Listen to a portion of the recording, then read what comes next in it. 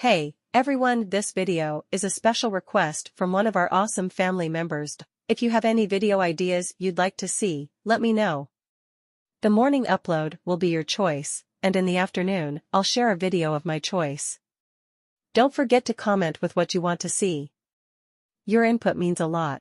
Planet Sadala, the planet of Saiyan warriors. The strongest species in Universe 6. With their unrivaled potential and continuous growth during and after battles, they are always called for if an enemy arises and is too difficult to defeat. The king of planet Sadala is said to be the strongest of all Saiyans. It is rumored that he has only lost one fight in his life. That loss came from his own father. He has a power level of 6 million and the next strongest is an elite guard who is at 900,000. The Saiyan race, despite being the strongest, were divided into groups based on power levels. You had the super elites who ranged from anything above 10,000. Elite warriors who had power levels of 5,000 to 10,000. Mid-class warriors who ranged from 3,000 to 5,000. Average warriors who ranged from 1,500 to 3,000 and your below average warriors or the runts of the Saiyan race who ranged from anything below 1,500. This month, however, 2 Saiyan babies were born. One girl and one boy. The girl was born with a power level of 1,500 and the boy had a power level of 25. That isn't what has the doctors worried. They can deal with the girl having an unusual high power level for a baby, it's the boy that has them worried. I've never seen anything like this before. Have you? One of the doctors asked. No, I haven't. We should call the king. He might know what is going on. The other said. I'll go get him. He should be doing his usual check-up on the Saiyan children. Another doctor said. 2 minutes later, the king walked in. Okay, what is the problem with Kale? He asked. King Borgas, Kale isn't our concern, it's the boy. He has a tail and no Saiyan has ever been born with one. A doctor answered. Who are his parents? Borgas asked. Cress and Vasabi, my liege. Both of them are from the lower class. The doctor answered. What did they name him? Borgas asked. They named him Naruto. His mother is in the rejuvenation tank, she had some complications during birth, but she should be fine. His father was sent out on a high-risk mission with a couple of elite-class warriors. The doctor replied. How long will his mother be inside of the rejuvenation tank? Borgas asked. It's not a guarantee that she will survive. The damage was too severe. She was poisoned by something and it began to eat away at her insides. I was amazed she could give birth in her condition. She's been in there for almost 3 weeks now, with no improvement. We're keeping an eye on her condition, but it doesn't look good. We've ran a test on the poison and have not come up with an antidote yet. But back to other matters, what will we do about the tail? The doctor asked. Have you tried to remove it? Borgas asked. Yes, I've been trying every time he sleeps, but the tail seems to have a mind of its own and keeps slapping my hand away. The doctor responded. Before Borgas could answer, a doctor came running in. Sorry to interrupt, but Vasabi has just flatlined. We tried reviving her for an hour, but we weren't successful. The doctor said. Damn it. Has the team going out to Planet Mayonai returned yet? Borgas asked. Yes, they have. They are currently in the rejuvenation tanks. The doctor said. Is Cress with them? He's Naruto's father. Borgas asked. Sadly, he was not. His team captain said he sacrificed himself so his team could return home. His captain said he transformed his life force into energy, and the last thing he saw as the cruise ship took off was an explosion wiping out everything in the surrounding area. He also noted that Cress, when doing the move, his power level increased to 80,000, almost as strong as you. The doctor said, surprising Borgas. That's impossible, the last time Cress powered up to his max it was only 20,000 and I could tell he wasn't holding back. But for young Naruto here, Place him in the home with the other kids until he is old enough to take care of himself. Keep an eye out on his tail, I want to know if anything changes. Borgas said as he looked up at the glass ceiling. The clouds moved, revealing a full moon, and all of a sudden a sense of dread washed over planet Sadala. My liege, the boy, he's changing. The doctor exclaimed as he picked up Kale and ran out of the room. Borgas looked at Naruto, and he was growing fur all over his body, and his face started to take the look of a monkey. Borgas picked him up and flew away fast to a vacated sector of Sadala. He managed to get there just in time as Naruto began to increase in size. He grew until he was a 30-foot-tall monkey and just started randomly firing off ki blasts from his mouth in all directions. A few of them went in the direction of the main city, but there were Saiyans around to blast them with their own attacks. I need to stop this. If he keeps this up, then he'll destroy the city, maybe even the planet. Borgas thought. He flew up to Naruto's face and used his strongest attack at point-blank range, Chaos Shot. Borgas concentrated almost all of his energy into that attack and fired at point-blank range, hitting Naruto right in his face. That should do it. Borgas thought. He was wrong. Before he could attack or anything, he was slapped to the ground by a giant fist and was almost stepped on by Naruto. During this time, a group of 10 elite warriors showed up to help. Lord Borgas, what is that thing? Asked a warrior. It's some kind of giant monkey. I've never seen it before. We need to stop it somehow. This is a Saiyan child who was born with a tail. I can guess that is where the source of his power comes from. We need to cut off his tail, that should bring him back to normal.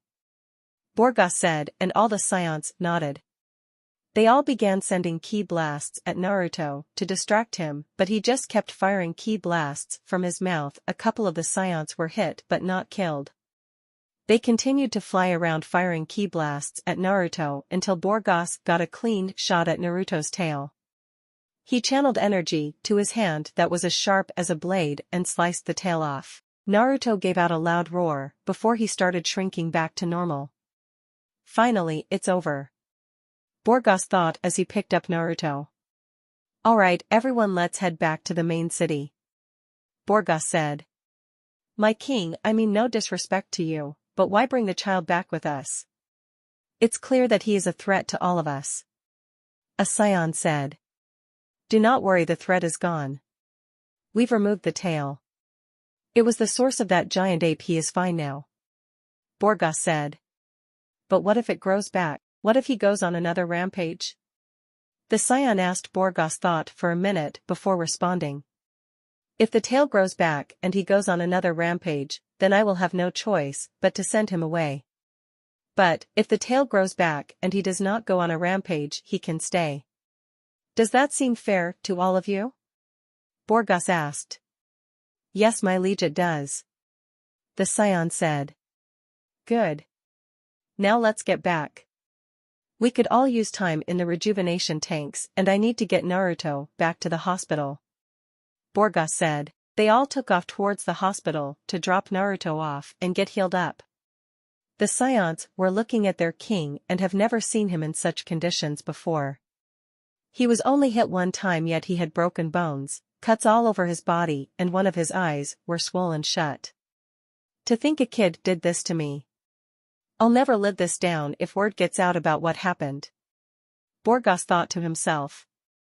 They reached the hospital and walked into the room with Kale and the other doctor. My liege, what happened to you? The doctor asked. Nothing happened, don't worry about it, I'll be fine.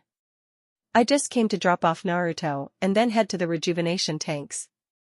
Bargo said as he placed Naruto next to Kale, who was wide awake. Naruto looked at her and Kale seemed to shy away from him. Despite her having a high power level, my liege, Kale is extremely shy for some reason. We've tested her power level again to make sure there were no errors, and there weren't any. She may grow up to be stronger than you, my liege. The doctor said.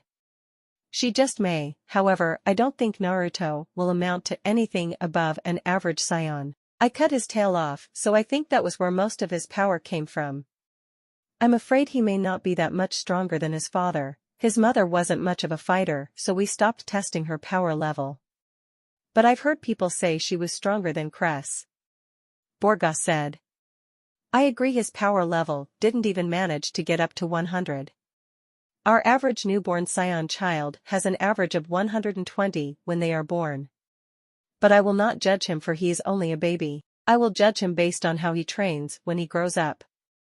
The doctor said as he watched Naruto try to play with Kale, who was too shy to play with him. Well, I trust your judgment after all. You were around when I was born and I was only average when I was born, and look at me now, I'm the strongest Saiyan alive. Now I need to get to the rejuvenation tank. I'll leave you to it, Venus. Borga said as he walked away. Don't worry, Naruto, I'm sure you'll grow up strong and have an excellent teacher. Venus said as he looked at Naruto, who was now fast asleep. He noticed Kale hesitantly poke him and started to cry when Naruto grabbed her finger in his sleep. Venus chuckled at this. Oh Kale, I wonder if you'll stay shy forever. Venus said to himself as he went to pick up Kale so he could put her to sleep. It took him an hour to get her to go to sleep. He was surprised that her crying didn't wake up Naruto. He'll be a heavy sleeper when he grows up. I don't think I would want to disturb his sleep, it might not be pretty. Venus thought as he left the room to check on the Saiyans that were using the rejuvenation tanks. 7 years later. 7 years later, Naruto is seen playing around with Kale, who is still shy, and a girl a year older named Caulifla, who is the complete opposite of Kale. Naruto is wearing a white t-shirt with black shorts and white Saiyan combat boots. His hair was black and spiked with a fringe that stayed to the right side of his face, Shallot's hairstyle. Naruto's power level has grown a lot over the years due to him constantly playing around until he couldn't move anymore. He was stronger than Kale, whose power level grew to 7,000. He was stronger than Caulifla, but not by much. They were about the same due to Caulifla being a year older. The power gap between them wasn't big, it was actually small. But Naruto always let her win their spars because the last time she lost, she got angry and almost destroyed an entire forest. Come on, monkey boy, I'm sure you can keep up in a game, Ki Blast tag. Caulifla said she wears a pink shirt with dark purple pants and black pointed shoes. Her hair is long, wild and spiky. Hey, no fair, you cheated and got me when I wasn't ready. The rules we came up with clearly say you have to wait. And leave my tail out of this. Naruto said, shooting ki blasts at Caulifla. That's another thing, his tail grew back when he was 2 years old, but hasn't had any accidents with it. Although a Saiyan named Taro, that fought Naruto after he transformed, was not happy that he grew it back and was allowed to keep it. Naruto kept his tail wrapped around his waist since Caulifla likes to pull it when he isn't paying attention. Caulifla, Naruto's right. You're supposed to wait until he is ready before you can fire blasts at him. Kale said in her quiet and withdrawn voice. Kale wore a very short red dress with her name on it with some black tights underneath and wore black shoes with red tips, and she wore 2 golden hoop earrings. Her hair is black with a shaggy shoulder-length look worn in a high ponytail secured by a white hair tie, with a bang hanging over the left side of her face. Ah, come on Kale, you don't always have to take his side just because you like him. And stop talking so low, I can barely hear you. Caulifla said she took her attention off of Naruto for a split second and he hit her in the gut with a weak ki blast. Woohoo, that's Naruto for Caulifla too.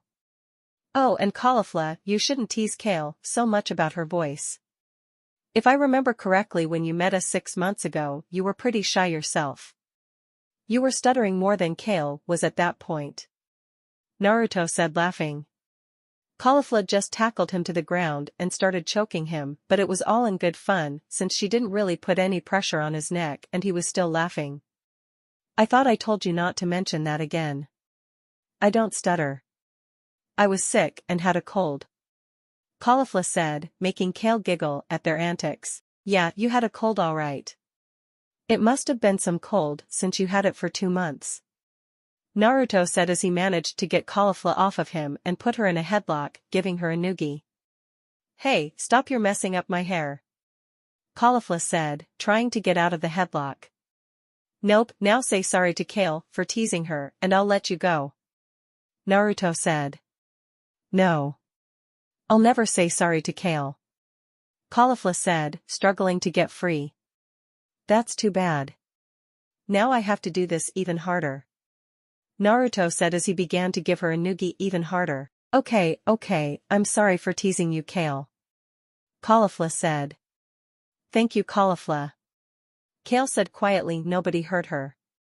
Okay, I usually don't tease you, Kale, but I couldn't even hear you that time. Naruto said, getting off of Caulifla.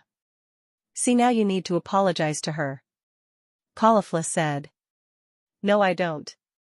I wasn't saying it to be rude like you were. I was stating a fact in a nice way. Naruto said, and before Kale or Caulifla could respond, Borgas appeared in front of them with Venus and Taro. Can we help you? We were kind of in the middle of a game. Caulifla said. I'm actually here to see Naruto. Borgas said. What do you want with me? Naruto asked. Naruto, do you remember what I told you about your tail? As well as what happened a few weeks after you were born? Borgas asked. Yeah, I remember. Why? Naruto asked, confused. Have you already told Kale and Caulifla about our deal? Borgas asked. Yeah, they know about it. Naruto said. It's true. As soon as Borgas told Naruto about his tail and transformation, he immediately told Kale when they were 4 years old.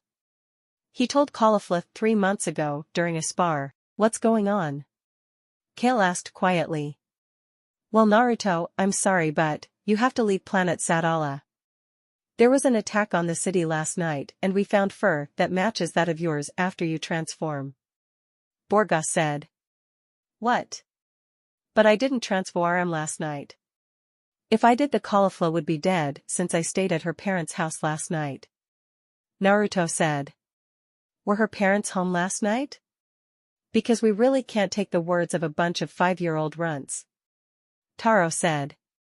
Well, no, my parents were sent out on a mission before we went to sleep. Caulifla said. She might not want to admit it out loud, but the bond she had with Naruto and Kale was extremely important to her. Well then, I'm sorry, Naruto, but a deal is a deal. You have to leave Sadala. There is simply too much evidence pointing towards you from the attack. Nobody else here has a tail, and the destruction matches what you did the day you first transformed. We already have a ship prepared for you. It's set to take you to planet Earth and will take about 3 months to get there. We've packed the ship with food and the latest training equipment at Bina's request so you can train and be able to protect yourself. Bargo said. Earth, I thought that planet was basically destroyed because of a war. Naruto said. It's not destroyed completely. I've had teams checking the planet a lot just in case anything ever happened to Sadala and we needed a new place to stay. It has life and vegetation, but it's extremely scarce. You can keep the ship for travel and it comes with spare parts so you can repair it if you need to. Bargo said. Fine, I guess I don't have a choice. When do I leave? Naruto asked with a sigh. You leave tomorrow.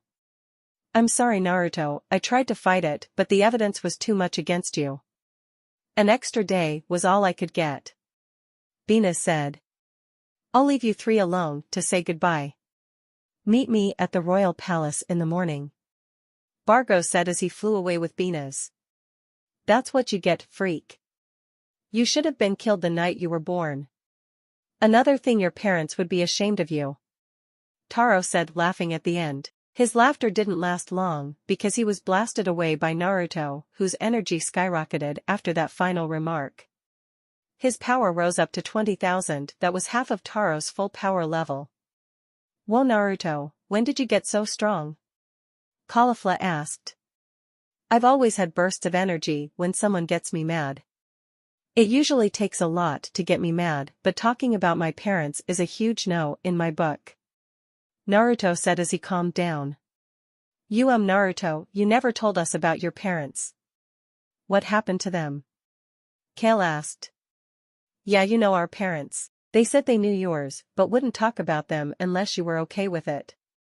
what happened to them? Caulifla asked, and Naruto sighed. They both died a few weeks after I was born. My mother died from a poison in her system that was rotting her insides. Dr. Venus said it was a miracle that she was able to give birth, and she spent 3 weeks in the rejuvenation tank but died because the doctors couldn't find an antidote for the poison. Naruto said. I am sorry, Naruto. Kale said. Yeah man, we never knew what happened to them. I always thought they were some elite warriors who abandoned you after you were born because of your less than average power level.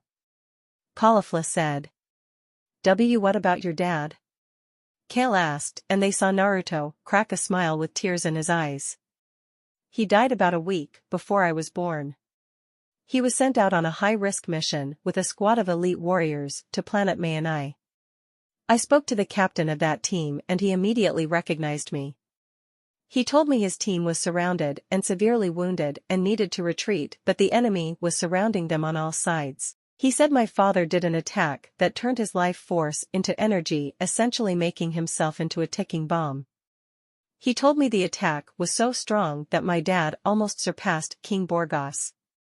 They managed to get away in the cruise ship, but the last thing he saw was my father exploding, wiping out every enemy within 4 miles of the explosion.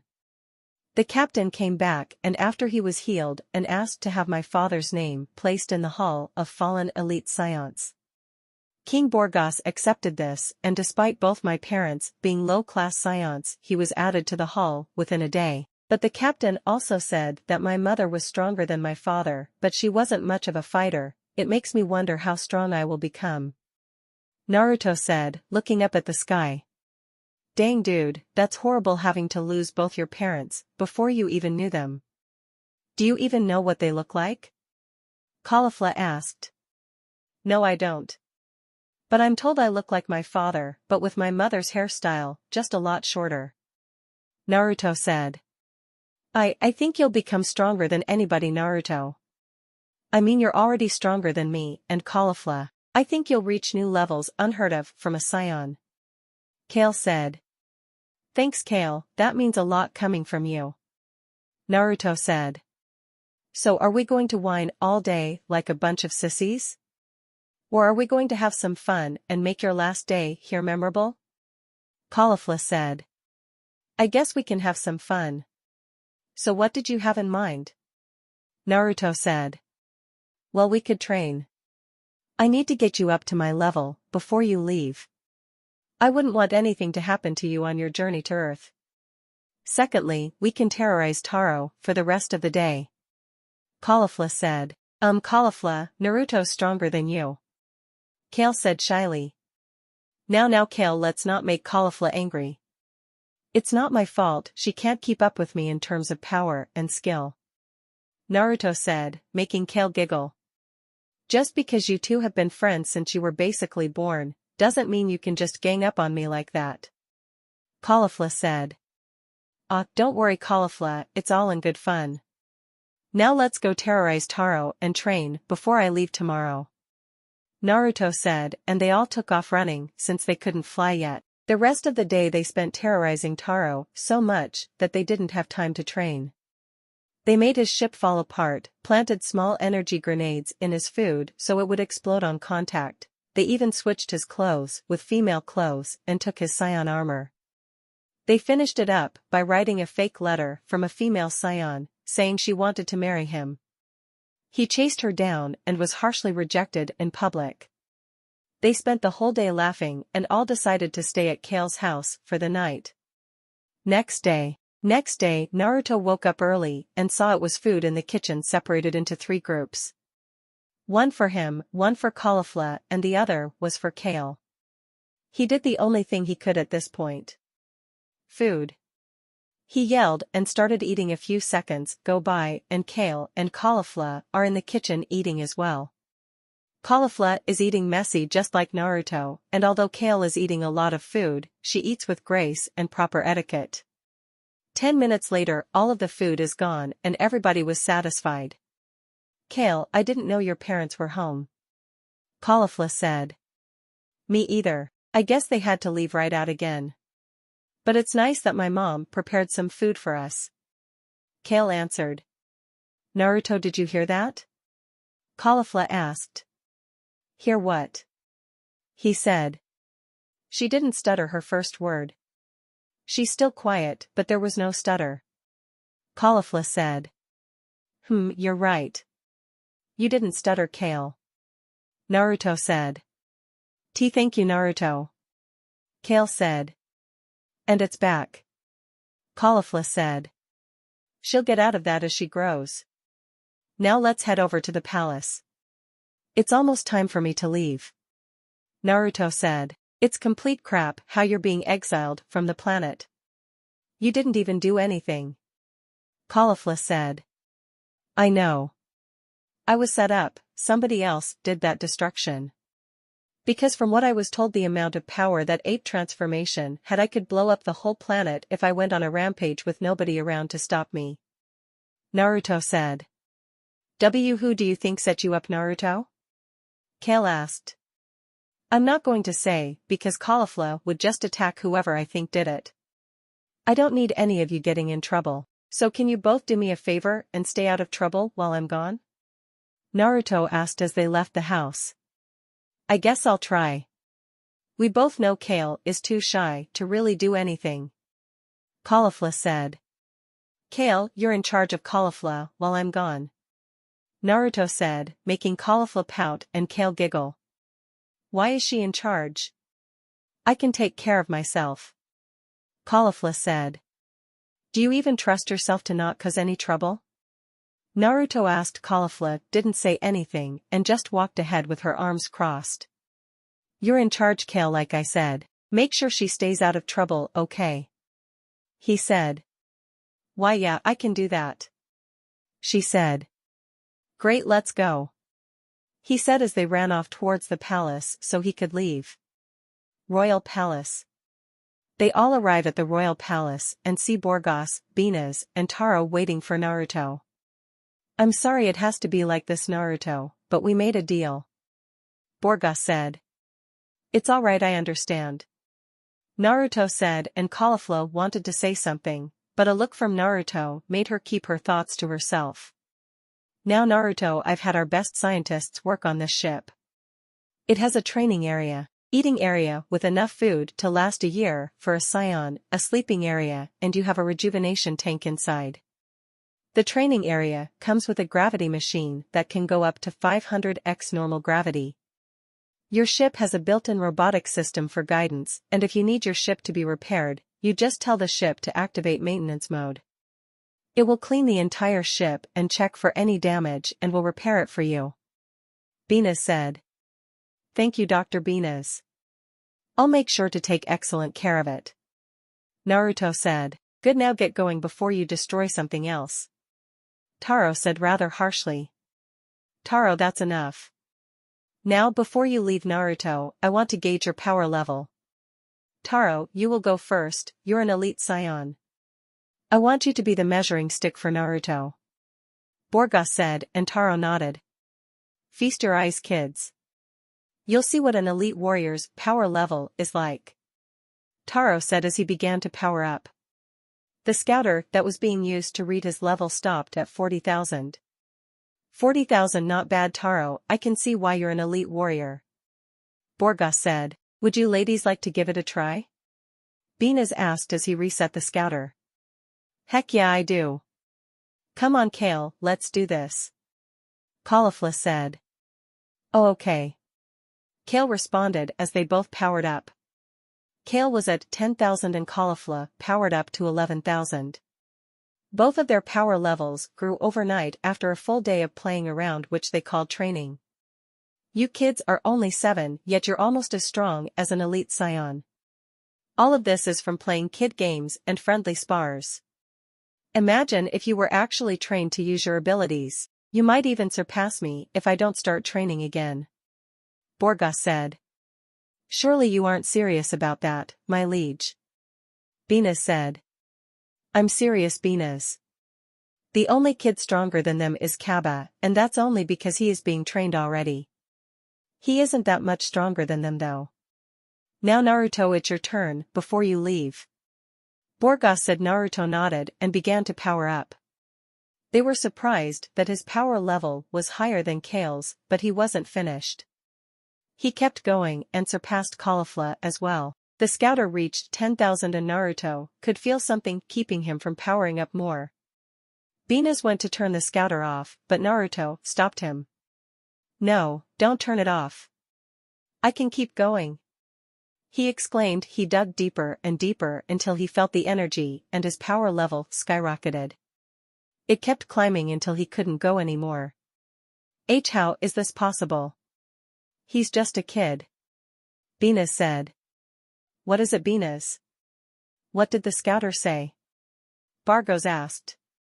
"His power level, it's at 45,000. He's far stronger than Kale and Caulifla and is stronger than Taro," Venus said. "That's a lie. That scouter is broken. There is no way a kid can be stronger than me without any actual training. He was born with a power level of only 25. Here, take my scouter and do it again," Taro said as he handed the scouter to Venus. "Fine. Are you ready, Naruto?" Venus asked. Naruto nodded and powered up again, getting the same results. It's settled. Naruto is stronger than Kale, Caulifla and Kaba combined. As well as stronger than Taro. Borgas asked. "When the hell did you become so strong, Naruto?" "During our spars I always win," Caulifla said.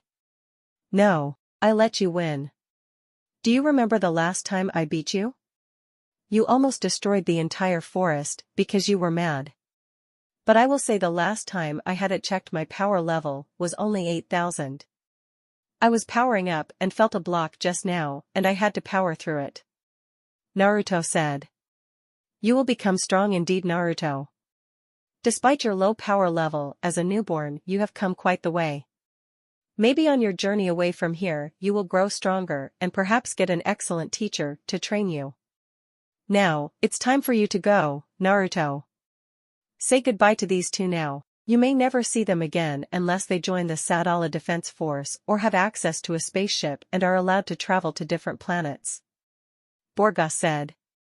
"Don't even hug me, Naruto. That mushy crap disgusts me," Caulifla said, keeping up her tough girl image. But Naruto didn't listen and gave her a hug anyway that she hesitantly returned. "Take care of yourself, Caulifla. Although I left Kale in charge, you need to protect her since she is too shy and timid to fight. Look out for Taro. I think he is the one that set me up. Don't act brash, just look out for him," Naruto said, and Caulifla just nodded and they released the hug. "Kale, I need you to grow strong. We've been friends since we were born, so I know you can do it. Make sure you look out for Taro. I already told Caulifla, so now I'm telling you. Make sure Caulifla stays out of trouble," Naruto said. "I'll do my best, Naruto. Please be careful out there," Kale said. "I will, I promise.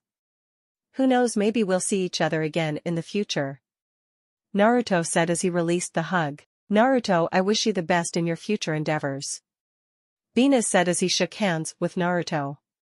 Borgas didn't say anything, he just nodded at Naruto. Naruto returned the gesture and walked up to Taro. "What do you want, brat?" Taro asked, and Naruto just punched him in the gut, bringing him to his knees. Naruto leant to his ear and spoke quietly. "I know you had something to do with me getting exiled from Sadala. Just remember, nothing stays hidden forever," he said quietly and walked to the spaceship. The door opened and he looked back at Kale and Caulifla. Kale was openly crying while Caulifla was fighting her tears. He gave them one last smile and wave before entering the spaceship. "Come on, Kale, we've got training to do," Caulifla said as she grabbed Kale and walked away. Taro, being embarrassed by getting knocked down by a 7-year-old, caught his breath and was about to fly off until Borgas spoke up. "Taro, what was that all about?" he asked. "It's nothing, King Bargos. Just us having some fun," Taro said before flying off. "My liege, what do you think?" Venus asked as Naruto's spaceship took off. Naruto was set up. Whoever did it somehow got a hold of his fur from the battle. There was too much evidence against him, so I had no choice but to exile him. I'm going to have some people look into this. The entire area was evacuated before the attack, and the distance from Caulifla's house to the city that was destroyed would take Naruto about 4 hours to get to since he can't fly. The cameras in the city were all taken out before the attack. I know Naruto is smart, but he doesn't know how to take out cameras and wipe the memory completely clean to the point that not even a scientist can recover the footage. Naruto in his giant ape form wouldn't just stop at one city. He would wipe out everything in his path and eventually the planet.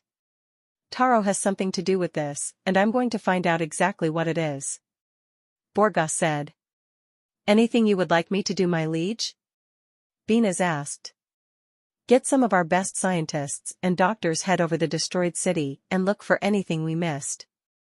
Borga said. Of course, my liege, I shall have it done. Venus said, and they both flew away. With Naruto. Naruto was on his ship in space when he decided to get up and walk around. It's still pretty early. I should eat and train. Maybe I should work on learning to fly and use the gravity machine. But first I should look around. He said. He walked around and found the training room. It was extremely nice. He looked at the weights off in the corner. He saw the gravity machine that looked like a normal keyboard with a giant off switch on it. This will come in handy, he thought as he left the room. He made his way to the eating area. It was stored with food ranging from meats, fruits, vegetables, desserts, and nuts. He was in heaven, and it was enough to last him a year even with how he eats. Lastly, he went to the resting area and noticed it was a huge bed inside big enough to fit 6 people. He noticed the bathing area had a shower and separate tub with a toilet and sink. He had a washer and dryer as well in a separate room. How did they manage to get all of this in here? He thought as he went back to the training area to get started. Well, I have 3 months before I land, so I better get to work, he said. He walked over to the gravity machine and set it to 5x normal gravity, and he immediately fell to the ground. Alright, I wasn't expecting that, but it's time to get to work. I want to at least be able to withstand 20x gravity when I land on Earth, he said.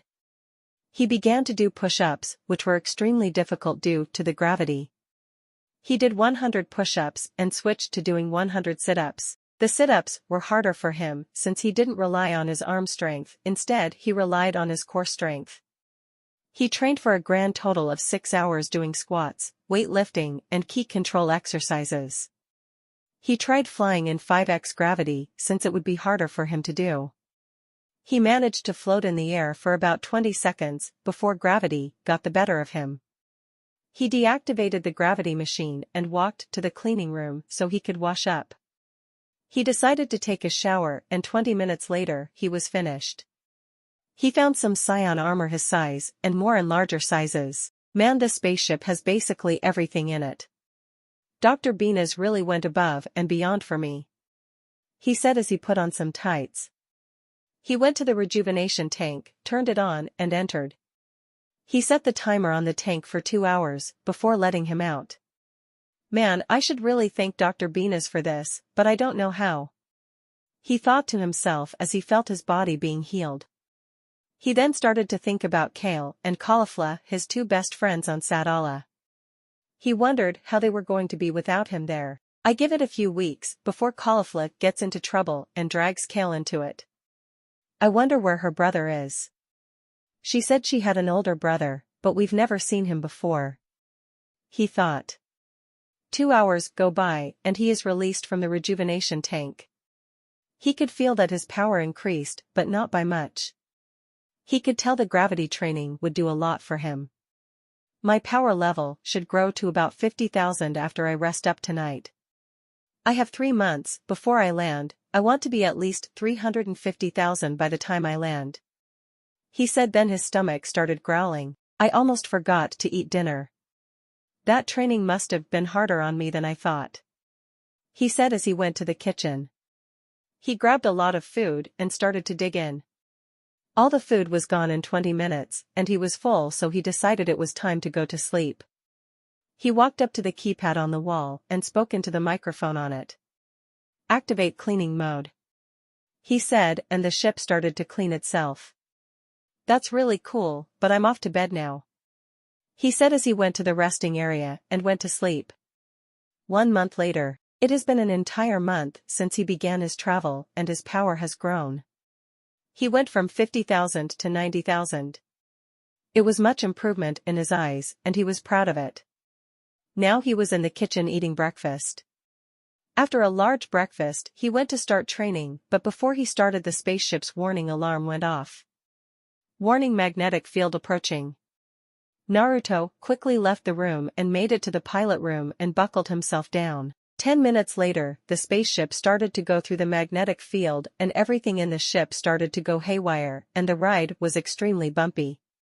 "I think I'm gonna throw up," Naruto said. He spotted a bucket flying around. He grabbed it and threw up. The spaceship took an hour to get out of the magnetic field, but the ship needed repairs. Warning: damage level 50%. Ship repairs required. "What is the closest planet to land on?" Naruto asked. "Planet Namek. Requiring confirmation for emergency landing on planet Namek." "Confirm. Land on planet Namek for repairs," Naruto said. "Setting course for Namek. Arrival time is 4 hours." The ship changed course and took off towards Namek. Naruto tried to use the training room, but the gravity machine, but it was damaged. He just went to take a nap for the ride to Namek. 3 hours later, he was woken up by the ship signaling that he landed on Namek. He got up and set the ship on repair mode. It would take 5 hours to repair everything, so he decided to leave the ship and explore. As soon as he was off the ship, he was surrounded by what he guessed were the Namekians. Hello," Naruto said. "Who are you?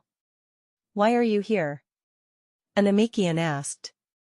"I'm Naruto. I was exiled from planet Sadala to planet Earth for something I didn't do. My ship needed repairs, and this was the closest planet I could land on. I'll only be here for a few hours," Naruto said. "Why Earth? You do know that planet is deserted, right? It's basically destroyed due to the wars waged on it by the human race," the Namekian said. "Yeah, I know, but I need somewhere to be alone. I was born with a tail and I transform into a giant ape at night sometimes and go on a rampage, so a planet with no living persons on it would be the best place for me to go," Naruto said. "Are you willingly transforming into this ape?" the Namekian asked. "No, it just happened once when I was born. I had the tail cut off, but it grew back. I'm going to train myself so that doesn't happen again. I have a feeling I was framed though," Naruto said. "So you are a kid who is being punished for a crime he did not commit?" the Namekian asked. "Yeah, pretty much," Naruto said. "Very well then. Follow me, I shall take you to our elder. He may have a solution to help you on Earth," the Namekian said. "Are you sure about this, Kakuru?" another Namekian asked. "Yes, I am. He did not have to answer any of these questions I asked him. Given the power I can feel from him, he could wipe us all out before we could blink. Now come with me. I'm sure our elder is expecting you by now." Kakuru said. The other Namekians flew off towards the elder while Naruto and Kakuru stood there. "Are you coming, Naruto?" Kakuru asked. "Yeah, but I can't fly yet." "Think you can carry me over there?" Naruto asked. "Sure, now let's go," Kakuru said as Naruto climbed on his back and they flew off. It took them 10 minutes to reach the elder and he was outside waiting for them. "You must be Naruto." "I am Elder Suda, it is a pleasure to meet you," Suda said. "No, the honor is all mine, Elder Suda. I've heard about the Namekians through stories from Science, but to meet you in person is just awesome," Naruto said, causing the elder to chuckle. "You are the third most respectable Saiyan I have met in my lifetime." The other two were named Cress and Wasabi. I had the honor of meeting them when they had to make an emergency landing here. Suda said. Those are my parents. Naruto said. Really? What happened to them? I haven't seen them in quite some time. Suda said. They both died. My mother was poisoned and my father sacrificed his life so his team could make it back to Sadala. Naruto said, looking down. I am sorry to hear that, Naruto. I had no idea. Now I understand you are heading to Earth and I know about your problem. I have something that will help you out on Earth. Suda said as 7 Namekians came forward with 7 huge orange orbs with a star numbered 1 to 7. What are these? Naruto asked. These are Dragon Balls. With all 7 of them gathered, you can summon the dragon known as Purunga. He can grant you any 3 wishes. After you make your wish or wishes, the Dragon Balls scatter all over the planet waiting to be collected again. Now I will summon Purunga and use 1 wish for you. It's not much, but it will help you survive. Suda said and Naruto nodded. The Namekians placed the Dragon Balls on the ground and Suda began to summon Purunga. I summon you, the Eternal Dragon. Come forth Purunga and grant my wish. Suda said and the Dragon Balls began to glow and a huge green dragon with red eyes appeared. I shall grant you any 3 wishes that are well within my power. Now speak your wishes. Purunga said. Purunga, I would like for you to restore the planet known as Earth. However, do not bring back the humans on the planet. Suda said. That wish is well within my power. Purunga said as his eyes glowed red for a few seconds before it stopped. Your wish has been granted. Now speak your second wish. Purunga said. Actually, that is all I needed, Purunga. I have no more wishes for today. Suda said. Very well. Purunga said and disappeared. After he was gone, the Dragon Balls flew up in the air and spun around before shooting out in different directions. Why did you do that? Naruto asked. Because you would die in 2 years living on that planet the way it was before. The reason I didn't bring the humans back was a precaution, just in case you turn into that great ape again and go on a rampage. You will not be killing any humans. Now, was there anything specific that could have triggered your transformation the first time? Suda asked. Not really, King Borgas just said it was a normal cloudy night. He said that I was calm and looking up at the sky and then the full moon appeared. After that I changed. Naruto said. Then I would assume you changed during the full moon. On Earth, the full moon appears every 29 to 30 days, so I would avoid looking at it until you are ready to control your ape form. Suda said. Thanks for the heads up, Elder Suda. I'll keep an eye out for the full moons. But if it's not too much, can I ask you for a favor? Naruto asked. What is the favor? Suda asked. Can you teach me how to fly? My ship won't be done for another 4 hours and I can only float in the air for a couple of seconds. Naruto said. I can teach you to fly. You already have the basics down so it shouldn't take long. Now come with me, we have training to do. Suda said as he walked away with Naruto to begin his flying lessons. He learned how to fly in about 2 hours since he already had the basic principles of it already. He spent another 2 hours flying around at different speeds and doing tricks in the air. He did this so he could get accustomed to different paces and sudden stops in flight. Thank you again for your help, Elder Suda. I won't forget this. Naruto said. Don't worry about it, Naruto. Just grow strong and control that ape form. You do that and we're even. Suda said. I'll do that. See you later. Naruto said as he took off to the skies surrounded by a white glow leaving a trail behind. He made it to his spaceship and it was done being repaired. He entered and went straight to the pilot room. Set course for planet Earth. Naruto said and the ship took off towards Earth. After the ship reached space he got up and went to the training room. I have 2 months left so I need to get started on my training. I'll start at 5x normal gravity and set it to increase every 3 hours. He said as he turned on the gravity. He began with his usual routine of 100 push-ups and 100 sit-ups. He moved to doing 300 punches with each hand and 300 kicks with each leg. He created 6 small energy blasts and sent them flying around the room. He created another blast, but this one was huge compared to the others and contained a lot more energy in it. He had to dodge these without getting hit. It was harder to do this because the gravity increased to 7x normal gravity, so the blast started moving faster and became heavier. He was doing good for the most part. He got little nicks and bruises here and there, but nothing major. The gravity increased again and was up to 10x gravity. He could barely keep up with the blasts as they got too fast for him. He kept up the dodging but was hit by one blast, then another, and they just kept hitting him. After all 6 small blasts were done hitting him, he was bloody and cuts were all over his body. He looked up and saw the large blast coming straight towards him. "Ah crap, I forgot about that one," he said as he looked at the gravity machine. It said 10x gravity, and he knew this blast was stronger than what he put out. If he had to guess, the amount of power coming at him had a level of 500,000, way more than what he was at. "Ah crap, if this doesn't kill me, I hope I can make it to the rejuvenation tank," he thought as he placed his hands out in front of him and caught the blast, trying to slow it down. The blast was pushing him back and he was barely holding on to it, but he refused to give up. He started to walk forward trying to move the blast, but every step he took, he was moved back again. He was losing ground quickly and he could feel his body was giving out. "Come on Naruto, you can do this. This blast is nothing to you," he thought to himself. He let out one final yell and the energy blast exploded, sending him flying into the wall.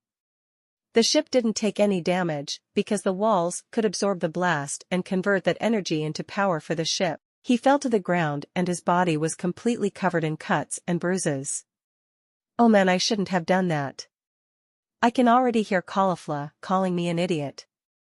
Kale wouldn't say it out loud, but I know she would agree with Caulifla in her head. He thought as he crawled over to the gravity chamber and shut it off. "Time for the rejuvenation tank," he said as he stood up. He made it to the rejuvenation tank and set it to heal him for 3 hours. Naruto didn't realize it, but what he just did gave him a significant power boost. There was only one Saiyan stronger than him, that was King Borgas. But Naruto knew he would surpass him before this trip to Earth was over. "I'll test my power level again after dinner and then at the end of this trip when I land," he thought. 3 hours later, he was out of the rejuvenation tank and was currently eating dinner. He was looking out the window just staring into space when he thought he saw a streak of white light going in the opposite direction. He brushed it off as a comet passing. If he looked closer, he would have noticed 2 figures traveling inside of that light. "My first comet sighting. It's pretty cool," he thought as he finished eating. "I'll test my power level before I head to bed," he said as he activated the cleaning mode. He went to the training room and turned on the scouter the scientists built into the room. "Alright, here we go," he said as he began to power up. He noticed the scouter shoot past 90,000 and he could feel he had a lot more power in him. He continued to power up. This kept going on until he couldn't go anymore. He looked at the scouter and was surprised by the results. His power level jumped from 90,000 to 200,000. I guess when a Saiyan takes significant damage, they grow a lot. I don't want to have to train to literally kill myself to get power all the time. I'll have to start actually fighting soon. But for now, I guess I'll have to settle for this harsh training," Naruto said as he left and went to bed. 2 months later. 2 months went by and Naruto finally landed on Earth. He hasn't tested his power level yet, but he knows he is stronger than all of the Saiyans on planet Sadala, even King Borgas. "Finally," he said as he looked out the window of the spaceship. He exited and looked around at how amazing Earth was. He landed in the middle of a forest and was amazed at how similar it looked to Sadala. He figured the buildings he could see in the distance were from the humans that built them. "I'll look around and see what I can find," he said and flew around the area he was at. He didn't find much, but he found a lot of animals running around. He went further away and found a city with huge buildings.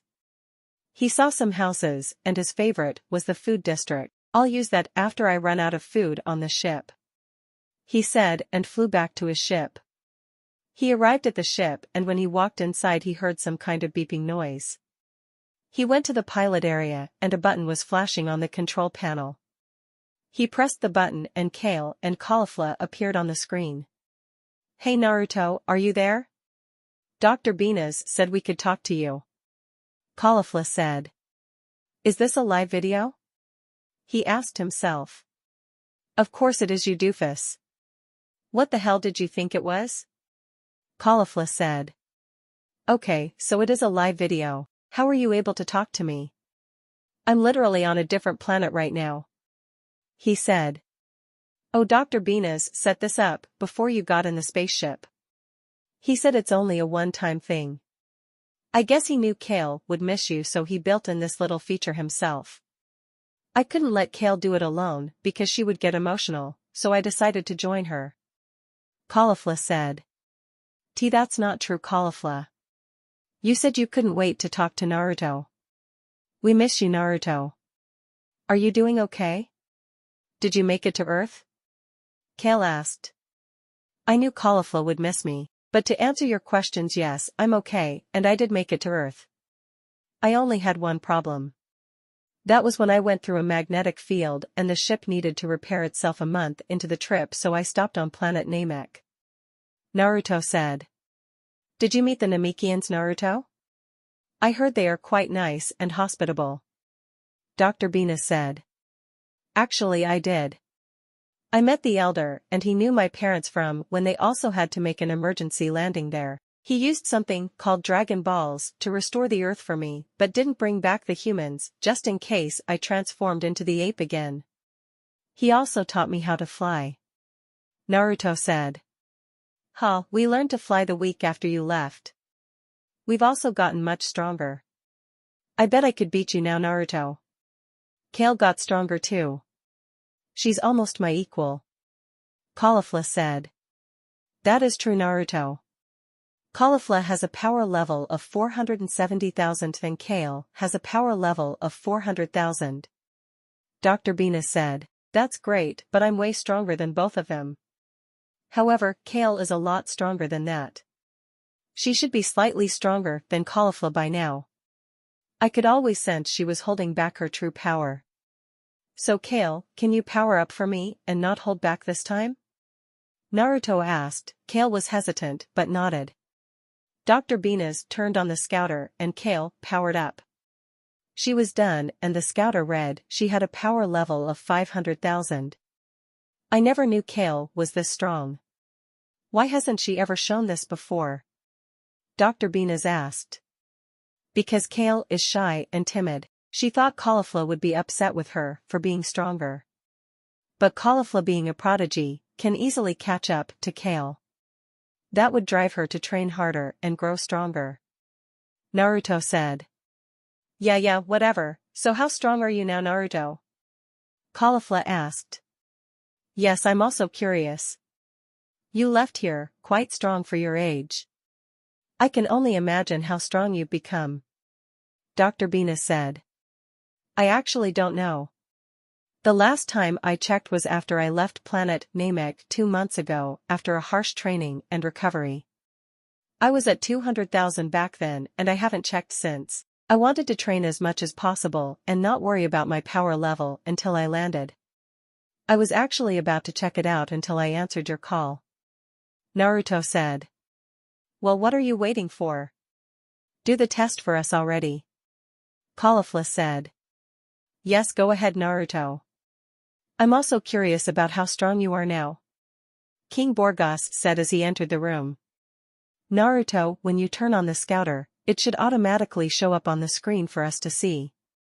If it doesn't, there is a green button you can press so it will show up."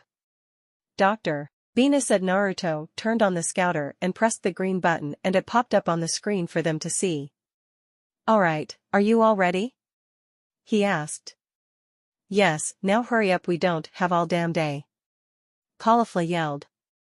Alright, sheesh. Naruto said and began to power up. True to his word, he was indeed stronger than Kale and Caulifla. What got them all in shock was that his power level eventually reached the level of King Borgas and it kept going. He finally stopped and his power level was at 1 million. What the hell kind of training did you do, Naruto?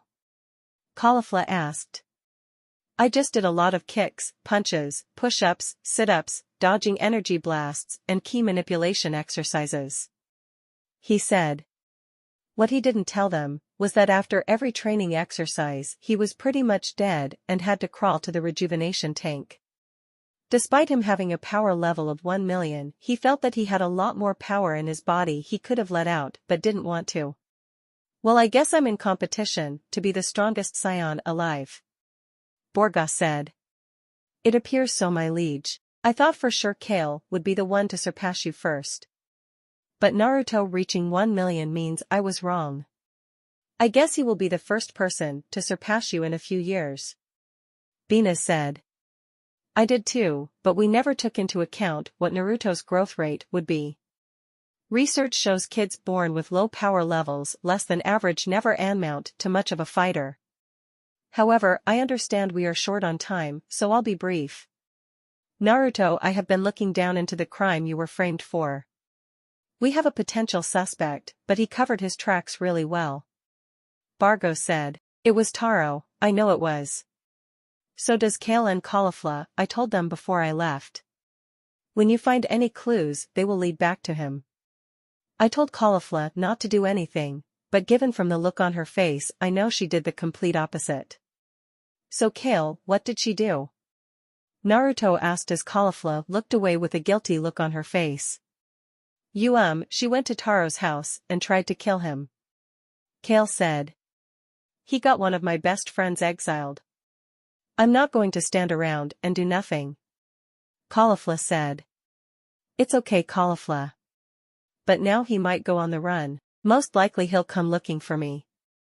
I'll be ready for him. Naruto said. All of a sudden a beeping noise was heard. Well, that's the timer we had on this video chat. We wish you best, Naruto. Bina said. You better take care of yourself or next time I see you, I'll kick your ass. Caulifla said. Bye, Naruto. Take care of yourself over there. Kale said. I will. Caulifla, stay out of trouble, I mean it this time. We'll see each other again, I'm sure of it. Naruto said as the screen cuts off. He just sighs. It was nice to see them again. But I can't be down, I need to train just in case. But first, I need to see how strong I really am. He said as he reset the scouter and powered up again. This time he was letting all of it out. During him powering up he didn't notice, but his eyes flickered green then black and his hair would turn gold before turning black again. He finished powering up and checked the scouter to see what his actual power level was. His new power level was at 6 million. Whoa, I guess training in 20x gravity paid off more than I thought. But what was that extra boost I was feeling? It wasn't the barrier in power I broke through back home, it felt like something that was just out of reach from me. I'll figure it out later, I need to go to sleep to train in the morning. He said as he left to eat and get some sleep. Unbeknownst to him, he was being watched by one of the figures in what he thought was a comet. Interesting. I've never seen a Saiyan with a tail before. I'll keep an eye on him. I may just train him myself. Of course I would have to keep it a secret from Lord Kompa. The figure said as she turned off her staff. 4 years later. 4 years have gone by and Naruto is now 11 years old. Over the course of 4 years he has battled a lot of enemies that were sent to Earth by someone unknown. Due to the constant fighting he went through, he was able to reach that power that he felt after he powered up when he finished talking to Kale and Caulifla. He decided to call it Super Saiyan. In his mind, he was the first person to do it. But in another universe, there were already 3 Saiyans who have already gone Super Saiyan and have taken it to another level.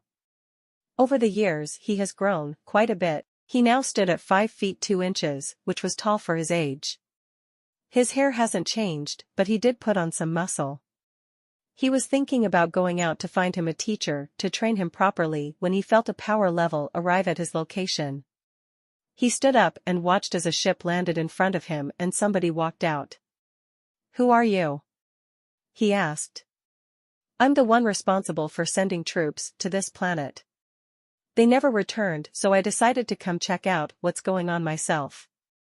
The stranger answered as he had 2 guards with him. "What's your name?" Naruto asked. "Customarily you should give your name first, but I'll answer your question. My name is Frost and I am what you may call a space pirate," Frost said. Naruto looked Frost over and took in his appearance. Frost has blue skin, his torso and head are pale blue in color. He has really thin lips that if his mouth was closed it looked as if he didn't have any. He has round smooth ears, and wears guards on his shoulders and on each hip. He wore some boots and black pants, but Naruto thought he wasn't wearing anything on his lower body. "I'm Naruto. Now why are you so interested in Earth?" he asked. "I'm really not interested in the planet. I just want to sell it so I can make some money. However, I have a proposition for you," Frost said. "What would that be?" Naruto asked. "How would you like to join me? You can have anything you would like in the universe and you can become my second in command," Frost said. "I'll have to pass on that offer. 1. I'm not a criminal, I would rather turn you in. 2. I already have everything I want. Lastly, I will never join somebody that is weaker than me." Naruto said. "Weaker than you? Ha ha ha, do not make me laugh, you monkey. I am the strongest in the universe. There is nobody stronger than me. I have conquered many planets by myself. I have won countless wars across the galaxy. I have no equal, everyone else is below me. Now you will join me, or will I have to use force?" Frost asked. "I won't be joining you, so just get back on your ship and leave. I won't tell you again," Naruto said. "Very well, don't say I didn't warn you." "Kill him," Frost said. His 2 guards didn't respond, they just both flew at Naruto using their top speed. Naruto blocked a punch and a kick from them and threw them both away. "Alien and Namek, if you do not finish him off, I'll kill you both myself. He's just a child, you should have killed him by now," Frost said. "Sorry Lord Frost, we're on it." Alien said he is a blue-skinned humanoid with silky long black hair. He wore blue battle armor with brown shoulder pads, with a black long-sleeved and short tights covering the spandex underneath. "Yeah, we will be done with this runt in no time." Namek said he looked exactly like a human with short blonde hair that was in a curly afro and wore the same battle armor as Alien. "Then hurry up and kill him," Frost said. They flew at Naruto again and started throwing punches and kicks at Naruto, who simply dodge or block them. He caught both of their fists in front of him like it was nothing. "You guys should have listened to me when I said leave the planet," he said. Alien and Namek quickly pulled their arms back and fired 2 huge energy blasts at Naruto from point-blank range. He didn't even bother to move out of the way, he simply stood there and let the attacks hit him. "Told you we could handle it, boss," Alien said. "Yeah, we aren't your personal guards for nothing," Namek said. "I suppose you two are right. To think he actually said he was stronger than me.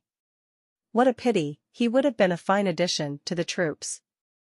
Oh well, the planet is secured, let's go back and tell our buyer the planet is ready," Frost said as he walked away with Alien and Namek behind him. As soon as they turned around, an energy blast came from the smoke hitting Namek from behind, going straight through his chest, killing him instantly. Frost and Alien turned around and saw Naruto standing there with his hand stretched outward. "You actually thought you killed me? Those attacks did nothing," Naruto said, standing there without a single scratch on him. Alien, kill him now. I'll assist you this time. Frost said. Alright, boss. Alien said before he could move, an energy took his head off of his shoulders. How are you doing this? There's no way a kid like you can be stronger than them. Frost said. Don't worry about it. Besides, your backup has just arrived. Naruto said. Backup? What backup? Frost asked. He only brought 2 men with him. Naruto simply pointed up. Frost looked up and saw a spaceship landing. That's enough, Frost, I can handle him. You have your money now. The man said, stepping out of the spaceship. Very well, I guess my job is done here. Although I was hoping to fight him for a bit. Frost said as he walked to his spaceship and flew off. Taro, I take it your little scheme was discovered and you had to run away from planet Sadala. Such a pity, an elite such as yourself reduced to the life of crime. Naruto said. Shut up. If it wasn't for those damn girls, I wouldn't have been caught. I couldn't kill them since they are always together and watching each other back. So now I have to settle for killing you. Something that should have happened after you were born. You may have surpassed me before you left, but I am almost on par with Borgas. Years of brutal training and years of near-death situations, I am going to rid the world of your existence. Taro said as he began to power up. Naruto just stood there and waited for him to finish. This is all you have to offer. I surpassed King Borgas when I was 8. My power is higher than anybody you can think of right now. The only Saiyans close to me are Kale and Caulifla. Naruto said as Taro finished powering up. Big talk for somebody who hasn't even made a move. Taro said as he prepared to attack. Use that scouter of yours to read my power level. I'm even suppressing a great deal of strength. You're almost as strong as the king and he was only at 6 million. You should just go back home and take your punishment. Naruto said. Taro didn't respond. He simply flew at his max speed and punched Naruto in his face. To his shock, Naruto didn't even budge. He simply moved Taro's hand from his face and punched him in the gut, dropping him to his knees. Taro started coughing up blood and struggled to get to his feet. How is he so strong? I'm able to take on Bargos. This should be easy. Taro thought as he activated his scouter to get a read on Naruto's power level. He was scared from the results and Naruto saw the look on his face. So what did your scouter tell you? He asked. 8 million. But how?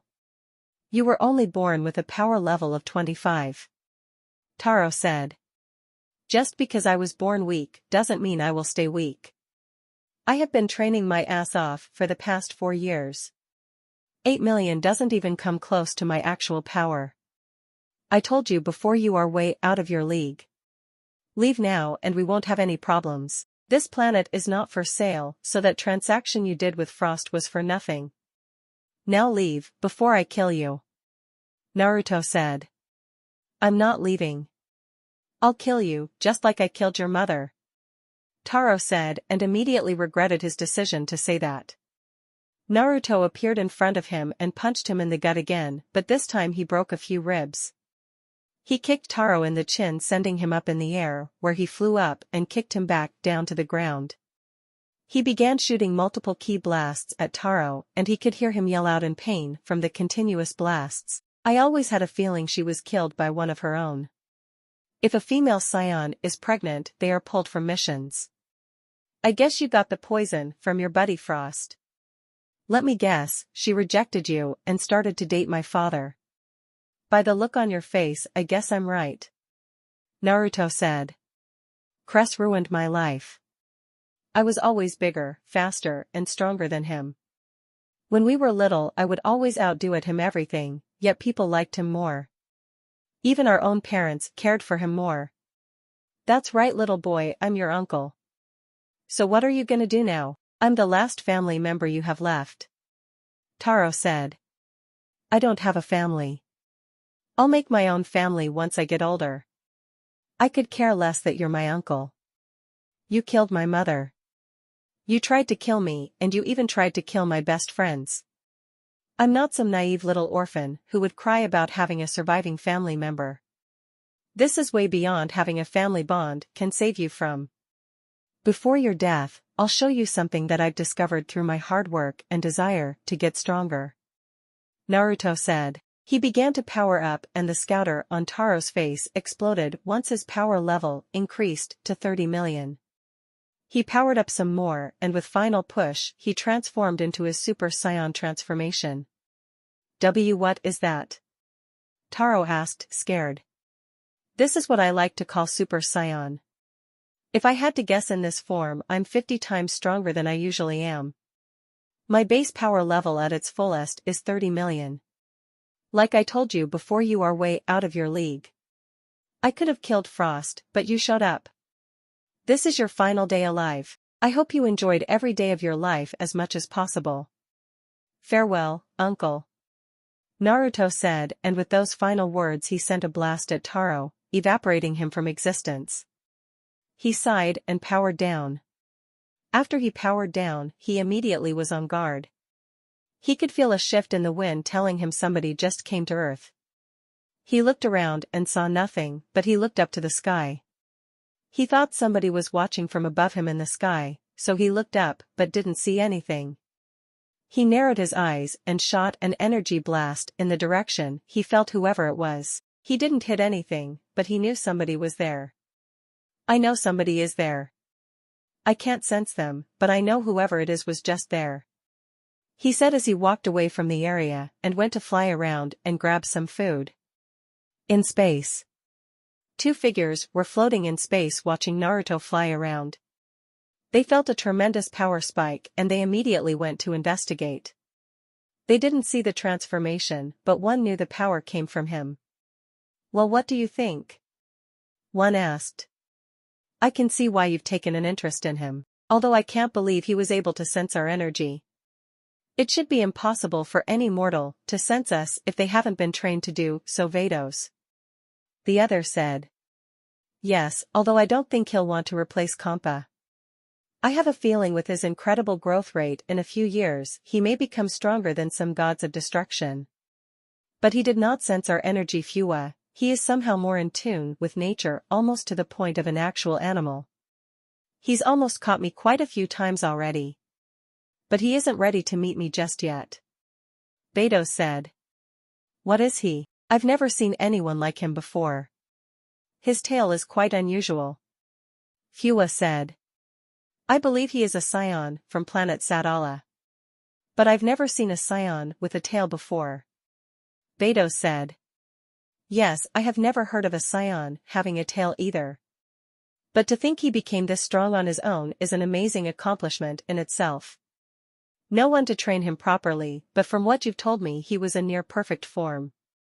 I would suggest you just watch him from your staff to not risk getting caught or simply watch him from up here where he can't see you, but I would limit it to around the times you have meetings with the other angels so Kompa doesn't get suspicious. Fua said.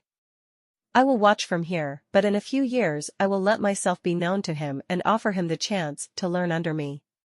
His potential is limitless and I would love to have him as a student. He's a nice kid. It sucks that he was exiled for something he didn't do.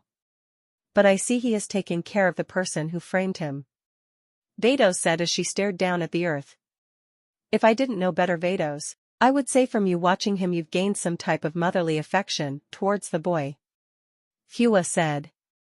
Perhaps, but I am more interested in training him than becoming a mother. Vados said. If you say so, but I suggest we head back to Kompa. He'll start to get suspicious if we aren't back soon. Fua said. You're right, let's go. Vados said and they disappeared from sight. With Naruto. Naruto was in the middle of eating enough food that could feed an entire village when he felt an energy spike from up above. He looked up and saw an attack coming straight for the earth. That thing has enough power to blow up the planet. Who the hell did this? He said. He stopped eating and flew towards the blast and countered it easily, sending it back to space. Oh, I see you weren't lying. You are a strong one. I can see why all of my men failed and Taro was taken out so easily. Are you sure you don't want to join me? Frost asked as he landed on the ground. Yes, I'm sure. You're actually at the top of my to-kill list. You gave Taro the poison to kill my mother. I've already dealt with him, now you're next. Naruto said, and before Frost could react, Naruto kicked him away and gave chase. I didn't even see him move. Frost thought as he was able to gather himself in the air. He looked down and Naruto was nowhere to be seen. Frost was about to speak before Naruto did. I'm behind you, Naruto said, and Frost turned around only to be punched in his face and blasted back to the ground. As soon as he hit the ground, he flew back up at Naruto and began trading punches and kicks. You're actually not bad. I guess I'll have to step it up a notch, Frost said as he suddenly disappeared and kneed Naruto in the gut. He used his tail to wrap around Naruto's neck and kept punching Naruto in the stomach. He powered up some more and the punches started to get faster and stronger. If Frost wasn't so caught up in causing pain to Naruto, he would have noticed the ki blast in Naruto's hand. Naruto simply lifted his hand and shot the blast at Frost's tail and cut it in half. He then kicked Frost away to the ground and sent a ki blast at him, causing an explosion. Frost rose out of the ground in pain, covered in cuts, bleeding a lot. On top of that, half of his tail was missing. My tail, do you realize what you've just done? How dare you make a fool out of me? I am Frost, the strongest being in the universe, and I will not be made a fool of by some kid, Frost said and began to power up. Frost started to let out an enormous amount of power and Naruto noticed his body starting to form cracks on it. I guess he's transforming. Given the amount of power I'm feeling from him, I can still take him in my base form, Naruto thought as Frost finished powering up. Naruto looked at this new form and he couldn't really see a difference in power, but he knew something changed. In this form, Frost had a reformed mouth, elongated head, spikes coming from his back, and his tail regrew. You should be honored, I've never shown this transformation before. You will be the first and last person to see it. But don't worry, I'll make sure to give you a good show, Frost said as he suddenly vanished. He's fast, Naruto thought as he blocked a punch from Frost. Frost wasted no time in moving again to start his attack. He vanished again and this time planted his fist in Naruto's gut. He grabbed him by the face and blasted him away with a point-blank ki blast. Before Naruto could correct himself, Frost was right in his face and kicked him away to the side before sending a barrage of ki blasts at him, and all of them made contact, causing a large explosion. I guess this form was too much for him. I told that boy I would not be made to look like a fool. He may have defeated Taro, but Taro is nowhere close to my level. Although he was strong enough to push me this far, he would make a great addition to my troops, Frost said, but a voice behind him sent chills down his spine. Your head would make a great trophy on my wall, Naruto said as he kicked him away. Frost managed to get himself together and looked up to see Naruto standing there without a scratch on him. How are you not hurt? I know for a fact that I should have done some damage to you, Frost said. Your little transformation has a huge flaw to it. You may have gained a ton of speed, but you lack power. Your strength hasn't increased that much and neither has your power level. You prey on those weaker than you, so you've never had an actual test to see how strong you really are. I can guarantee that you don't even train since you only fight people who are weaker than you. I'm the strongest Saiyan alive in our universe. I'm not cocky to say there's nobody stronger than me. I know there are people out there stronger than me, Naruto said. Are you done? I can care less about your little speech. It means absolutely nothing to me. I can show you why I am the strongest in the universe, Frost said and vanished. Naruto wasn't worried in the slightest. He knew Frost would try to attack from behind. So as soon as he vanished, Naruto simply ducked and elbowed him in his gut, making spit fly out of mouth. Naruto didn't wait for him to recover, he grabbed him by the neck and slammed him to the ground. Frost stood up immediately, but he was kicked in the air by Naruto, who flew up after him and started landing punches on his stomach and face. Naruto blurred out of Frost's vision, and the next thing Frost knew, he was kicked in the back of his head and sent flying to the ground. Naruto charged up ki blasts and sent them all towards Frost, who braved himself for the explosion. A few seconds went by and Frost didn't feel anything, so he spoke up. "It seems your aim is a little off. All of those attacks and none of them hit the intended target." Frost said he was unaware of the blasts that were surrounding him. "No, I was just waiting for you to lower your guard," Naruto said as he simply closed his fist. Every blast he threw closed in on Frost and exploded on contact. "He's hurting. I know he is. His power level dropped drastically just now," Naruto thought. It took some time for the smoke to clear and Frost was on the ground out cold in his first form. Naruto walked up to him ready to go for the kill when 10 people who, if he had to guess, were Frost's henchmen. "Get back or we'll kill you," one of them said, and they all got ready to attack. "Take him and leave. I've already proven my point that I can beat him. When he wakes up, tell him that I wasn't even trying," Naruto said. "You'll regret the day he sees you again," one of them said as they flew off. "I'm not worried about him," he said as he walked towards Taro's spaceship. He walked around his ship and it was similar to his. The only difference was he found some software that would allow multiple video calls. He guessed it was developed after he was exiled. He decided to take it and use it in his own spaceship. "I can use this to call Dr. Benas and check up on Kale and Caulifla," he thought as he entered the pilot room of his ship. He installed the update, which didn't take as long as he thought it would, and he called Dr. Benas. "Hello," a female voice said that he didn't recognize. Who are you?" he asked. "I'm Dr. Prika. Who are you?" she asked. "I'm Naruto." "Is Dr. Benas there?" he asked. "I'm sorry, but Dr. Benas was killed by Taro 3 years ago. Is there anything I can help you with?" Dr. Prika asked, and Naruto just stared at the screen in silence for a few minutes. Yeah, are Kale and Caulifla around?" "I was calling to talk to them," Naruto said, and Dr. Prika just sighed. "Sadly no. After Dr. Benas was murdered they stopped coming by.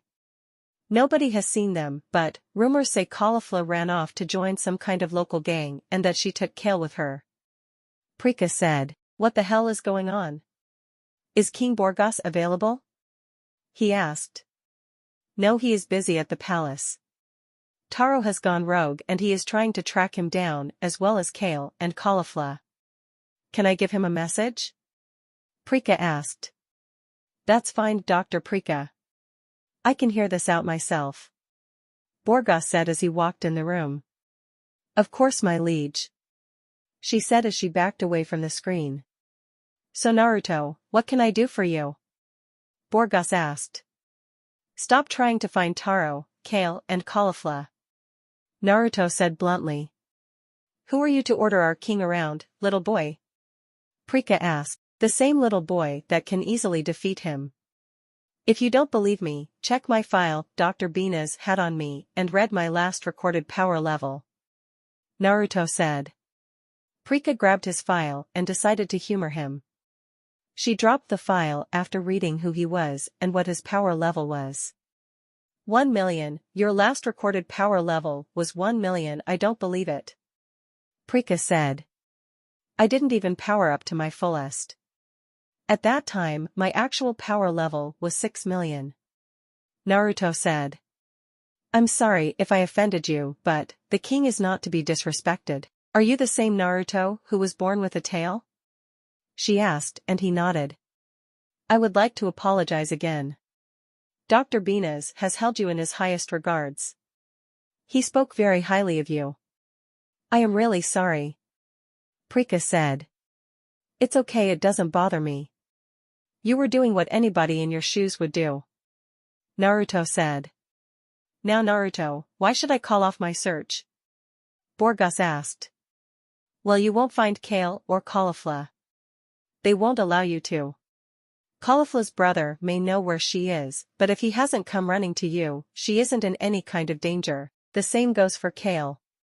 As for Taro, I just killed him like 2 hours ago.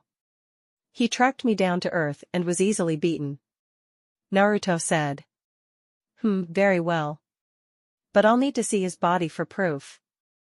Borgas said, and Naruto only smiled sheepishly at him, rubbing the back of his head.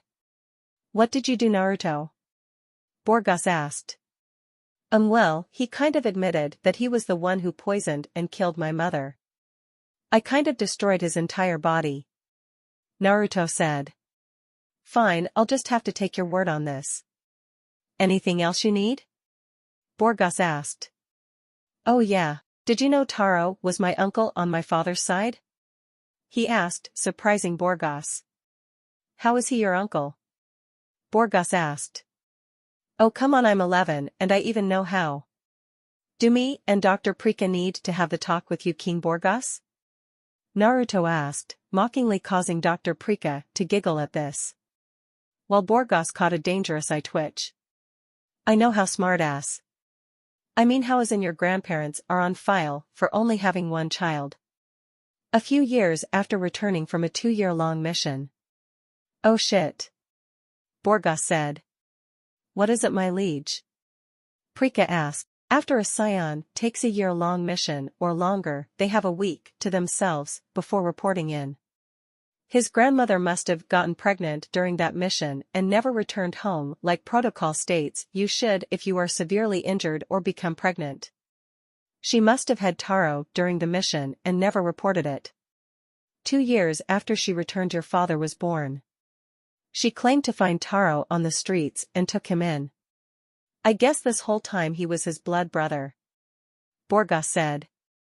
Yeah, he was trying to buy Earth, but unfortunately, his transaction was for nothing. Naruto said. I'll see you later, Naruto. I'll send this video address to Renzo so he can give it to Caulifla so they can speak to you. Borgas said and left the room. It was nice meeting you, Dr. Prika. Naruto said. Likewise, Naruto. Dr. Prika said and ended the call. As soon as the call ended, Naruto started to cry. He was sad that Dr. Benas had been murdered. He didn't even realize he transformed into his Super Saiyan state. He felt something snap inside of him and let out an enormous amount of power greater than his Super Saiyan state. The power output was so great that he caused earthquakes all over the earth and animals were running around scared. He powered up until he felt a barrier and pushed through it. His power skyrocketed and he felt an extreme amount of hate flowing through him. His hair stood up more than it did as a regular Super Saiyan. He gained muscle mass and he had lightning crackling around his body. He could feel the power increase, but he didn't keep it long. He powered down and returned outside. Somebody was here again, but he couldn't sense whoever it was. I know you're there, come out now or I'll kill you. He said, and nobody came out. Fine, I guess I'll have to kill you then. He said and sent a huge ki blast in the direction of whoever was there. Somebody was behind there, but got away just before the blast hit. Damn it, whoever it was got away. He said as he walked to the area. He looked around and found nothing but some clothes on the ground that looked to be his size with a note attached to them. Enjoy the clothes, Naruto. We'll be meeting each other soon. V. Is what the note said. Who the hell is watching me? He asked. In space. Up in space, we see Vados looking into her staff at Naruto as he read the note she left on the clothes. Him being in tune with nature is going to cause me to get caught. I can't afford to be seen right now, but that power increase is not natural. He advances in power extremely fast for someone his age. The 2 Saiyan girls don't even come close to his growth rate. I wonder how strong he'll be in a few more years. That's when I'll introduce myself to him and offer him the chance to train under me. She said and left to return to Kampa. With Naruto. He was looking at the clothes and he honestly liked them. Whoever was watching him had good taste in clothes. He replaced his Saiyan armor with the clothes he just got and he liked the way they looked on him. He now wore a black short-sleeved shirt that stuck to his upper body, black pants with black kung fu shoes and blue stockings. He also wore a blue obi tied around his waist and blue armbands. This is so cool. I need to thank whoever V is for these clothes, he said to himself. He looked up at the sky and noticed it was getting dark. He was going to lay outside when the ship started to beep. He got up and went inside for the rest of the day. The alarm was to let him know when a full moon was approaching. He wasn't ready to use his ape form yet, so he would just stay in the ship for 2 days straight and just train and eat. I need to work on my transformations. I can transform, but it takes too much time and the strain on my body is a pain to deal with. I'll start training again with the gravity machine instead of regular training in normal gravity. He said he turned Super Saiyan and began to train in 30x gravity. 6 months later, Naruto was flying around Earth in his Super Saiyan transformation, going to get something to eat when the smell of cooked food caught his attention. He noticed it was at one of the fancy restaurants he would go to every once in a while. He landed and decided to walk around with his power suppressed. It was difficult to do while in his Super Saiyan form, but he got it low enough to that of one of the stronger animals on the planet. He arrived at the restaurant and saw 3 people he's never seen before. Lord Kompa, do you think it's wise to spend so much time here? Vados asked. I agree with Vados, Lord Kompa. We don't know who or what could be on this planet. Fua said. Vados, is that strange-looking lady the person who left me these clothes? Naruto thought. Oh, calm down, this planet has nobody on it. I thought it was destroyed due to wars, but apparently I was wrong. Besides, there's nobody that can take us on. I'm the god of destruction. Fua is the supreme Kai and Vados, you are my angel and guide. Honestly, nothing will happen while we are here. My senses are on full alert, if anything tries to sneak up on us I will know. Kompa said, and Naruto decided to speak up after that statement since he was already caught. Who are you? He asked. Ahaha. Kompa screamed and jumped to the ceiling. Isn't this what we were trying to avoid? Fua whispered to Vados.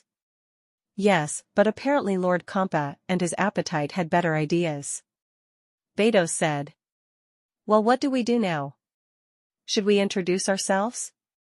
Fua asked. We might as well. Vados said. I already know your names. You're Vados. He's Fua, and the fat purple cat clinging to the ceiling is Kompa. Naruto said. Who are you calling fat? Kompa asked in a dangerous voice. You, I mean, look at you. Your stomach looks like it's about to destroy your pants. Seriously, do you even work out? Naruto asked. You do realize I can kill you, right? Kompa asked. Matt, you're not the first person to threaten to kill me. But given vibes I'm feeling from Vados, she won't let you kill me. Thanks for the clothes, by the way. Naruto said. You're welcome, Naruto.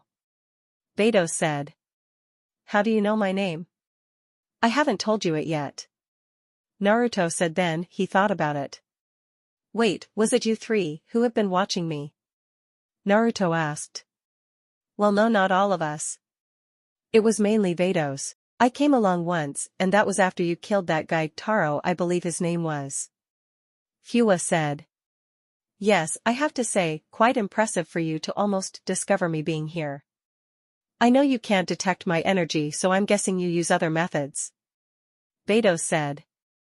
Vados, if he can't detect our energy, then how did he almost discover you and find us? Kompa asked, still clinging to the ceiling. Are you ever going to come down from there?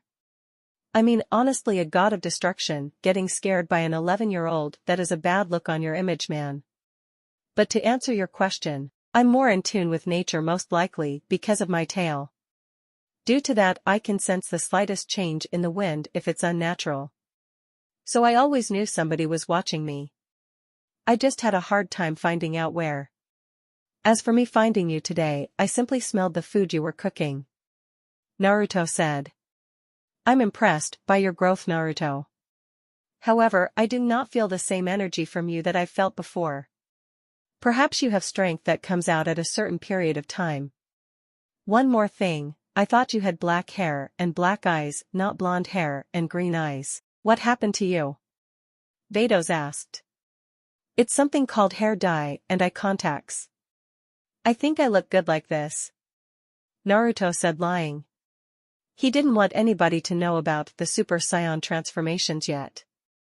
Okay, that's good and all, but can we eat now? I'm starving and all this meat looks delicious. Kampa said, finally coming down from the ceiling. Aren't you a bit overweight? Perhaps you should start with a nice salad. Naruto said. I'll have you know I am one of the strongest gods of destruction. My weight does not affect the way I fight. There are only 3 gods stronger than me. Do not tell them I said that, Vados. Kampa said. I would never do something like that, Lord Kampa. That would be disrespectful towards you. Vados said unconvincingly. Yeah, sure you won't. Kampa said. You said you're one of the strongest gods of destruction. How many are there? Naruto asked. That will be known to you at a later date, Naruto. Right now you are not ready for that kind of information. I would suggest you focus on training and getting your skills better. You do that, we might meet again in the future, however we must be going. We have a meeting with the other gods and angels. Vados said as she packed up their food and they all teleported away. What, no goodbye? He asked out loud, and then he looked at the mess they made. They didn't even clean up after themselves. I know this restaurant isn't mine, but at least have the courtesy to clean up after yourself. He said and began cleaning up. In space. He's a good kid now that I've met him face to face. Fua said. Although he called me fat more than once, I can agree. I can feel the power radiating from him, and it's a lot. I've been watching over this universe for a while, and outside of us, there are only 3 people stronger than him. The famous assassin of our universe. That other Saiyan girl with the hidden power she has yet to access. Then that one weird-looking creature with blue skin and orange hair. Kampa said. Actually, Lord Kampa, the Saiyan girl, despite her hidden powers, is not stronger than Naruto. You aren't able to detect his power like I can. He has a lot more power than he lets on, and much more that he has yet to access. He may become stronger than you if he keeps this up. Vados said. I agree with her, Lord Kampa. I'll say from what I'm feeling from him, he'll surpass everyone including me, but not you in about 3 years. He would need to train under Vados to surpass you. But she has never shown interest in training him, so your spot as the strongest is safe and secure. Fua said, hiding the fact that Vados wants to train Naruto. It doesn't matter if he ever became stronger than me. I'll still be his god of destruction, and if he steps out of line, then I can destroy him with my destruction energy.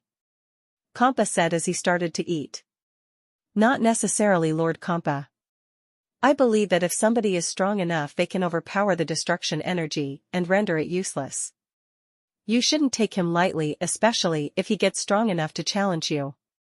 Vados said. She's right, Lord Kampa, you shouldn't get cocky. That can be very dangerous. Isn't that why you lost the last fight against your brother?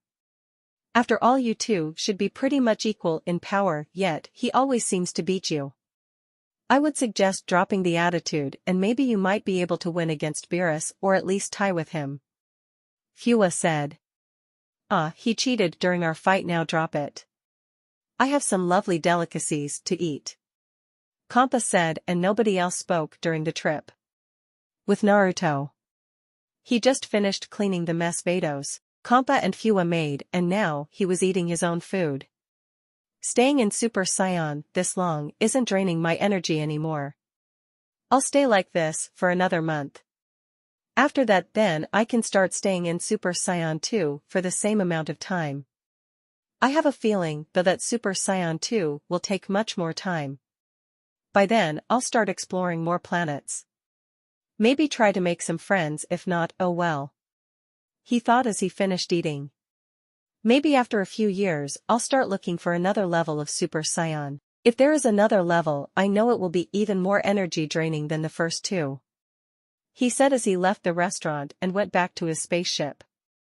Alright, it's still pretty early, so it's time for me to start training. I'll work on my speed and dodging, he said and prepared to start his training. It was only 11 a.m., so he had plenty of time to train. He was about to start, but a screen popped up in the training room, signaling an incoming call. He powered down from Super Saiyan, so he didn't have to answer any questions about his hair and eye color. Okay, who could be calling me? He said and answered the call, and on the screen it was Caulifla. Well, look who it is. It's Naruto. Long time no see, huh? So how've you been, buddy? Caulifla asked. I've been good, Caulifla. What's this I hear about you taking Kale away and joining some gang? Naruto asked. Oh, that it's nothing, we're taking good care of ourselves, by any means, and beating up anybody that messes with us. Caulifla said. So you've essentially become a criminal since I've been gone. I'm not surprised. Where is Kale? Naruto asked.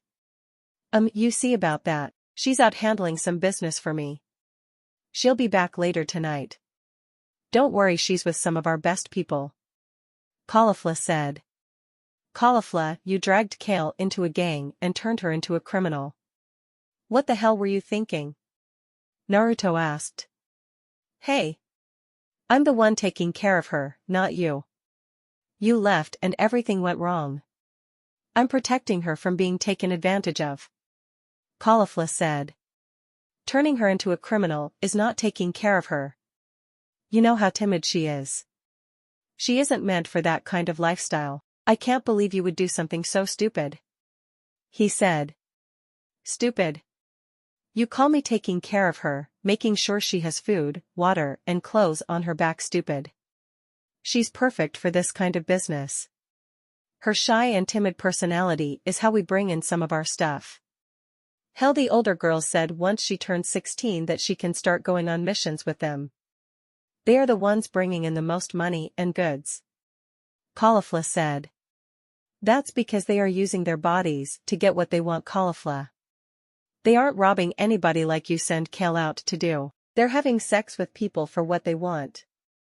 Do you honestly want Kale to run around and act like them? Naruto asked. Does it really matter? You aren't here, you don't know what we've had to go through. I'm protecting Kale, and it's a hell of a lot more than what you're doing.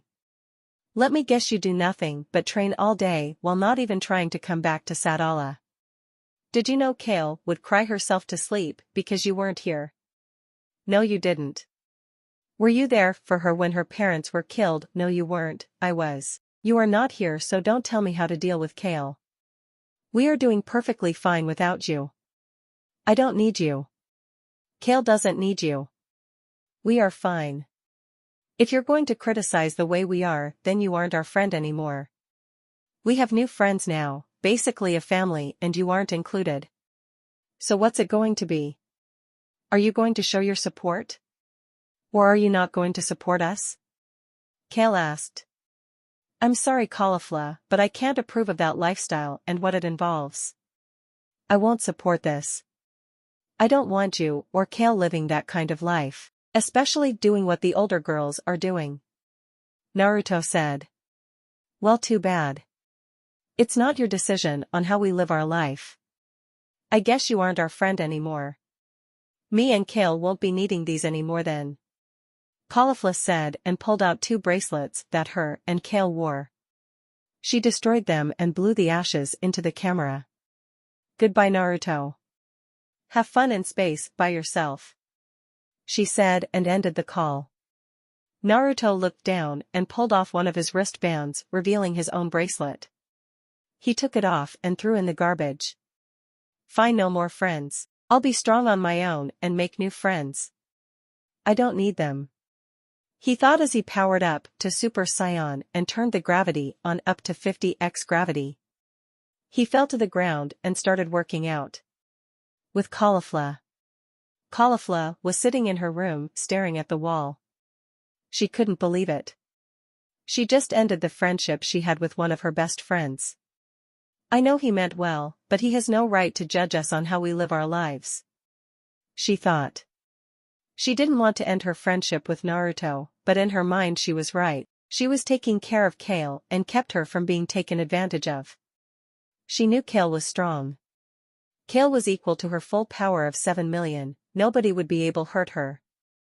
That brought up another problem. What am I going to tell Kale? Caulifla asked herself out loud. Tell me about what? Kale asked and Caulifla just sighed at this. She didn't have time to gather herself. We're no longer friends with Naruto.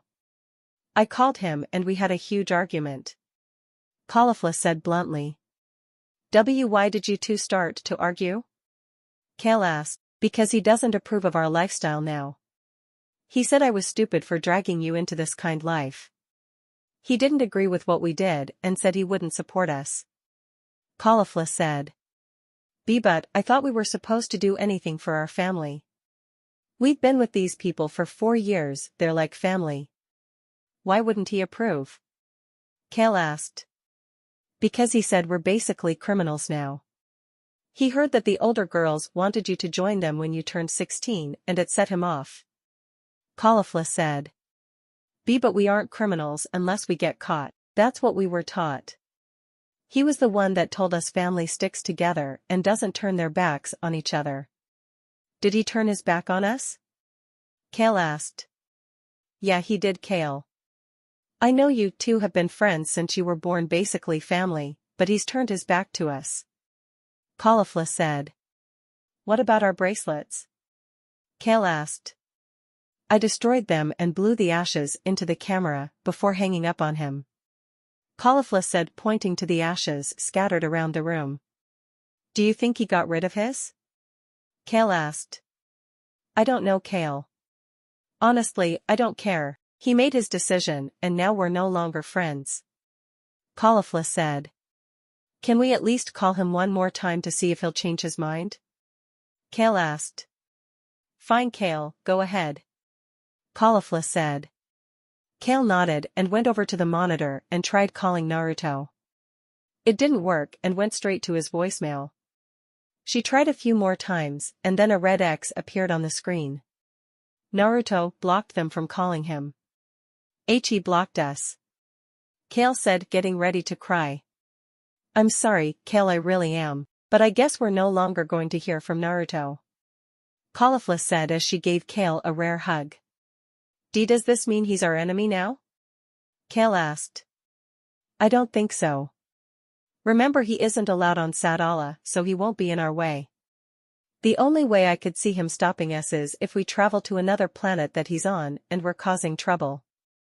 Other than that, we'll have no problem with him. Caulifla said and Kale nodded. Oh, okay, but we need to get stronger, just in case.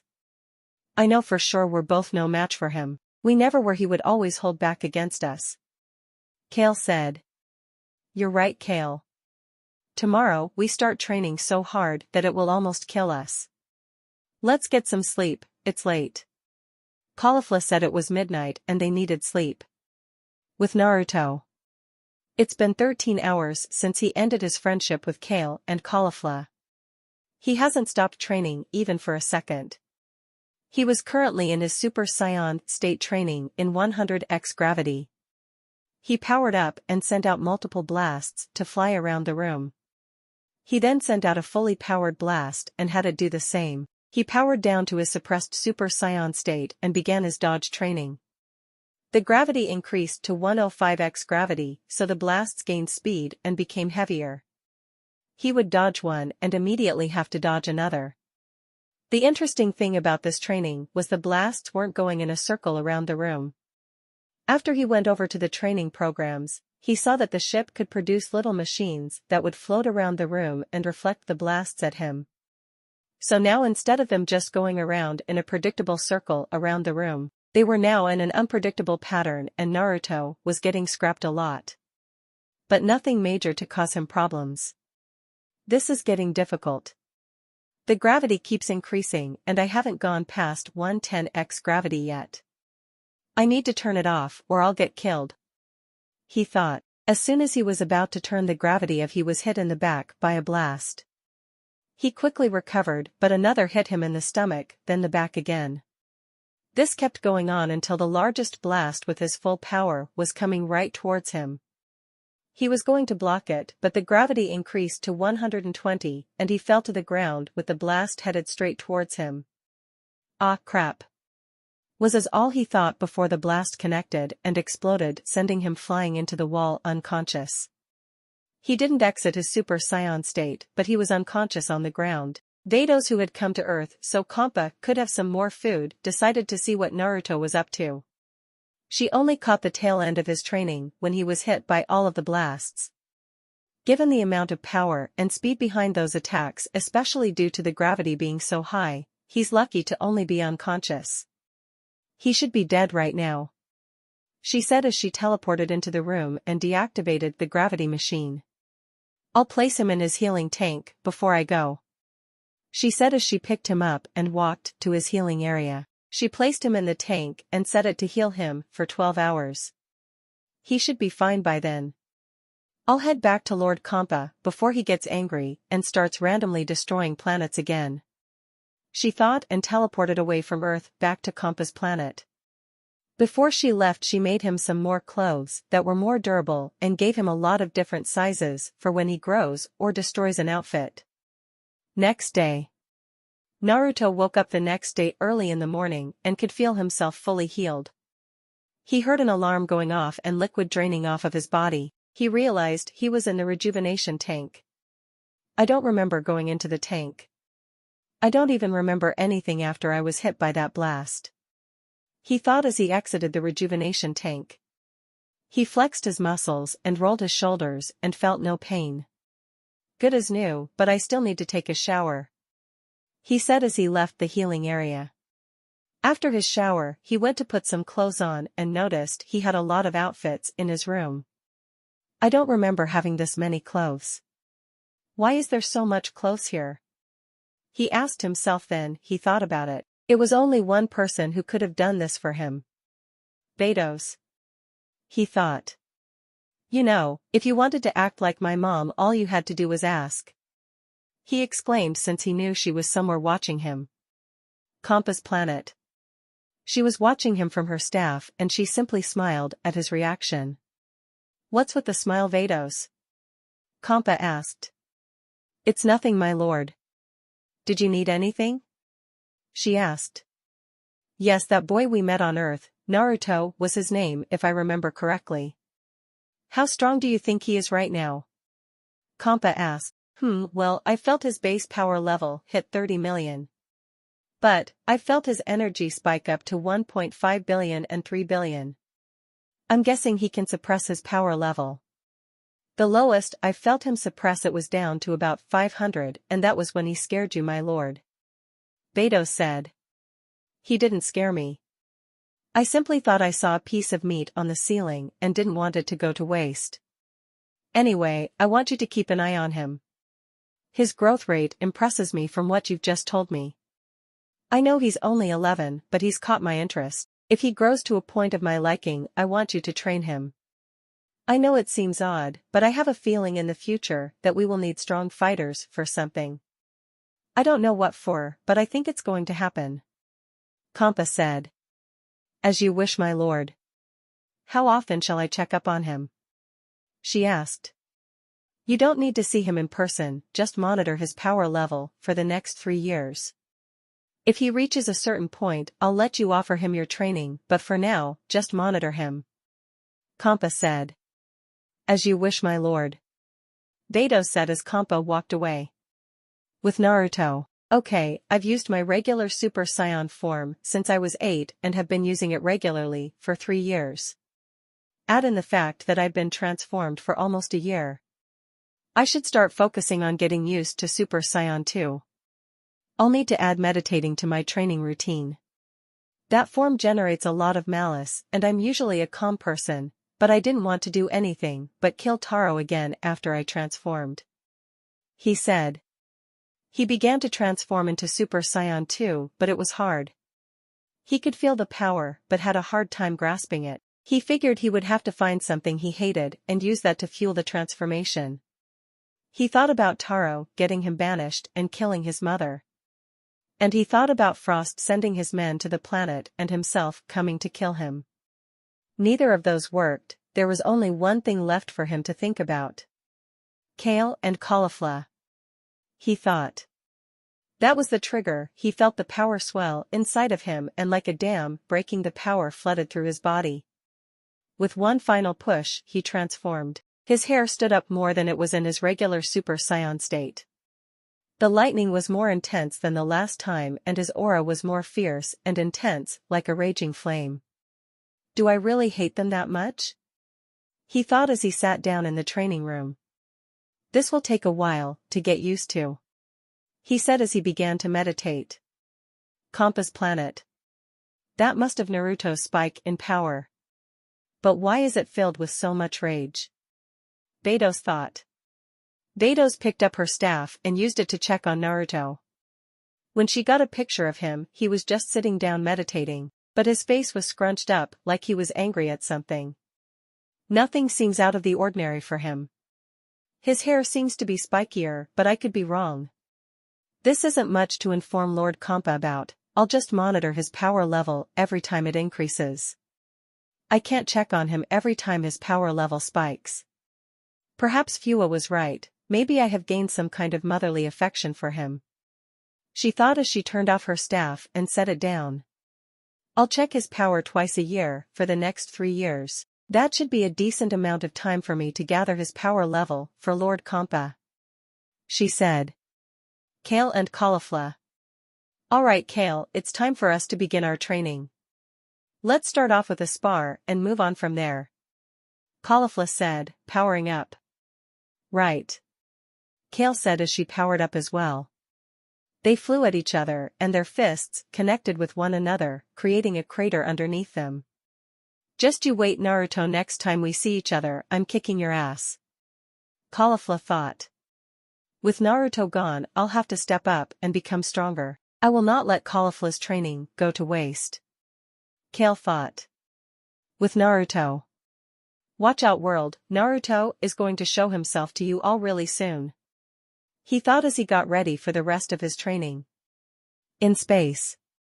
A ship flying through space was loaded with workers from scientists to fighters. In the main room, however, a giant man with blue skin and orange hair was sitting on a chair that looked like it belonged to a king. Have we located Namek yet? He asked. Not yet, sir.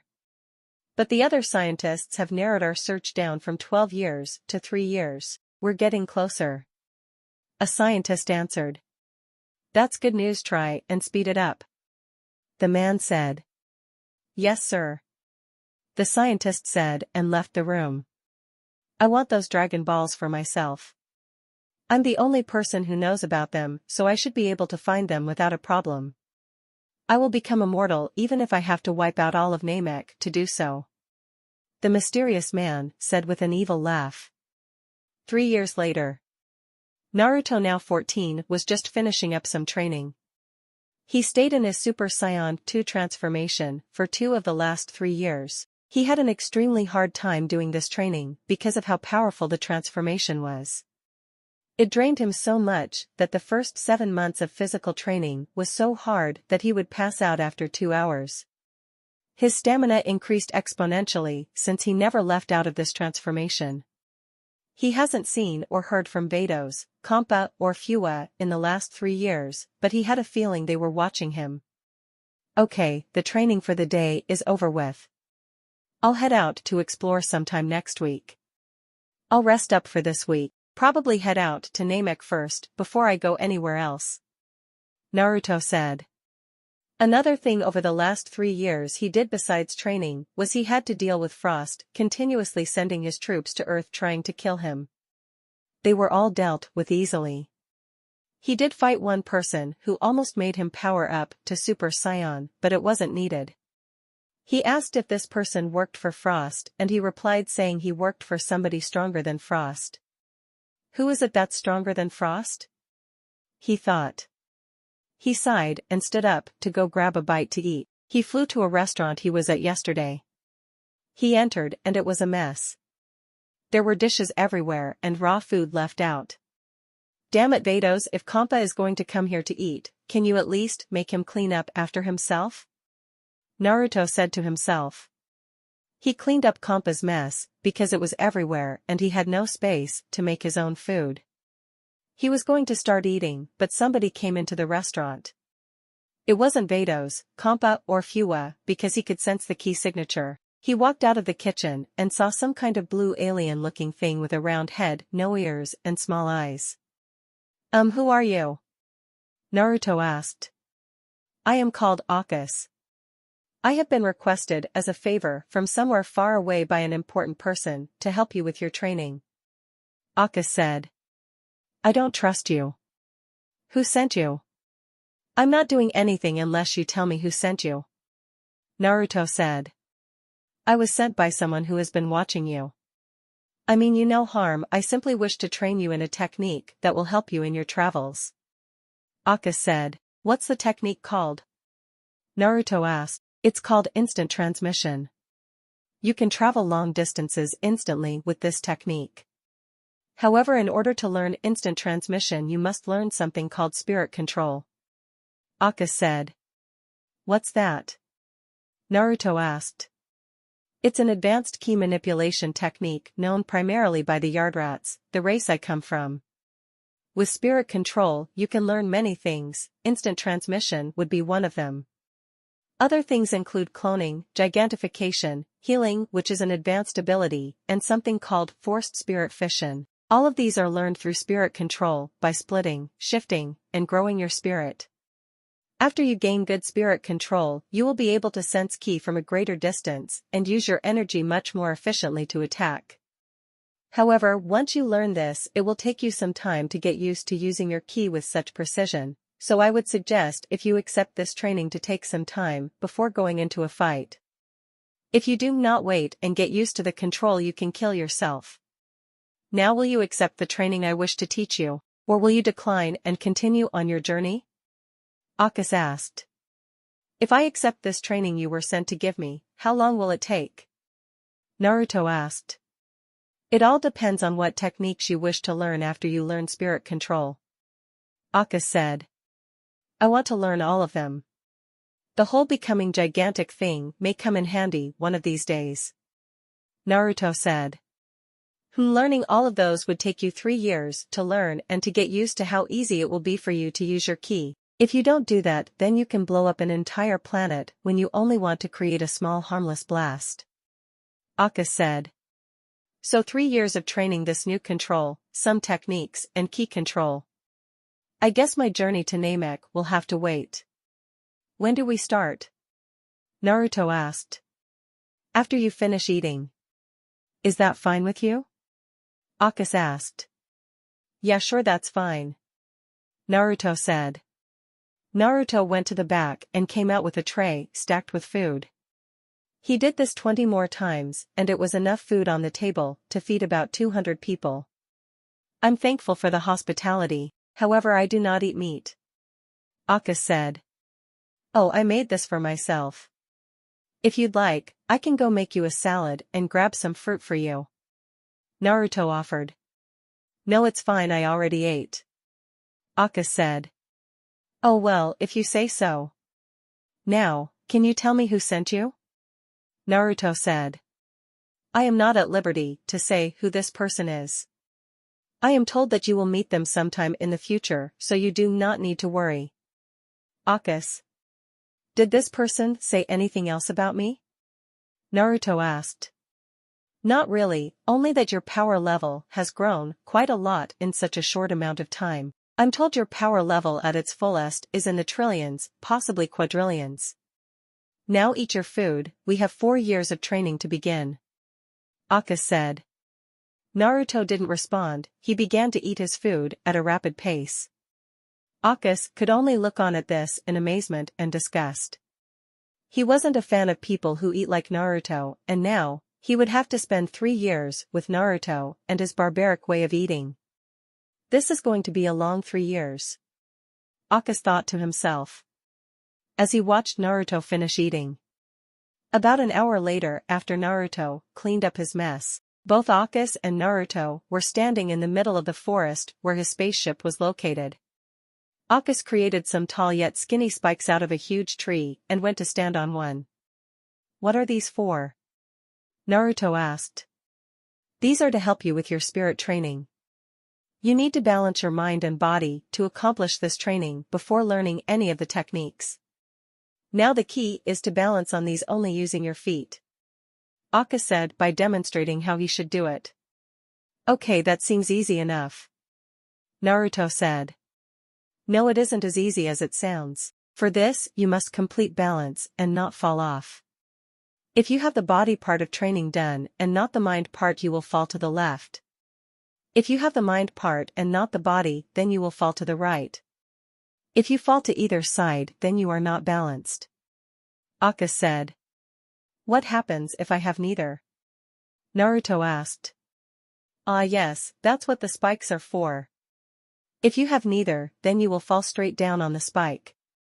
I suggest you try on one without a spiked top first. If you have neither side of spirit control, then the pole will enter a certain hole, and I'm sure it will be quite uncomfortable for you," Akis said. Naruto winced and went to the wooden pole that did not have a spike on top of it. He got into the same position and began to balance himself with his feet. He crouched down and gave the training a shot. Right after he crouched down, he immediately fell down to the left. "I see you need to work on your mind to achieve balance," Akis said. "I don't understand. After my training, I meditate for about 4 hours. How can I need to work on my mind?" Naruto asked. "You must have deep hatred for something or someone that is affecting your mind. I suppose you have dark thoughts about whoever it is, resulting in your mind and body not being balanced. We have 3 years to train, which is more than enough time to figure out what it is you are not letting go of," Oka said. "The only thing I can think about is when me and my friend Caulifla got into an argument 3 years ago and ended our friendship. We had these friendship bracelets, she took hers and my other friend Kale's out and destroyed them in front of me before hanging up, ending our friendship for good," Naruto said. "Then that must be it. Tell me, Naruto, what did you do with your bracelet?" Akis asked. "I threw it in the garbage," Naruto said. "Perhaps you need to destroy it to move on and have closure. You need to solve this problem in order to begin learning the techniques. Now go and find that bracelet if you haven't thrown the trash out already," Akis said. "I tried to, but the ship would keep spitting it out of the garbage disposal," Naruto said as he went and got the bracelet. "Now that you have it, I want to ask you something. Why do you hate your former friends Kale and Caulifla?" Akis asked. "It's not that I hate them. I just don't approve of the lifestyle they chose to live. I mean, they became gang members and began doing illegal activity. I mean, they basically become criminals. I know it's not my decision to make, but I couldn't just go along with it. I told Caulifla that what they were choosing to do was stupid. We argued some more. She said they had new friends and have basically become a family, and I wasn't included. I told her I wouldn't support the life they want to live, and she destroyed the bracelets in my face before hanging up," Naruto said. "I see. So you hate them for living that kind of life. You hate things that you cannot control. Have you ever thought that maybe they like living like that?" Akis asked. "I told you already I don't hate them," Naruto exclaimed. "Then why are you getting angry when I say you hate them? If you didn't hate them, you would not be getting angry," Akis said. "Do not tell me what I am or am not. I know I don't hate them. I could never hate them even if our friendship is over with," Naruto said. "Then why would you bring them up if you did not hate them?" Akis asked. Naruto just sat down on the ground and sighed. "I guess I do hate them. How do I get over this?" Naruto asked.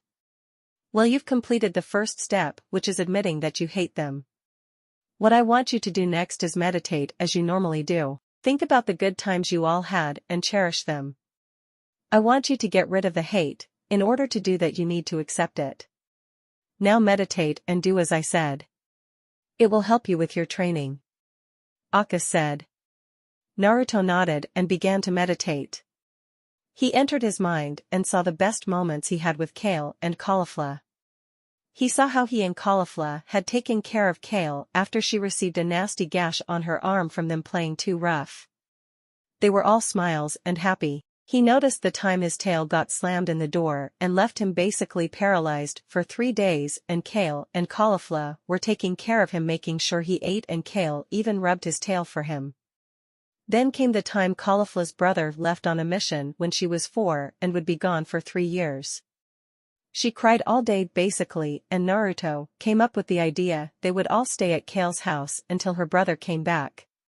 Then came all of the pranks they pulled over the years, and when Kale bought them all the bracelets with a friendship charm on it, he smiled at this in the real world and Akis saw it.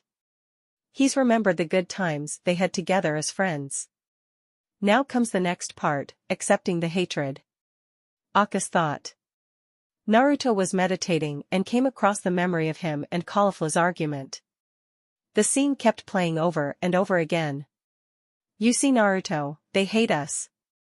A voice said.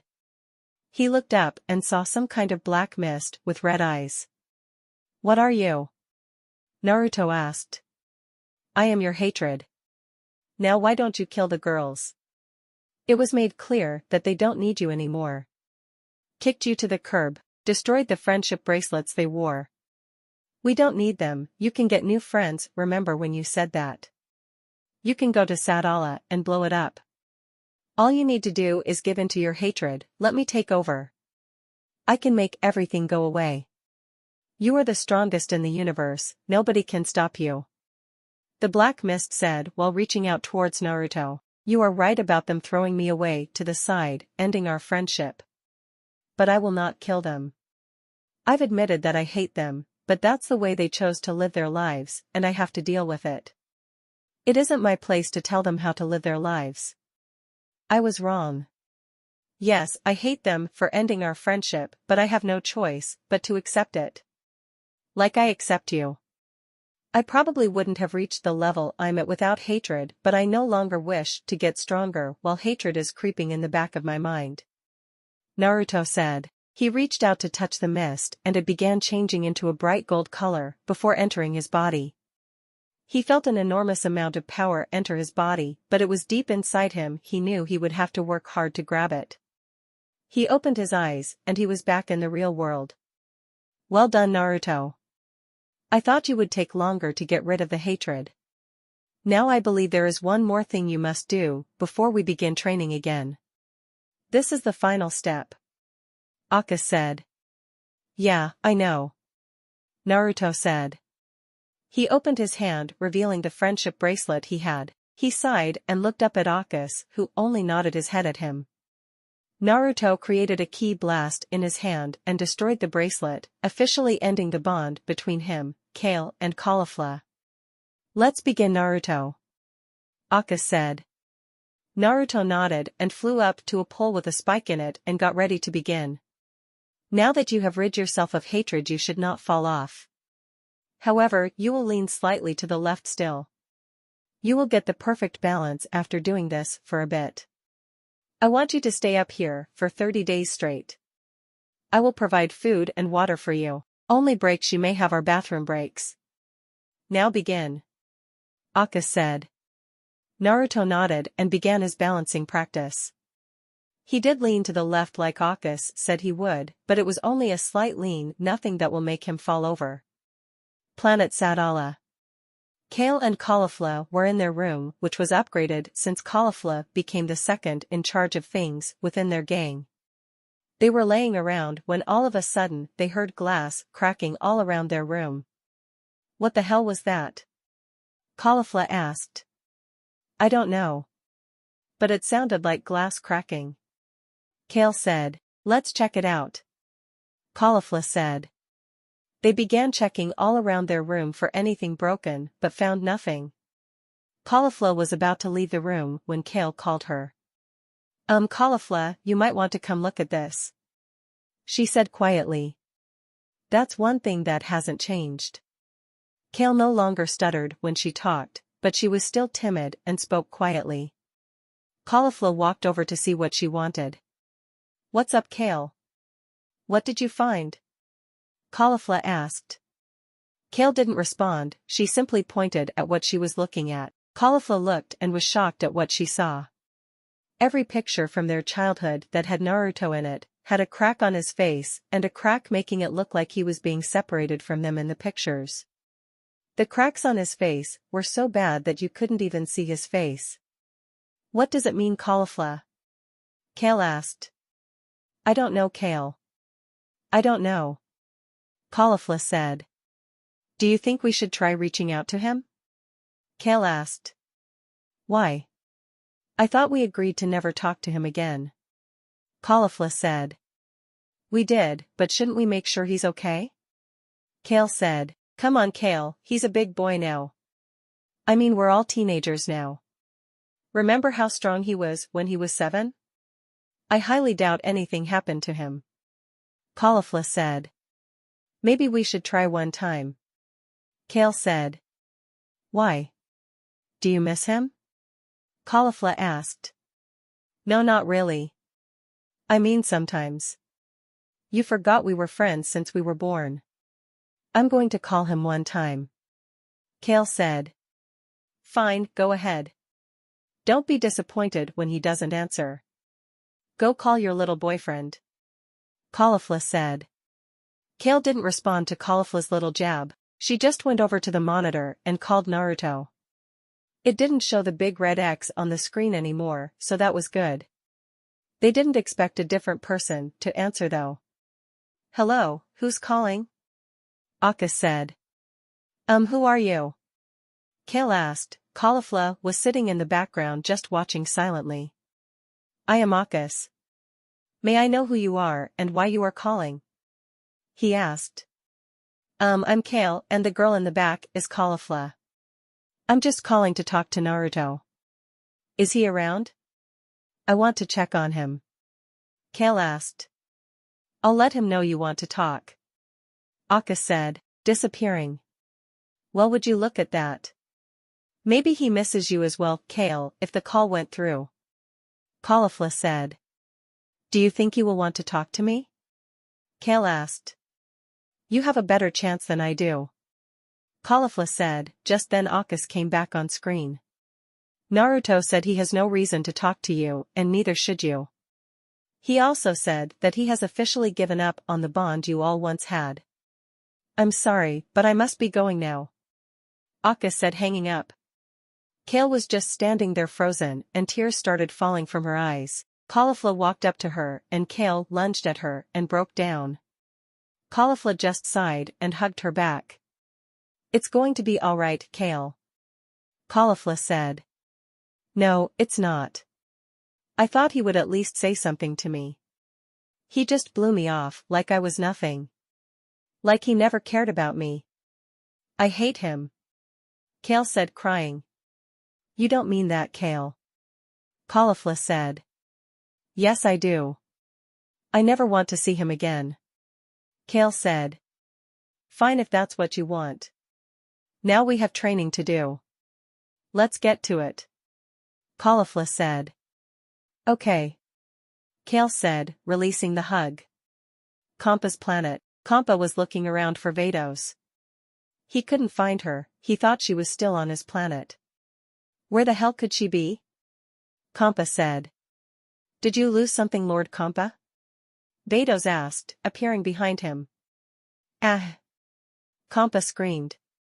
"You should really keep your guard up, Lord Kompa. This is the second time you got scared and screamed like that," Vados said with amusement in her voice. "I was not scared." "Wait, what do you mean the second time? When was the first?"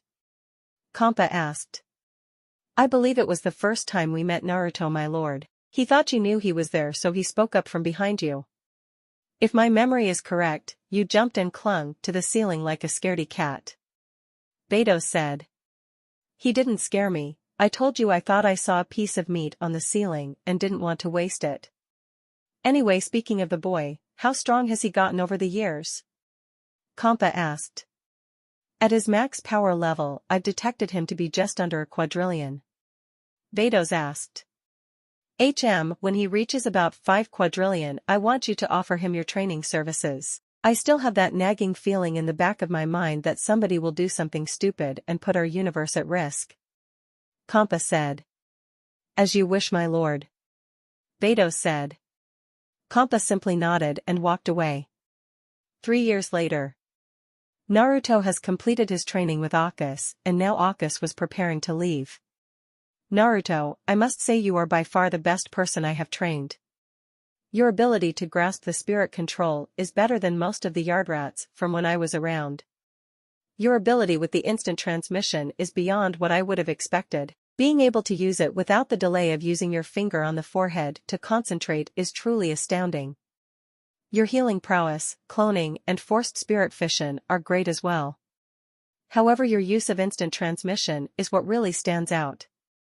Akis said. Thank you for everything you've done for me, Akis. I don't think I would have gotten this far without you. Naruto said. Nonsense, all you really needed was a push in the right direction. I have no doubt in my mind if you were just given a push you would have figured this out yourself. Now I must be going. My time is up now. Akis said as he faded away. That was a fun 3 years. My ki control is so much better that I feel like I can transform effortlessly. Naruto said. He was about to transform when he felt ki coming from Namek that was too strong to be one of the Namekians. He used instant transmission and left towards Namek. He didn't take his spaceship because the spaceship was his key to getting back to Earth. It turns out all the energy that the ship absorbed from him during training left his key signature on the ship. He could use instant transmission to return to the ship. He discovered that during his training. Unknown location. How was it training him, Akis? A voice said. It went quite well actually. I didn't think he would grasp the training so easily though. However, he was holding back a lot of strength during training. It was like while he was training, he was fighting to keep his power down. Akis said. That's because he has a lot of power stored in his body that he hasn't even tapped into yet. I can feel a lot of power coming from him, yet he still has potential that has yet to be tapped into. He's already stronger than me, and I'm classified as a god technically even though I'm just an assistant. The voice said. That is true, even I felt it. However, I would like to return to the afterlife now. Akis said. Yes, I can see it in your face. You may leave now, thank you for your help. The voice said. Akis just nodded and faded away again, this time, to the afterlife. I guess I was right when I told Lord Kampa Naruto would surpass everyone including me, but not Kampa. He's done that before I even went to Akis for help. He's only 17, yet he's the 3rd strongest in Universe 6 only behind Vados and Lord Kampa. If I know Vados, she'll offer him training soon and in no time he will surpass Lord Kampa with her training. The voice said, stepping out of the shadows to reveal Fua. Namek. Naruto arrived on Namek and the place was a mess. Dead bodies lay around with homes destroyed. What happened here? Who did this? He thought. Naruto, is that you? A voice said behind him. He turned around and it was Kakuru who was badly beaten on the ground. He almost looked dead. Naruto ran over to him and used his new healing ability on Kakuru. What happened here? Naruto asked. We don't know. 3 years ago, a strange green-looking man came here looking for the Dragon Balls. We knew he was evil, so we declined him. He of course got mad and started killing us off one by one. He has an entire fleet of soldiers in spaceships hovering in our atmosphere. They just recently went back, but I know they will return. For some reason, they can't find the 7th Dragon Ball. They asked us where it was, and we don't even know where it is. That's when they started destroying anything to find it. We decided to fight back and we only managed to take out maybe 100 of his troops, but we lost more than they did. Kakura said. Of course they won't find the last Dragon Ball. I hid it underneath the water. Unless they want to dive to the bottom and dig it up, they won't find it. I had a feeling something like this would happen, so I hid one of the Dragon Balls.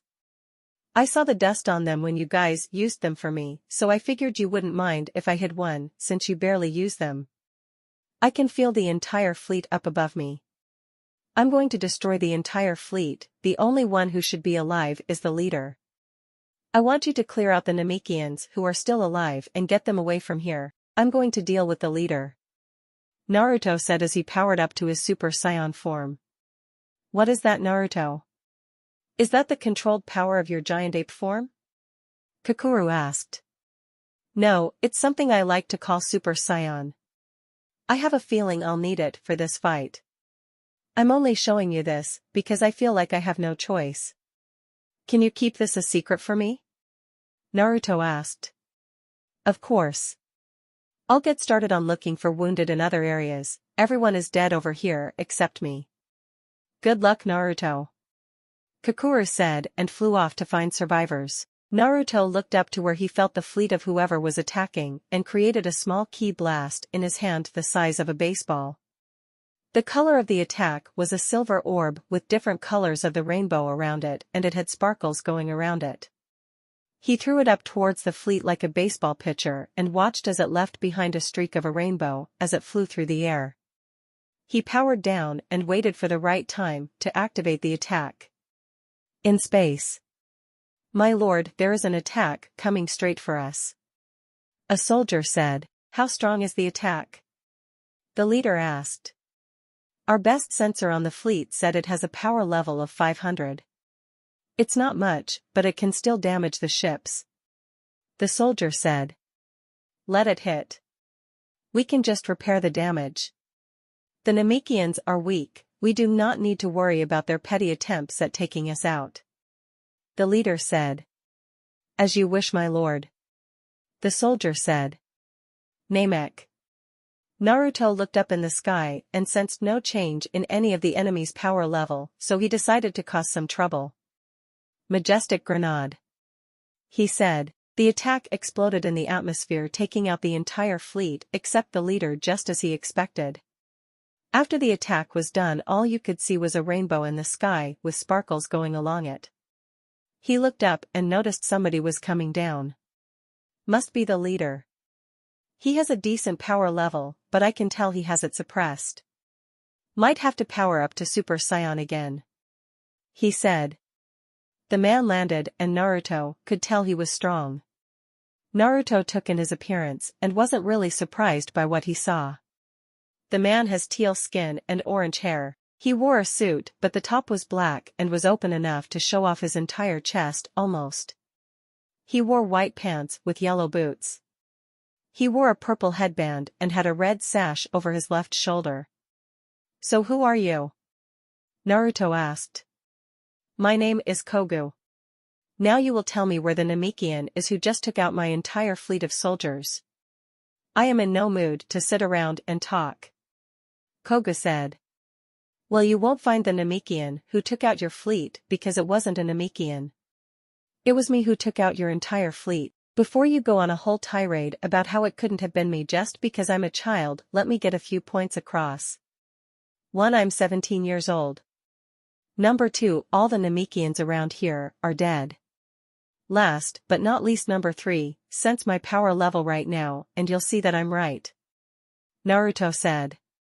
Koga took out what appeared to be a scouter and read Naruto's power level. At first, he wasn't worried, but then his power level kept rising until it stopped at 9 trillion. He's a strong one. How come I didn't meet him sooner? We would be unstoppable if we were to work together. Perhaps I can get him to join me, and then I'll kill him once his guard is downed. I can tell his potential is extremely high. Koga thought as he didn't know Naruto's power was severely suppressed. You're pretty strong for someone your age. How about you join me in my quest to rule over all planets? Us together would be unstoppable. No one would even dare try to oppose us. So what do you say? Will you join me in my quest to rule the world? Or will I have to kill you where you stand? Kogu asked. Neither of them will be happening. I won't join you and you won't kill me because I'm stronger than you. I've taken out your entire fleet, now I'll only ask you this once. Will you leave this planet peacefully?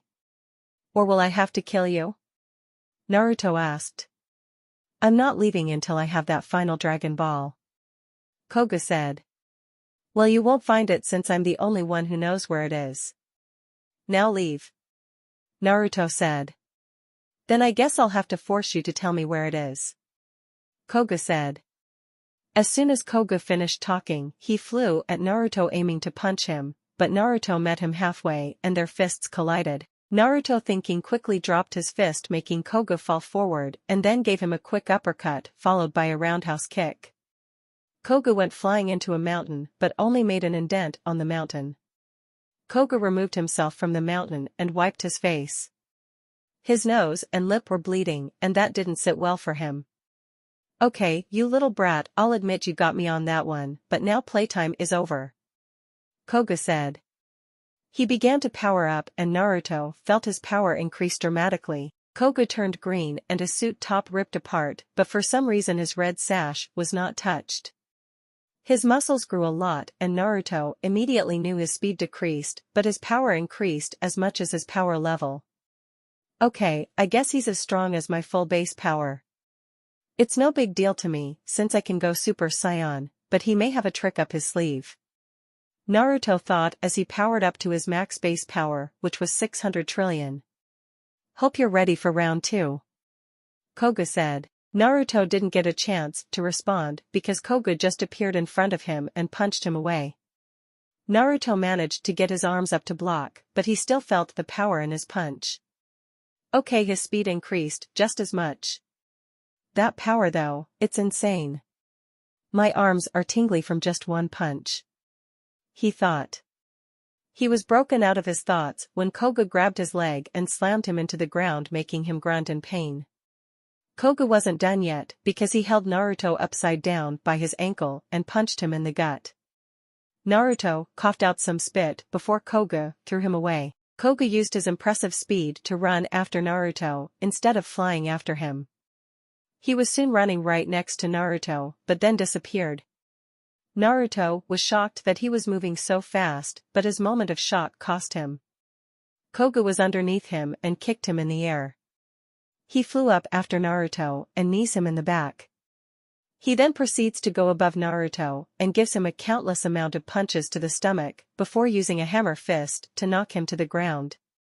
He charged up a full-powered energy ball and fired it at Naruto, who was still falling down to the ground. The blast connected and exploded as soon as Naruto hit the ground.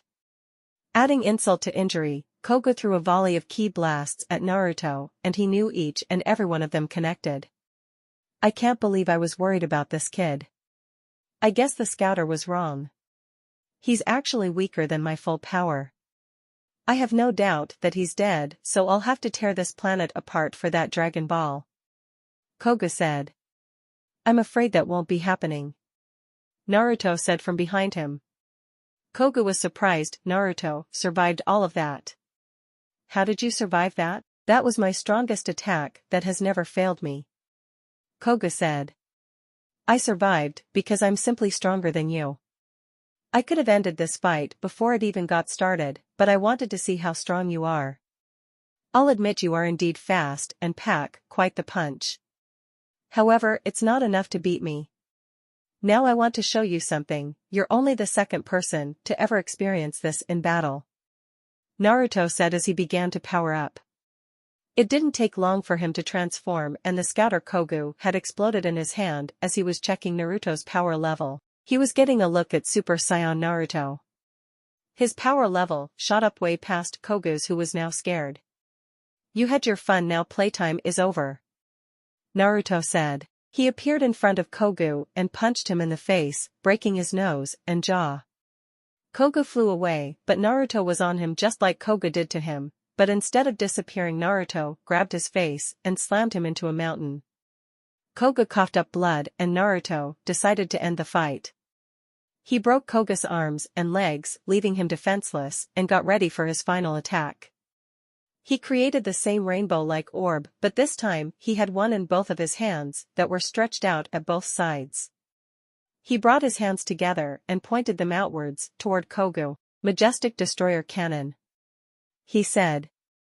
The attack came out rotating like a drill and easily obliterated Kogu and whatever was near him or in the attack's path. Well, now that that's over with, I can get the Dragon Ball and give it to Kokuru. Naruto said as he dived into the water and retrieved the Dragon Ball. He flew back to where he felt Kokuru's energy and saw him surrounded by the rest of the Namekians on Namek. Yo Kokuru, I got the Dragon Ball. Naruto said as he landed. Thank you, Naruto. Do you wish to stay so your wounds can heal up? Kokuru asked. No, I need to get back to Earth, I have something I need to do. I'll see you guys later. Naruto said and used instant transmission to get back to Earth. I shouldn't have been playing around in that fight, I almost died. My back is killing me. I need to use the rejuvenation tank. Naruto said so that's what he did. He used the rejuvenation tank and ate the food he had stored in the ship before going to bed. Next day. Naruto woke up the next day and didn't want to train. He wanted to see if he could reach that power that was deep down inside of him. He hasn't felt it since his training with Akkus. He's been close to accessing it before, but that would mean he needed to transform and he wanted to keep his transformations private now, so he didn't want Akkus to know about it. He walked outside and flew up in the air. Alright, here we go. He said. He powered up to Super Saiyan 2 easily with no problem and he felt the power he was looking for and pulled it to the outside. He was yelling from the pain the power was inflicting on his body, but he was determined to keep this up and grab onto the power. He was unaware of the earthquakes and destruction he was causing on Earth, but right now, he didn't care about anything else other than focusing on himself. His hair started to grow longer and his aura from his usual Super Saiyan 2 form started to glow brighter and brighter. He let out one final yell and pulled as hard as he could and a bright golden light that would blind anybody was glowing for a few seconds before dying down. That was hard. I can feel the energy drain on my body from this form. Naruto thought. He was in the sky breathing heavy from the strain he was feeling in his body. He floated down to the ground and checked his reflection in the window and was amazed at what he saw. He had no eyebrows and his hair was longer all the way down to his waist. He noticed his hair was a lot darker and a more yellow shade of gold. He also noticed his muscle mass slightly grew and he had static flowing around him more frequently than he did when he transformed to Super Saiyan 2. This is awesome. Whoa, my voice is all deep and serious. Not much of a difference from my regular voice, but I can hear the edge to it. He said and powered down. I need some food. With that he flew off to the nearest restaurant and prepared a feast for himself. Kampa's planet. Kampa was lounging around when he felt Naruto's power surge. He stood up and walked closer to the power to get a better feel of it. He wasn't alone as Vados was doing the same thing. He's exerting a lot of power. Do you think he can handle it, Vados? Kampa asked. I'm sure he can. If he couldn't, I doubt he would even try to do whatever he's doing. Vados said. Just then his power level skyrocketed past what he was just at and they were both impressed, but it wasn't enough for Vados to offer the training to him yet. He's close, but he isn't there yet. Looks like I was wrong, he hit a barrier and he can't break through it. Kampa said. I wouldn't be so sure, Lord Kampa. Do you feel that power increase? He's about to break through that barrier now. Vados said. Sure enough, at that exact moment Naruto on Earth let out a loud yell and he broke through that barrier and his power level went higher than what Kampa wanted before he was trained by Vados. I told you, Lord Kampa. Vados said with amusement in her voice. Yeah, whatever, I would tell you to grab him, but I want to give him some time to himself. I want him to get used to that power. I can tell his body is severely strained from that. I want you to go and get him in, say, I don't know, 6 months. Kampa said. As you wish, my lord. Since he is clearly past your expectations, do you want me to stop monitoring his power level? Vados asked. Yes, it isn't needed anymore. You can go on to your regular duties or whatever you would usually do. Kampa said. As you wish, my lord. Beto said. Back on Earth. Naruto just finished eating and figured he would go out and explore other planets. He had nothing else to do. He made up his mind. He made it to his spaceship and looked through some of the planets that were close by. He noticed planet Mayonai was closer than any other planet. It would only take him 15 days to reach the planet. He started the spaceship and took off. Planet Mayonai. 15 days later, Naruto arrived at planet Mayonai and flew around for a few hours. He thought the planet would be nice, but recognized it was in some kind of war. What the hell is going on here? He asked himself. It's a war between our forces and space pirates. But we don't have to worry, we have the Saiyans and Frost fighting with us. A kid said, making Naruto look down. Space pirates, huh? Let me ask you something. How long did Frost show up after the space pirates attacked? Naruto asked the little girl. I don't know, maybe a few hours or a day later. Then the Saiyan forces showed up and some guy named Kaba is leading them. The little girl said. Kaba? And he's fighting along the side of Frost. I'm sorry kid, but you're being played by Frost. He started this war and those are his space pirates. Don't worry, I'm going to take out these space pirates and then I'm taking out the help Frost has brought. Naruto said. Wow mister, you must be really strong, but I don't think you're stronger than Frost and Kaba. They are taking the pirates out with ease. The little girl said. What's your name kid? Naruto asked. It's Sala. The girl said. Well Sala, my name is Naruto. Let me tell you something that nobody else knows. I've already beaten Frost when I was about your age. Naruto said, then he flew away.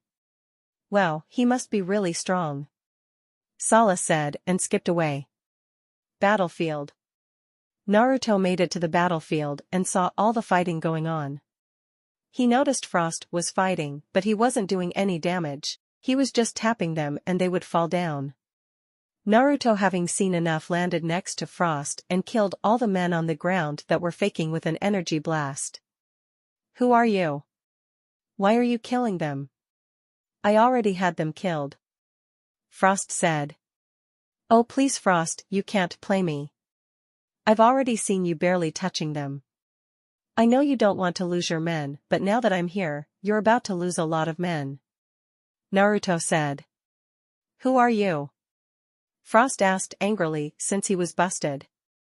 I'm the only person to beat you before I hit puberty. Naruto said. No, you can't be him. Frost whispered. I am him, so now I'm killing all of your men. That includes the ones that are fighting on the good side. Naruto said as he disappeared. Damn it, he's going to ruin everything. Frost said as he chased after Naruto. Naruto appeared in the middle of the fight and started taking out all of the space pirates that worked for Frost. At first the Saiyans and Kaba in particular were happy Naruto showed up, but then that turned into rage since he started attacking the ones that were on their side. Kaba had enough and attacked Naruto, who simply caught his fist. What are you doing? They're on our side. Kaba said. I'm ending this farce of a war. All these men you claim to be the good guys are a part of the same group attacking right now. You fell for their little scheme and now you're destroying a planet and killing innocent people who have nothing to do with this war. Naruto said. You're wrong, we're protecting this planet. Kaba said. You're all foolish. It's a shame what the Saiyans have become. I'm glad I was exiled. If I wasn't, I might have ended up like you. Somebody who is easily persuaded by a smile and innocent tone. You're a disgrace to the Sadala Defense Forces, Kaba. Naruto said. How do you know me? Kaba asked. I know all about you. You were given special training because of your dream to become the leader of the Sadala Defense Forces. Let me tell you something, I don't know why King Borgas was so high on you. Your power level is weak and you have nothing to show for all that training you got. Naruto said. Wait, exiled. There was only one Saiyan who was ever exiled in the history of planet Sadala. You must be him, you shouldn't even be alive. I heard you were sent to planet Earth and nobody should be able to survive on that planet. Kaba said. Well, I obviously survived. Naruto said. Be that as it may, you should know the rules of an exiled Saiyan. If you interfere with anything that has to do with the Sadala Defense Forces, you are to return to Sadala and King Borgas will decide if you live or die. Kaba said. Oh, I know all about the rules. It'll be good to see his old ass again. Naruto said. Watch how you speak about King Borgas. A Saiyan said and charged at Naruto. Naruto just looked at him bored and simply swatted him away. You just swatted him away like he was nothing. He's the second strongest in my army behind me. Kaba said. Then I guess you're all weak. Naruto said, and that's when Frost appeared. Kaba, he's taking out all of the enemies and my men. What do you suggest we do? Frost asked. He isn't going to stop, so we have no choice but to fight him. After that he will be returning to Sadala with us, so don't kill him. Kaba said. Like I said, you're easily persuaded. Now I of course will be heading back to Sadala, but I'm going in my own ship using my own power. As for fighting me, none of you stand a chance. Frost, I've already beaten you. Kaba, your power level is utterly pathetic compared to mine. All I want to do is simply end this farce of a war by taking out all of the enemy, and that's what I'm doing. Naruto said. Frost charged in at Naruto and punched him in the face. Kaba and everyone around was surprised that he wasn't even bothered by the punch. Naruto grabbed Frost by the arm and threw him at Kaba, sending them both flying away. Then in about 30 seconds wiped out all of Frost's army and ended the war pretty much by himself. That's when Kaba and Frost came back into the fight. As you can see, the war is over and I'll be returning to Sadala to get this over with. I'll see you there, Kaba. And Frost, it was nice seeing you again. Naruto said and flew off to his spaceship. Excuse me, but is the war over? A child asked, walking up to Kaba. Yes, it is. It's over. The enemy has been defeated. Kaba said. But you've lost a lot of people from your side. Are you sure we've won? The child asked. Yes, I'm sure. Kaba said. As soon as he said that, there was a loud cheering going on. Kaba and Frost were lifted in the air and were riddled with praise. The only person not celebrating was Sala, who learned the truth from Naruto. She tried telling everyone she could, but nobody listened. The truth will come out about this war one day, she said and walked away. Naruto arrived at his spaceship and set course for Sadala. The trip would take 2.5 months and wasn't complaining. He had to wait 3 months to get from Sadala to Earth. He could have reached Sadala in no time with instant transmission, but he wanted to train, so he decided to take the spaceship instead. Next stop, home, he said and prepared his spaceship for takeoff. He walked to the training room and got ready. Let's see. I want to use Super Saiyan 3 without the strain on my body, so I'll train with that form. I should be able to transform the ship since any energy I exert can be absorbed by the ship. Nope, I'm not risking it. I'll transform outside, there's nobody even close to where my ship is. Naruto said. He walked out of the ship and began to power up to Super Saiyan 3. This time it wasn't as hard on his body, but it still hurt like hell. During this, he was still causing earthquakes and tsunamis everywhere on the planet, sending everyone into a state of panics. This lasted for 5 minutes before he was done and simply walked back into the ship before taking off. Frost and Kaba. No way. That can't be his power level. Kaba thought as he felt Naruto powering up and was keeping everyone safe. He's become even stronger than last time. I will not stand for this. I am Frost. I should be the strongest in the universe, not him. Next time I see him I'll end his life, no matter the cost. Frost thought angrily. Kampa and Vados. They were waiting for a meeting to start when Vados felt Naruto's power level increase again. Kampa was bored, he shouldn't have come since it was optional for gods of destruction to show up and he was the only one who did. He's done it again, Lord Kampa. Vados whispered. Good, he must be trying to get used to the strain it was putting on his body. Has he made any progress? Kampa whispered back. Not much, but a slight improvement. I sense him moving right now, so he must be traveling in space. I'm guessing he's exploring other planets. Shall I still offer him the training in 6 months? Vados asked. Yes, I'm sure he'll agree to it. After all, he wouldn't say no to his mother figure. Kampa said teasingly. I guess you're right. Nobody wants to disappoint their mother. Vados said. Kampa couldn't believe it, she didn't try to deny it this time. His jaw was on the ground and his body was frozen. For years, he's been teasing her about treating Naruto like he was her own child. He knew she would take him clothes when he would grow out of them or make him food when he forgot to eat sometimes.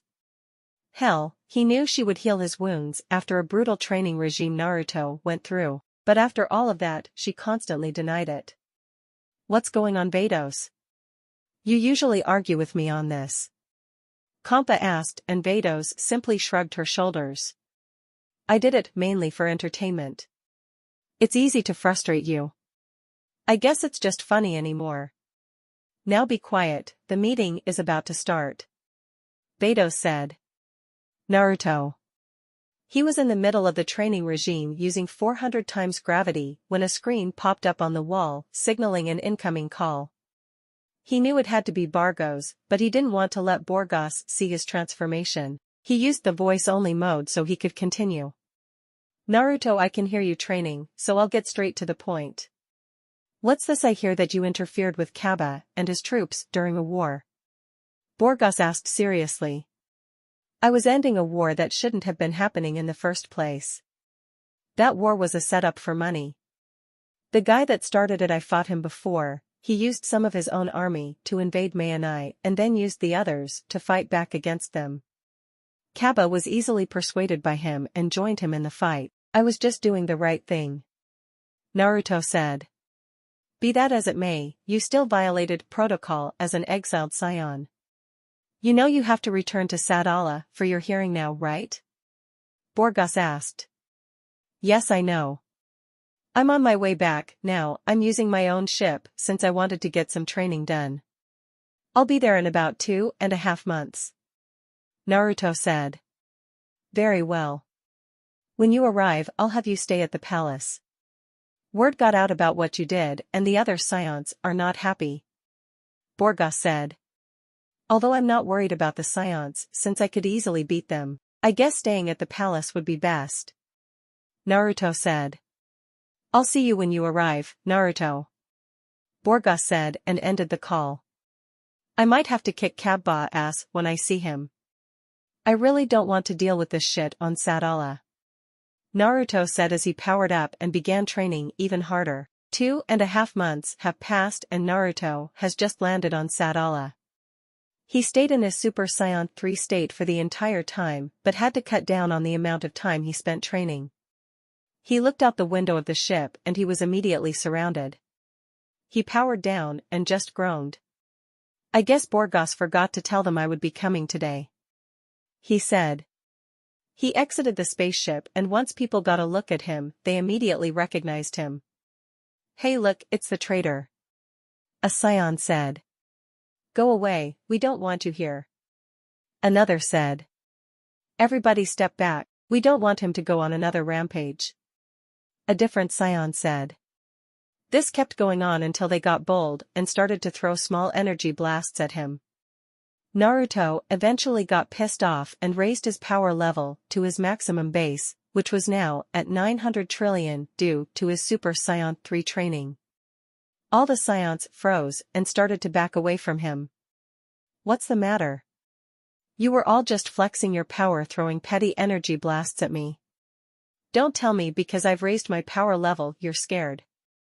Come on, hit me with another one, I dare you to. Naruto said. Nobody moved, they were all scared and didn't want to die. He simply walked forward and watched as everybody moved out of his very quickly. He decided to mess with them, so he shot off into the air, and the amount of force he used knocked everybody down to the ground.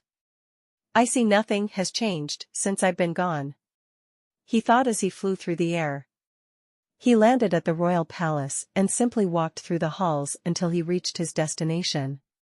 He looked at the huge doors to the room where Borgas was and kicked them open, scaring everybody inside the room. Yo King Borgas, I'm here, Naruto said. Naruto, why can't you open the door like a normal person? Borgas asked with a sigh. Normal is boring. Abnormal is the best thing there is, Naruto said. Hello Naruto, it's good to see you again, Dr. Prika said. You as well, Dr. Prika. Might I say you're even more beautiful in person. If it wasn't for the fact that I'm exiled, I would take you home and see how long you can last with me, Naruto said, causing her to have an atomic blush on her face. Naruto, quit flirting with her, she's 22 and she has a boyfriend already, Borgas said, pinching his nose. Fine spoilsport, just ruin my fun. By the way, I'm 18 now, and my birthday was last month, so And just because she's 22 doesn't mean anything, Naruto said. Yes well, she still has a boyfriend so stop, Borgas said, and Naruto just shrugged his shoulders. My liege, why is he here? Wasn't he exiled 11 years ago? An elite guard asked. Didn't I tell you why he had to come here? Borgas asked. No, you didn't my liege, the guard said. Sheesh man, I knew you were on the throne for a long time, but your age is beginning to show. Maybe you should have Dr. Prika do a check on your brain. I think it's time for you to step down, Naruto said, making Dr. Prika giggle at this. Naruto, shut up. As for why he's here, Naruto interfered on a mission that involved the Sadala Defense Force. So now he needs to have a meeting with me, the council and the head of the mission Kaba, Borgas said. Wait, so you're the Saiyan who everybody's talking about? I swear you're lucky I wasn't on that mission, I would have killed you on the spot, the guard said. Please, none of you can hold a candle to me on my worst day. King Borgas can't even hold a candle to me. I've surpassed him before I even hit puberty, Naruto said. Big talk kid. But I'm not buying it. My power level is at 10 million and I'm in my 20s. Only person stronger than me is King Borgas, the guard said. Is that so? King Borgas, do I have permission to show him who he's dealing with? Naruto asked. Sure, go ahead, Borgas said, activating them scouter in the room. Naruto powered up a little bit and when he was done, the scouter was at 100 million. Everyone in the room was shocked, nobody has ever been that strong in the history of the Saiyan race. But how? You're just a kid, the guard asked. I'm on a planet by myself, all I do is train day in and day out. I train so hard that I'm almost dead after every session, Naruto said. Okay, now Naruto, the meeting will be tomorrow. Kaba will not be back until later tonight. So go out and enjoy yourself, remember that you are staying in the palace, Borgas said. Yeah, I know, Naruto said and left. He was walking around for a few hours until he noticed somebody following him. He turned the corner and disappeared as the person turned the corner. Where did he go? The person asked. The voice was feminine. Behind you. Now why are you following me? Naruto asked, scaring the girl. I haven't seen you around here and I was curious about you, she said. That's because I don't live here. Now stop following me, it may cost you your life, Naruto said. Wait. Don't you want to go out and have some fun with me? She asked. No, I don't. You're not my type, Now leave me alone. Naruto said and flew away. Well, that was mean. Why does he look so familiar though? I feel like I've seen him before. The girl said as she walked away. Next day, Naruto made his way to the conference room and just walked in and had a pissed-off look on his face. Everybody was in the room, so he slammed the doors shut, gaining everyone's attention. The council, Kaba, King Borgas and Dr. Prika, were all there staring at him with a confused look on their face. Naruto, what's wrong? Why do you look like you didn't sleep last night? Dr. Prika asked. That's because I didn't sleep last night. Dr. Prika, I know you're needed here for the mental evaluation, but our rooms are right next to each other. Can you keep it down with your boyfriend next time you decide to go at it? Naruto asked. Naruto, I wasn't in my room last night. I pulled an all-nighter studying the case for today. Dr. Prika said. Oh, so if that wasn't you, then who was in your room last night? Naruto asked. Well, my boyfriend was supposed to be in there alone. I guess he's my ex-boyfriend now. Dr. Prika said. Dr. Prika, do you wish to head home to deal with this? We can read your evaluation of Naruto ourselves. A council member asked. No, it's fine. I can just deal with it later. Dr. Prika said. Okay, then let's start the meeting. Kaba, since you were there longer, you can have the floor first. Borgas said. Thank you, King Borgas. As you all know, I was sent out to planet Mayonai with a platoon of Saiyans to help stop the war. We arrived and were told it was a group of space pirates that were attacking. We joined up with the infamous hero Frost, who has been known throughout the galaxy, helping to put a stop to multiple wars. Everything was going good until Naruto showed up. He claimed to be putting an end to a war that I agree shouldn't have been happening, but in doing so, he was taking out the enemy and the men that were fighting alongside me and Frost. We asked him to stand down and he attacked a Saiyan warrior as well as me and Frost. He claimed that I was easily persuaded by Frost, that I was a disgrace to the Sadala defense force and that he was glad he was exiled. Kaba said. Is this all true, Naruto? Attacking a Saiyan during a mission has severe consequences. Borgas said. Hell no, it's not true. Well, me taking out all of the enemies is true, yes, and that included everyone that wasn't a Saiyan on their side. Yes, I wiped them all out, but that's because Frost started this whole war. His hero look that you all see is nothing but a farce. He's the one who starts these wars and ends them very quickly. Has anybody ever thought how he is always in the right place at the right time during a war? He created these wars and profits from them. He's the leader of the space pirates going around causing wars. Naruto said. How can you say that about someone as great as Frost? A council member interrupted. Because I fought Frost myself and easily beat him when I was 11. If he was such a good guy, why was he trying to sell planet Earth to Taro? Last time I checked, only a space pirate or madman would do that. Also, for my evidence, when I arrived I was informed by a little girl who was no older than 8, that Frost arrived hours after the war started. That is not a coincidence. As for attacking a Saiyan, yes I did, but this scrawny little fucker right here forgot to mention that the Saiyan attacked me first. All I did was simply sweep him away. He didn't mention that he and Frost tried to fight me but were easily dealt with. Naruto said. Do you have your witness with you today, Naruto? Borgas asked. No, why the hell would I bring an 8-year-old who just witnessed a war to an unknown planet to answer a bunch of questions? But I already know the council has their mind made up. They decided I was guilty before this meeting even started. They don't want their golden child to look like a failure in the eyes of the Saiyan race. Especially if it was against the exiled Saiyan who was found innocent on all charges placed against him. Yet they didn't extend the invitation to allow me to return to Sadala. You and Dr. Prika both know how to contact me, yet I received nothing. Now what is my punishment so we can get this shit over with? Naruto asked. Well, you are indeed guilty, however, we will let Kaba decide your punishment. A council member said. How can you people say he's guilty? It's on file that he fought Frost and what Frost was trying to do. I was there on the call with him and King Borgas when he told what happened. His mental evaluation clearly states he is not a threat to anybody. Dr. Prika said. Those files were somehow lost when they were supposed to be filed.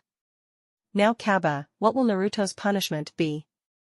The council member asked. He has to fight me right here, right now. He wins, he gets to leave free of all charges. He loses, and he has to stay here in a cell for 40 years, plus pay a heavy fine. Kaba said. Is that acceptable? A council member asked. Clearly, since I can't overrule your guilty decision due to me having close ties with Naruto, then I have no choice but to accept. Borgas said. Great. Naruto said, and before anybody could blink, Kaba was on the floor, unconscious. I win. Can I go now? Naruto said. I didn't even see him move. Borgas thought as he looked at Kaba on the floor. Yes, you may leave, Naruto. You are clear of all charges per the agreement made by Kaba. Borgas said. Sweet, I'll be in my room sleeping. I'll leave first thing in the morning. I don't want to stay here any longer than that. Naruto said and walked out. King Borgas, how did that child get so strong? He was born with a power level of 25 and I'm correct in my assumption he is stronger than you. A council member asked. He's been stronger than me since he was 7 and I'm not talking about his power level. He was able to live with the hatred that everyone on this planet has had for him from a young age and not once has he retaliated. If I was in his shoes, I would have been transformed into that giant ape and wiped us all out. I was a coward when it came to his exile, however, it seems to have paid off in a good way for him. He seems calm and despite his attitude his power level did not spike not once during this. I believe he is much stronger than he lets on. The question is how much stronger is he really? Borgas said and left the room. Naruto was in his room and it's been a few hours since the meeting and he just got out of the shower when he heard a knock on the door. He wrapped a towel around his waist and answered the door. He was surprised by who was there. Dr. Prika? Why are you here? It's late, shouldn't you be sleeping? He asked. I couldn't sleep. May I come in? She asked. Sure. He said and moved out of her way, letting her enter. She sat on his bed and he joined her. So what's on your mind? Naruto asked. It's the whole situation with my boyfriend. We've been together since we were 17 and apparently he's been cheating on me the entire time. Aren't Saiyans supposed to only choose one partner for life? How could he do this to me? She asked. I think that applies to the Saiyan if the partner they're with is meant to be with them for the rest of their life. If you guys were meant to be together, then he wouldn't have cheated and you wouldn't have blushed when I said I would take you back to my room and see how long you could last with me. You'll find your soulmate eventually. I mean, you're only 22, so you still have time. Naruto said. I guess you're right. I should have seen this coming. He never wanted to have sex with me when I offered it to him. 5 years in a relationship and no sex, and I barely get to kiss him, it's infuriating. Here I am 22 years old and still a virgin, you must think that's weird like everybody else does. She said. Why would that be weird? I'm still a virgin. Granted, I've been living in isolation basically my entire life, but it's nothing wrong with that. Plenty of people are still virgins, and some of them are older than you. Naruto said. Thank you, Naruto. But I can't believe you're still a virgin. I mean, look at you, you're probably the sexiest Saiyan alive right now. You're telling me you weren't at least offered the chance to sleep with someone since you came back? She said. I've been offered, but I would rather my first time be with the love of my life or someone like us. Naruto said as he got up to grab his clothes. Yeah, I can understand that. I'm guessing you've met the local whores. She said and stood up taking off her lab coat. Yeah, I have. he said as he turned around and she was standing there naked. You like? She said as she laid down on the bed. Yeah, I do. You're beautiful, but why me? Naruto asked, walking up to her. It's just as you said, I would rather want my first time to be with my soulmate or someone pure like us. I want you to take my virginity. I know we aren't soulmates, but at least my first time will be with a nice guy like yourself. She said and began rubbing herself. Are you sure about this? He asked. Yeah, I'm sure. Now drop the towel and come over here. She said, moaning from inserting 2 fingers inside of her pussy. Naruto dropped the towel and climbed on top of her. And they did some naughty things. He chuckled and picked her up, moving to another bed and laid down with her. She wrapped her arms around him and let out a content sigh, and a huge smile appeared on her face. He looked at her some more before he eventually fell asleep. They woke up the next morning and Prika couldn't feel her legs, so Naruto had to help her shower and get dressed. Sorry about your legs. I guess I got carried away. Naruto said, helping her put her pants on. Oh no, you have nothing to be sorry about, I loved it. Thank you again for last night, Naruto. I really needed it. She said. No problem, I guess I needed it too. So do you need any help getting to the office? He asked and helped her stand up. No, I'll just fly over there today. During my break, I'll use the rejuvenation tank to heal my legs. I'll see you around, Naruto. Maybe next time I'll have my soulmate with me and I'll have a family. She said. Yeah, I hope you do. You deserve more than anything. He said. They gave each other a kiss on the lips and went their separate ways. She went to her office and he went over to his spaceship. He was about to take off when he realized he wanted to go back to Earth quickly. He exited the ship and placed his hand on it. He used instant transmission to get back to Earth. He focused on the strongest animal's power level, which was 3000, and used it as his beacon. Kale and Caulifla. They arrived where Naruto's spaceship was 10 minutes after he left. What the hell? How could a power level that strong just disappear that quickly? Caulifla said. I don't know. But whoever it was made our power levels look pathetic. Kale said in her usual quiet voice. We can ask King Borgos later. Right now, we need to get you to Dr. Prika so she can check on you. Caulifla said. Caulifla, really, I am fine. We don't need to come out here to see her. Kale said. Yes we do, now come on. Caulifla said. They made it to Dr. Prika's office and entered. They noticed her walking with a noticeable limp and Caulifla spoke up. So Dr. Prika, what's with the limp? She asked. It's nothing. I just had a long and rough night. So what can I do for you girls? I haven't seen you in 6 years. Dr. Prika said. I need you to give Kale a checkup. Caulifla said. Kale, what's wrong? Dr. Prika asked. Kale said nothing, just seemed to shrink away from her. Her asshole ex-boyfriend convinced her to have sex with him about 3 weeks ago. He finished inside of her and then broke up with her right after they were done. She hasn't had her period yet, it's a few days late, so I wanted to have her take a pregnancy test. Caulifla said. Sure, I can do that. Kale, come with me, I'll give you an ultrasound to see if you have a baby inside of you. Prika said and limped away with Kale and Caulifla following her. After a few minutes and the ultrasound, Dr. Prika had the results. Well, Kale, you're not pregnant. So you have nothing to worry about. Your period should come any moment. If I had to guess, I'd say later today or tomorrow. Dr. Prika said. Thank you, Dr. Prika. Caulifla said. Just then Dr. Prika got a phone call. She answered and Borgos was on the screen.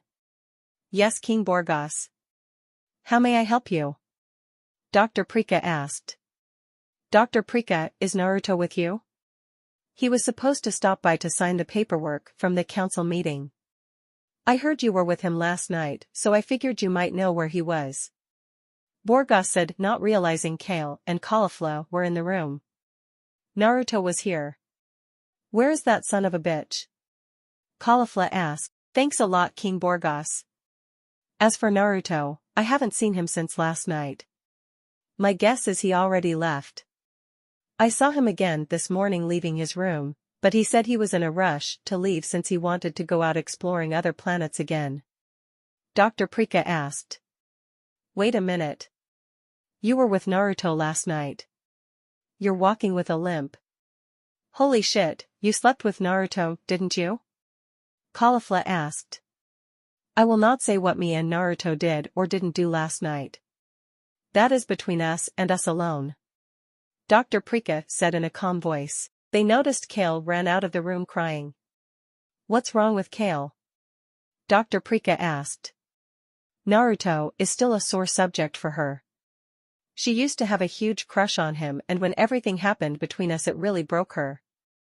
I guess you sleeping with him was more than she could handle. So congratulations, you've broken a girl's heart. Caulifla said. Well, how was I supposed to know she liked Naruto? You both just up and disappeared 7 years ago without telling anybody.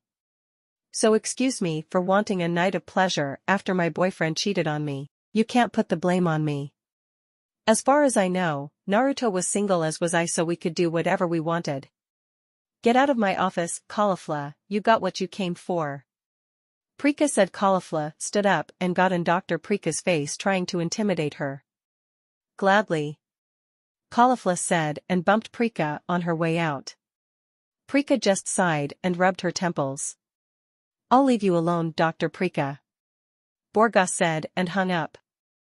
Dr. Prika sat there before making a call. The person answered and she spoke up. Hey, can we talk? She asked. Kale and Caulifla. Caulifla tracked Kale down to her room in the gang hideout and went to check on her. Kale, how are you doing? You ran out of there really quickly. Caulifla asked. I'm okay, a little hurt, but I'll be fine. I can't believe she did that. I know I can't blame her, but I loved him. I'll be fine, Caulifla. I don't know. I used to love him, but now when I think about him I'm just filled with anger. Kale said. Yeah, I know what you mean. Not the whole love him thing, but I understand feeling nothing but anger when thinking about him. How about we go out tonight? Just me and you. What do you say? Are you in? Caulifla asked. Yeah, I'm in. I'll go get ready. Kale said. Great. Caulifla said and got up to leave the room. Caulifla. Kale said. Yes? Caulifla asked. Thanks for everything you've done for me. Kale said. No problem. After all, that's what sisters are for. Caulifla said and walked out of the room, closing the door. 3 months later. 3 months have gone by since Naruto visited Sadala, and the entire fiasco went down with him and Prika. She called him and explained what happened after he left between her, Kale and Caulifla. Naruto just told her she had nothing to worry about. They talked for a few more hours about random stuff before they said goodbye. Now Naruto was finishing up his training in his Super Saiyan 3 state. He still felt the drain, but it wasn't as harsh anymore. The drain he felt from it was similar to what he felt from going Super Saiyan 2 for the first time. He figured he could have this form mastered in another 3 months. He felt himself grow stronger after each training session. He upped his training and relocated where his spaceship was. He moved closer to the city so he could be closer to the restaurants for his food. He would train for 15 hours a day now and only limit himself to 1 meal a day at night. It was enough to keep him filled throughout the day so he could train longer. His base power level at its max increased to 5 quadrillion. My Super Saiyan 3 training is making me grow stronger at an extremely fast rate. My growth is unnatural compared to most people. I still haven't tried to use my great ape form. I need to be around somebody that can get me out of that state if I'm not able to control it. He thought. He was interrupted from his thoughts by the arrival of Vados. or better known as his mother figure. He walked up to her and spoke. "How are you doing today, Mom?" he asked with a smirk, and she just laughed. "I'm doing well, Naruto. I'm not here for a mother and son moment, I'm here for an offer," Beidou said. "What's the offer?" Naruto asked. "I have been watching over you for the past 10 years, and after meeting you, Lord Kampa has taken an interest in you. I am here to give you the opportunity to train under me. Your development so far is astounding, but I can take you even further. So do you accept?" Beidou asked. "Yeah, I accept. But, can you come back in 3 months? I have some training I want to finish and I only need 3 months to complete it." Naruto asked. "I can do that. I'll let Lord Kampa know," she said and got ready to leave. "Wait!" Naruto exclaimed. "Is there something else you need?" Beidou asked. Naruto didn't respond right away, he just walked closer to her and gave her a hug. She was surprised at first, but returned it with a smile on her face. "Thank you for taking care of me these past few years. I really appreciate it, Mom," Naruto said, and Beidou could feel her heart swell from him calling her mom and hugged him tighter. "No problem, Naruto. I'll see you in 3 months," she said. She broke the hug and gave him a kiss on the forehead, which he had to lean down for a little bit since he was 4 inches taller than her. She was 6 feet 1 inch and he was 6 feet 5 inches. "I'll be waiting," he said, and she smiled and left. Kampa's planet. Beidou arrived back on Kampa's planet and quickly wiped her face. She had tears falling from her eyes. "He called me Mom," she thought. Beidou composed herself and went off to find Kampa. She walked around for about 10 minutes before she found him lying around on top of a tree. "Lord Kampa, I have returned," she said, and he jumped up at her sudden arrival. "Beidou, what are you doing? Are you trying to kill me?" he asked. "I wouldn't dream of it, my lord," she said. "So where's the boy? Did he decline the training?" Kampa asked. "No, he accepted, but he wants me to come back for him in 3 months. He said he has some training he wants to finish up before coming here," Beidou said. Although it's behind schedule, it shouldn't be a problem." "Alright, 3 months it is," Kampa said. "Anything specific I should train him in, my lord?" Beidou asked. "No, you can decide on what to train him in," Kampa said. "Okay, my lord. I have to go see the other angels, I'll keep in touch," Beidou said and disappeared. Kampa didn't respond, he just went to take a nap. Back on Earth, Naruto was busy flying around exploring the mountains when he saw something interesting on the ground from the corner of his eye. He landed and walked over to the strange objects he saw and then picked one up. "No way. How can Dragon Balls be on Earth? I thought all Namekians were on Namek," he said. It wasn't exactly a Dragon Ball that he was looking at. It was a Dragon Ball that was turned to stone, but each stone had a star on it marked 1 to 7. He was really confused as to why Dragon Balls were on Earth, so he decided to head over to Namek and ask them.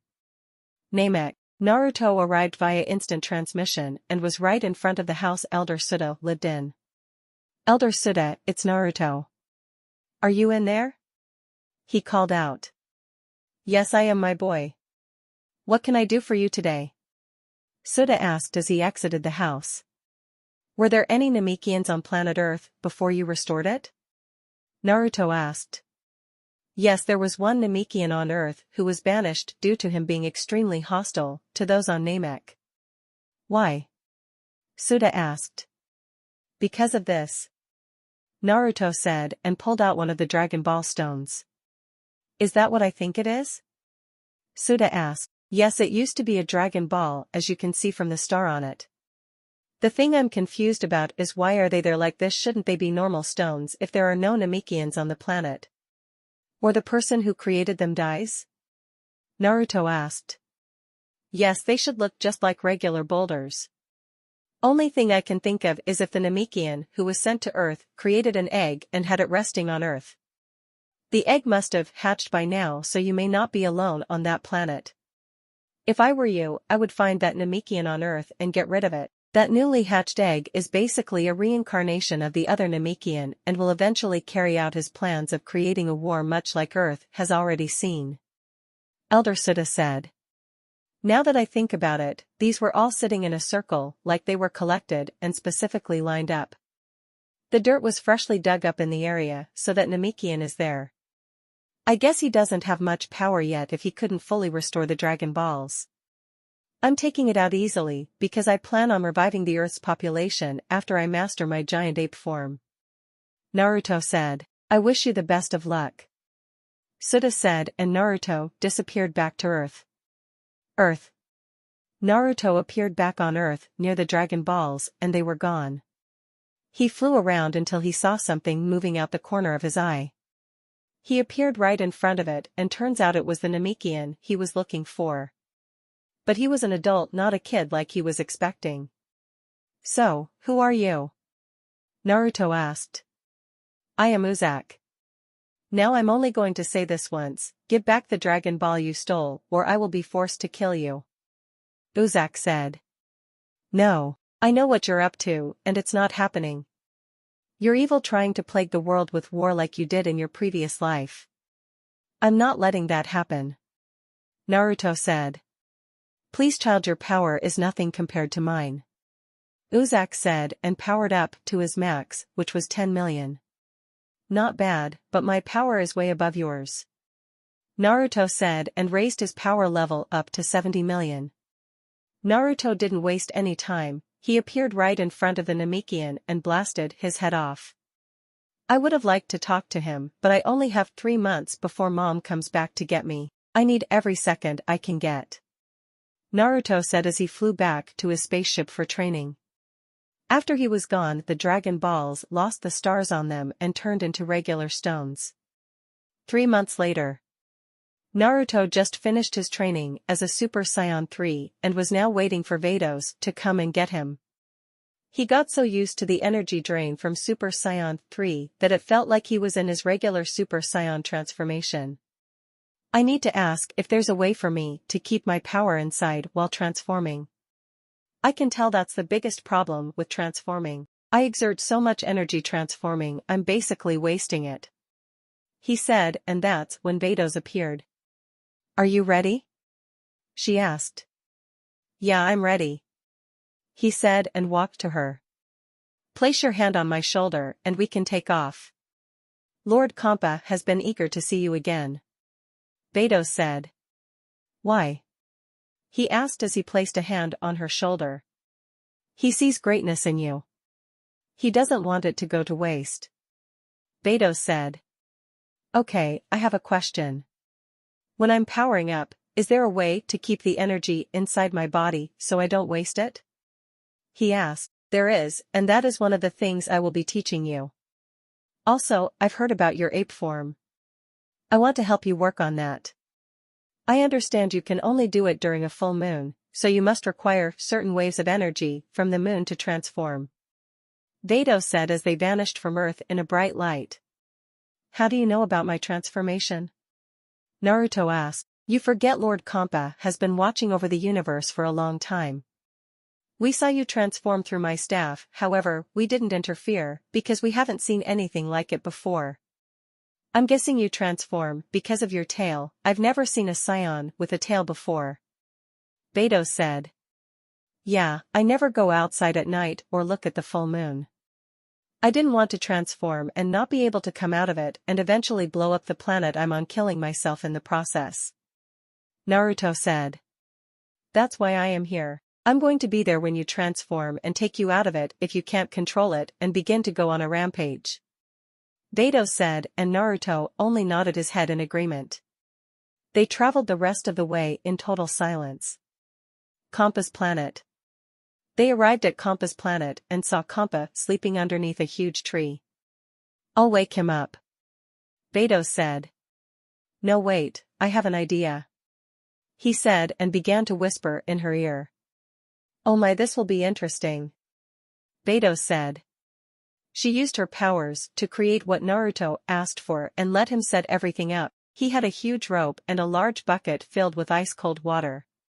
He went back over to Beidou's after setting everything up and gave her the nod. She pulled on the rope and the bucket tipped over, spilling all of the ice-cold water on Kampa. Aha! Kampa screamed and jumped up to a branch with his eyes wide, and he was shivering. That's too funny, Naruto said, laughing. Good to see you're awake now, Lord Kampa, Beidou said, trying to hold back her laughter. You did this? Kampa asked. Yes, my lord, we did, Beidou replied. Why? I hate water, Kampa said. If you hate water, then how do you take a bath or shower? Naruto asked. I'm a god of destruction, I have to watch over my universe. I don't need to waste my time on silly things such as baths or showers, Kampa said, getting down from the tree. Dude, that's disgusting. Even mom washes up, she smells like raspberries. She's an angel and I can tell she's a lot busier than you. That's no excuse to not wash your ass, Naruto said. Beidou popped him on the back of his head. Language, Naruto. There will be no swearing while I'm around, Beidou said. But all I said was ass, Naruto said, and got popped again. What did I just say? Beidou asked sweetly, and both Kampa and Naruto went pale. No more swearing, I promise, Naruto said. Great, now have a seat, we need to explain to you about the universes, gods, kais and angels, Beidou said. I thought there was only one universe, Naruto said as he sat on the ground. Nope, there are 12 universes. It was more, but they were destroyed, Kampa said. How can somebody destroy a universe? Naruto asked. They were destroyed because of our leader. His name is King Zeno, and he has the power to destroy anything, including entire universes. There were originally 18 universes, but he destroyed 6 of them because he was in an unpleasant mood one day, Kampa said. So you basically have a man-child sitting on the throne, who will throw a temper tantrum and erase the universe. Have any of you ever thought about getting him a friend?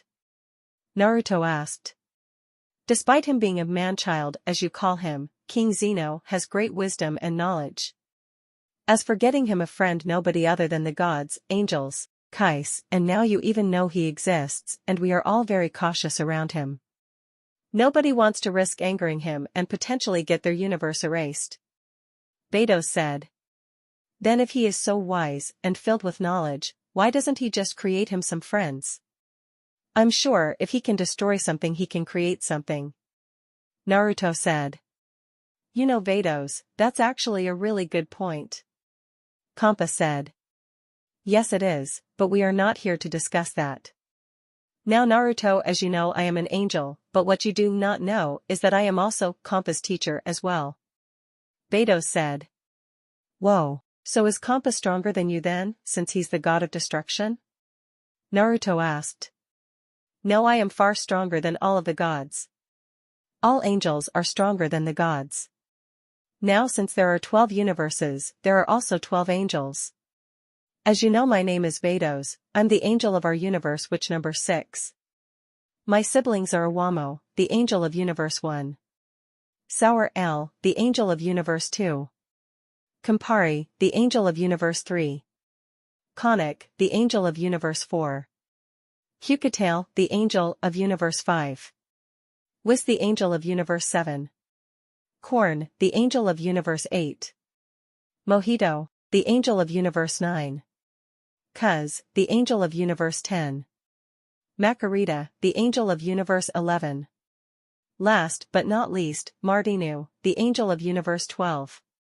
Then you have the Grand Priest, who is our father and the right-hand man of King Zeno himself, Beidou said. Wow, I'm guessing the other angels were destroyed with the other universes, Naruto said.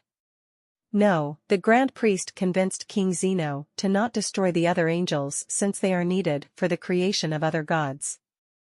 They lost their angel form, and as far as I know they serve under the Grand Priest and King Zeno, Beidou said. Alright, so what exactly are the roles of angels? Naruto asked. Our roles are to guide and teach the gods of destruction on how to use their abilities. We are also their personal attendants. Beidou said. Okay, I think I'm understanding this better. So who are gods of destruction? I mean, I already know fat ass over here, so what about the rest of them? Naruto asked and Beidou slapped him upside his head. Language, she said. Ignoring the insult, like the angels there are 12 gods of destruction since the other 6 were destroyed. As you know, I'm the god of Universe 6. Iwan, Universe 1's god of destruction. Helles, Universe 2's beautiful goddess of destruction as she likes to be called. Moscow, Universe 3's god of destruction. Quidella, Universe 4's god of destruction. Iraq, Universe 5's god of destruction. Beerus, Universe 7's god of destruction. Lakir, Universe 8's god of destruction. Sidra, Universe 9's god of destruction. Ramshur, Universe 10's god of destruction. Belmod, Universe 11's god of destruction. Then finally Jin, Universe 12's god of destruction. Kampa said. Okay, I have to ask, who's the strongest angel and god of destruction? Naruto asked. Well, the Grand Priest is the strongest angel. As for the strongest god of destruction, I'll let Kampa answer that one. Beidou said with a hint of amusement in her voice. So who is it? Naruto asked Kampa. It's Beerus, otherwise known as my twin brother. We were always equal in strength, but he always beat me. Kampa said. Well, you clearly aren't his equal, especially if you told me before there are only 3 gods stronger than you. So who are the other ones stronger than you? Naruto asked. It's Belmod and Jin. But the gap isn't as big between me and them as it is with Beerus. Kampa said. I've told you, Lord Kampa, the only reason Beerus is so much stronger than you is because despite him sleeping a lot he still trains with Whis. While you on the other hand like to lounge around and eat all day. Beidou said. So what do you do, Kampa? Naruto asked. I overlook Universe 6. My job is to induce a form of natural selection to develop our universe's power ranking. I destroy planets with species that are developing at a slower rate.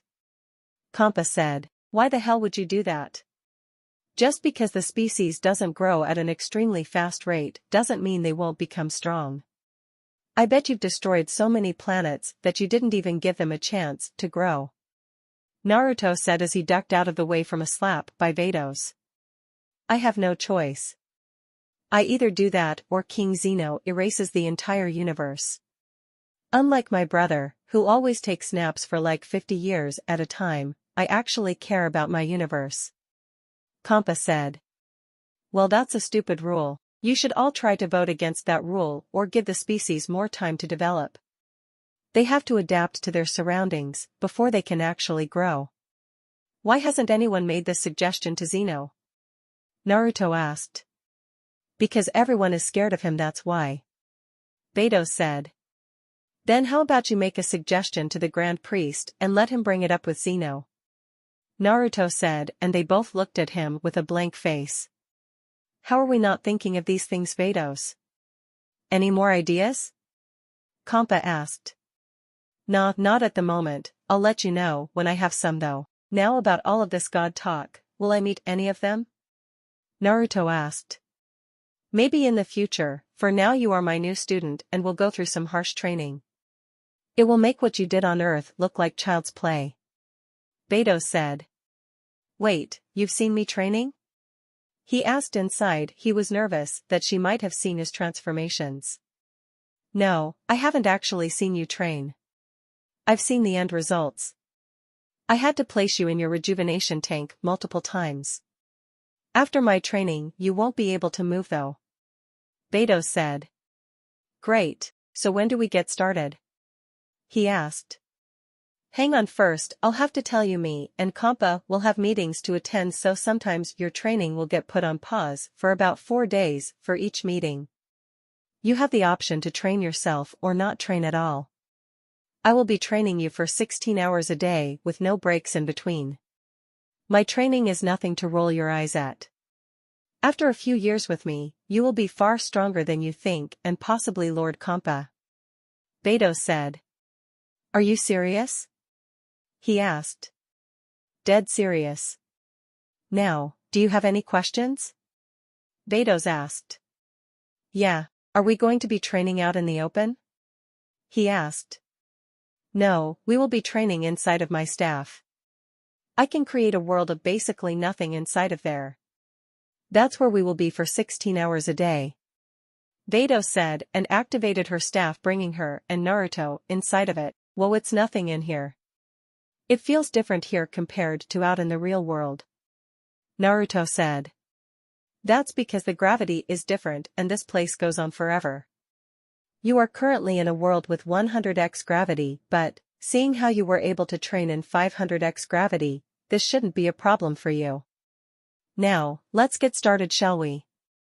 Beidou said. She instantly appeared in front of him and flicked him on the forehead and he went flying away. Planet Sadala. Kaba was busy training when Caulifla's brother Renzo walked up to him. Kaba, you're training with anger and it's holding back your progress. What's going on? He asked. He embarrassed me. Made me look like a joke in front of the council. Renzo, I was trained by some of the best warriors and teachers Sadala has to offer. How was he able to treat me like a joke? He never powered up or gave any indication that he was going to move. Kaba said. Who are you talking about? Renzo asked. Naruto. Kaba said. He beat you? When did you fight? Renzo asked. A few months ago. I've been training non-stop ever since. He's completely stronger than me. I don't understand, he didn't start training until he was banished. I kept an eye on him. All he did was play around with those two girls. I also heard he was born with a power level of 25. Do you think he has been taking enhancements? Kaba asked.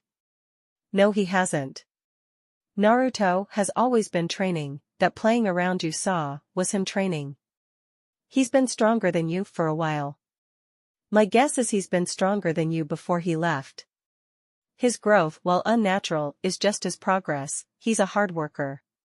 He was never afforded the luxuries you have been given. He isn't a prodigy like you, my sister and Kale. He wasn't gifted talent from birth like most Saiyans. He's had to work really hard to get where he's at. Renzo said. Then can you train me? I know you're strong, please train me. I need to grow stronger than Naruto. Kaba said. I can train you, but you will not be able to reach Naruto's level of strength. King Borgos told me that Naruto's power level reached 900 trillion. That was the reports he got from the Saiyans when Naruto landed here. I can assure you that you will become stronger, but not stronger than Naruto. Do you still want me to train you? Renzo asked. Yes, I do. Kaba said. Good. Renzo punched Kaba in the face, knocking him out. Your reflexes are slow. Now let's begin again. Renzo said. Kale and Caulifla. Kale and Caulifla were just returning back to their hideout when one of the members walked up to them. Caulifla, the boss has been arrested and most likely won't be getting released. We've decided that you will be the new leader of the gang. The member said. Are you serious? Caulifla asked and the member just nodded. Alright, if that's the case, I want all of you to move me and Kale's stuff to the biggest room we have. It's going to be a lot of changes around here. Now get moving, Kale, you're coming with me, it's time to train. Caulifla said. Okay. Kale said and followed Caulifla as everybody else went to move their stuff.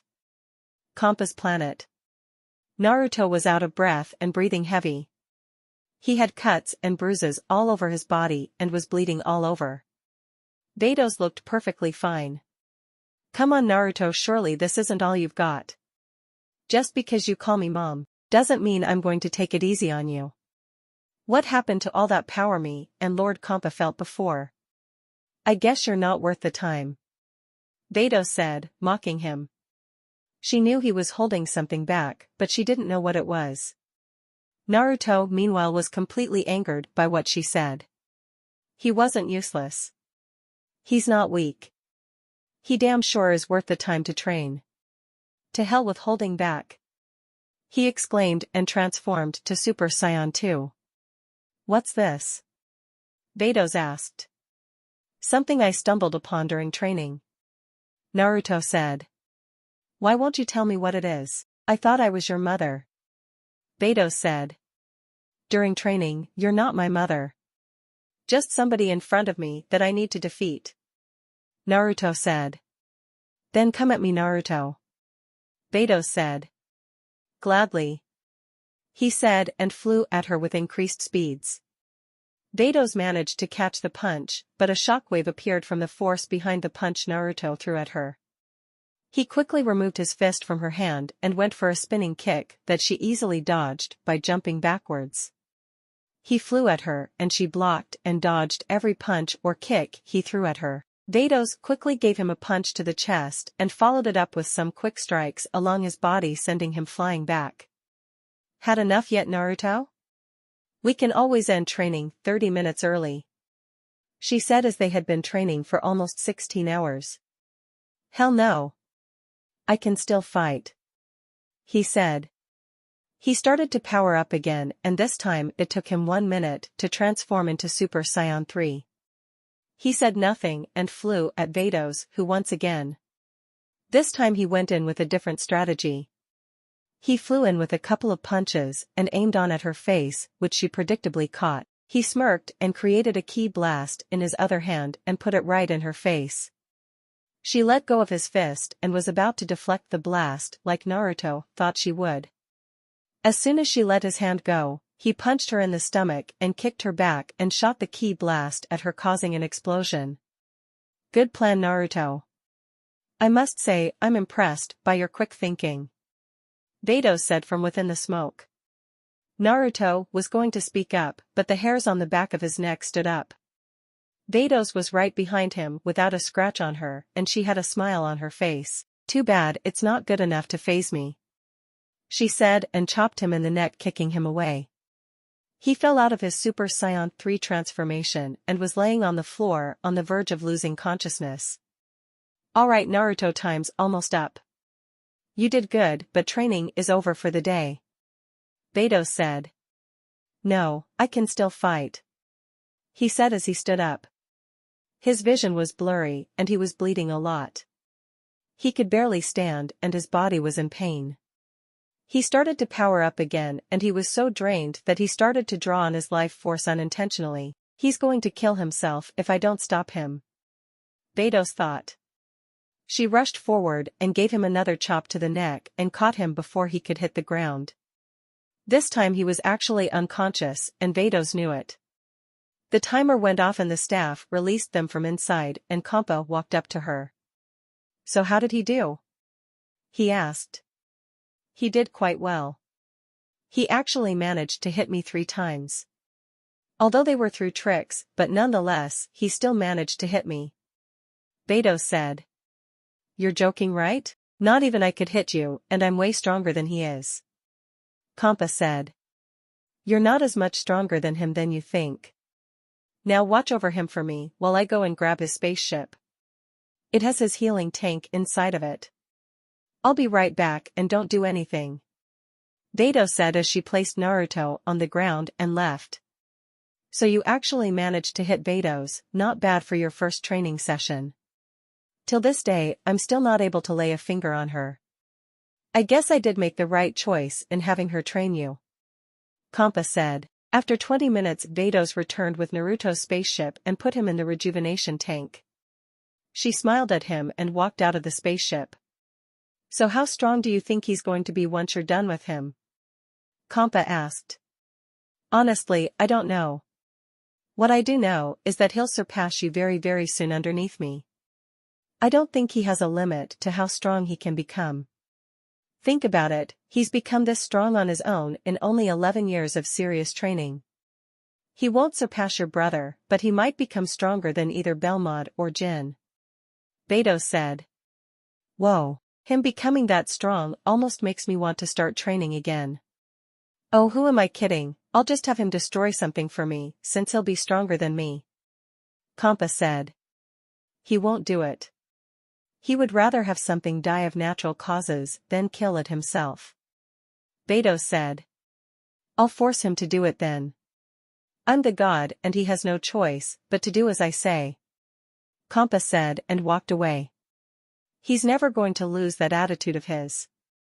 Naruto, you will become stronger than Kampa, I know you will. I believe in you.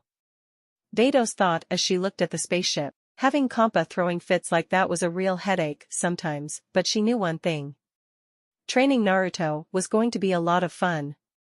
4 years later.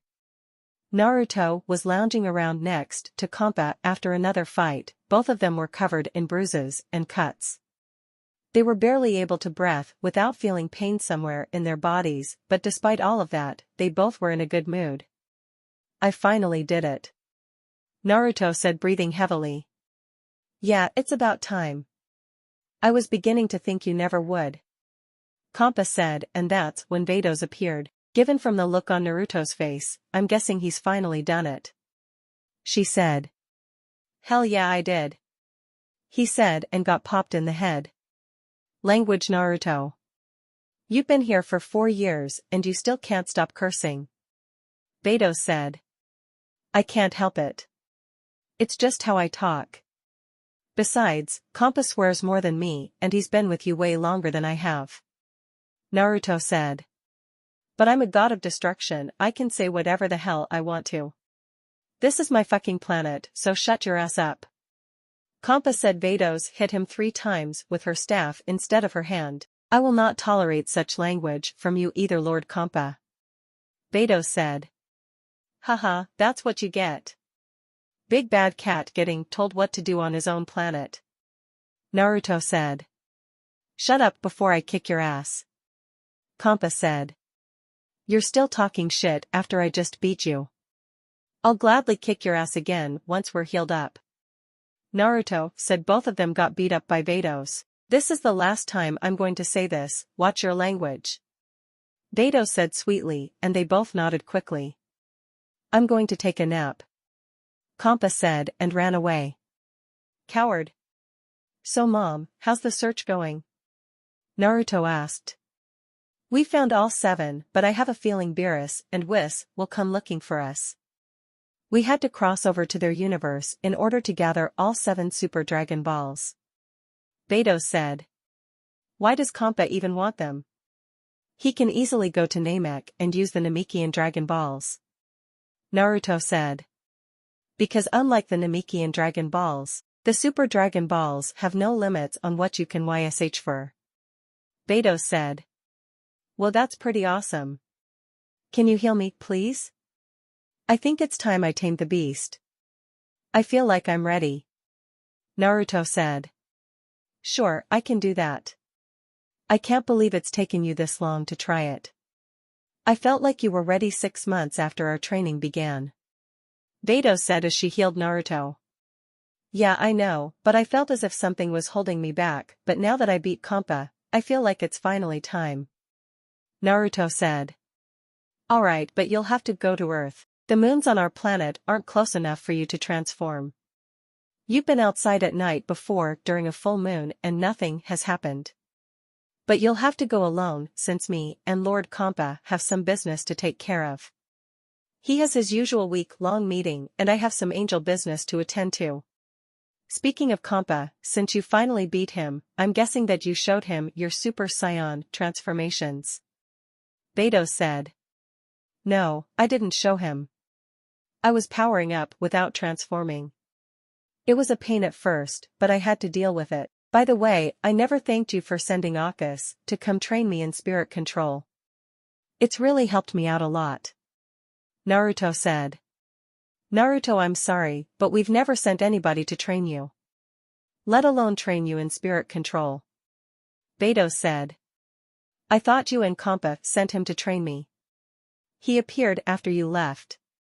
He said he was sent by someone that has been watching me for a few years, and whoever it was, brought him back from the dead to train me. Naruto said.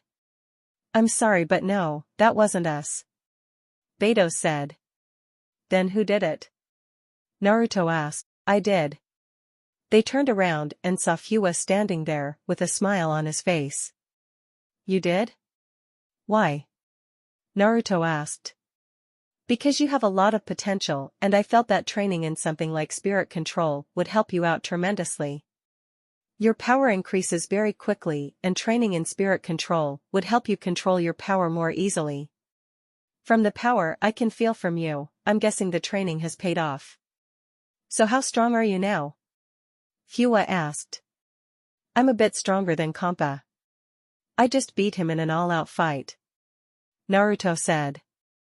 Already, I thought you wouldn't surpass him for a few more years. Your progress truly has no limits to it.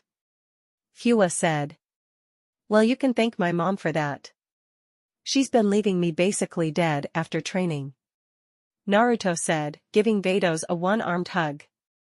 That is true. However, he was already close to catching up to Lord Kampa before I started training him. Beidou said. Well, congratulations are in order, I guess. Now that you're stronger, maybe you would like to be the new god of destruction. Whis said. Nah, I'll pass on that. I want to have a family and being a god of destruction would limit the amount of time I spend with them. Naruto said. Oh, who's the lovely lady my son has his eye on? Beidou asked teasingly. Nobody, Saiyans have one soulmate who they will be with forever. Anybody you get with other than your soulmate wouldn't work out and won't get pregnant if you try to start a family. Naruto said. Oh, and how do you know you can't get them pregnant? Beidou asked. Mom, seriously, I'm 22. Did you think I was a virgin all this time? Naruto asked. Well, of course I did. You've been here with us for 4 years and you haven't had the time to go out and participate in sexual intercourse. Beidou said. That's why it happened right before I started training with you. It wasn't with my soulmate, so we have nothing to worry about. Naruto said. Who was it? Beidou asked. A close friend, and that's all I'm saying. Naruto said. Fine, but when you meet this soulmate of yours, I'm meeting her, and that's final. Beidou said sternly. Fine, you win. Are you happy now? Naruto asked, and she nodded. Extremely. Now Whis, what brings you here? I thought you were off with the other Kais. Beidou said. I was, but Lord Beerus showed up and brought to my attention a little problem he's having. He has sent me to ask his Lord Kampa about it before does anything. Is Lord Kampa around? Whis asked. Yeah, he went to take a nap. I'm sure if you say the word Beerus, he'll wake up though. Naruto said. Thanks, Naruto. Whis said and walked off to find Kampa. So I guess it's time for you to get going. Beidou said. Yeah, I guess it is. I'll be gone for the entire week. If I'm not back within a day of your return, then I failed and most likely blew up the earth, killing myself. Naruto said. Don't worry, you'll get the hang of it. I believe in you. Beidou said. Naruto smiled and teleported to Earth. She left as well and Kampa came running where they used to be. Hey Beidou, Beerus found out about you stealing the Super Dragon Balls and... Beidou? Naruto? Hey! Where did everybody go? Kampa exclaimed. Kampa's planet a week later.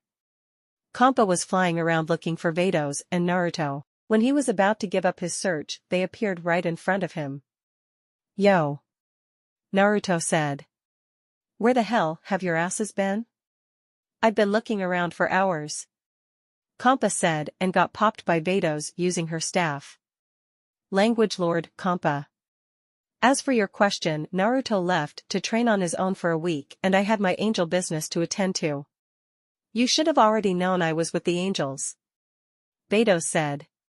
Yeah, no need to start stressing yourself. With your weight, you might accidentally give yourself a heart attack. Naruto said. Naruto's right, Lord Kampa. With your weight, your current health is borderline obese. Perhaps a salad and some training will do you some good. Now, what's so important that you need to stress yourself out? Vados asked. Virus found out about you stealing the Super Dragon Balls that were in Universe 7. Now he's demanding that you hand them over. Kampa said. Don't you mean the Super Dragon Balls you stole? It was your idea to get them anyway. What do you even need them for? Naruto asked. None of your business. Now we're not handing them over, so I'll make him an offer he can't refuse. Kampa said. Oh, what's the idea, Lord Kampa? It's very rare that you have good ones. Vados said. I'll have you know that I have plenty of good ideas. But this one will by far be the best. Since we both want the Super Dragon Balls, we'll fight. Kampa said. Are you really in a rush to lose to your brother again? I mean, out of all the times you both fought, Vados told me you've tied with him, but also lost to him, never could beat him though. Naruto said. No, I will not be fighting. We both select 5 fighters and have some kind of tournament. The winner is determined when one team has no more fighters available. Kampa said. Something isn't right about this. Naruto said, rubbing his chin. What do you mean, Naruto? Vados asked. I mean, think about it. This plan is good, you could even say great. The thing is, the plan is way too smart for someone like him to come up with. I'm guessing your brother paid you a visit and his angel came up with the plan for the tournament. They probably just let you pick the location of the tournament, most likely somewhere neutral, so nobody has an advantage. Am I right? Naruto asked. Oh, shut up, nobody asked you. Now since you're such a know-it-all, guess who's the first person on the team? Kampa asked. I'm not fighting on the team. Pick somebody else. Naruto said. What? Why not? Kampa asked. Because I don't want to. Plus, I would like to remain hidden to the other gods and angels. I don't want them to know me yet, it isn't necessary. You need fighters who they would bring some excitement to the fights. I would just bulldoze through everybody. Naruto said.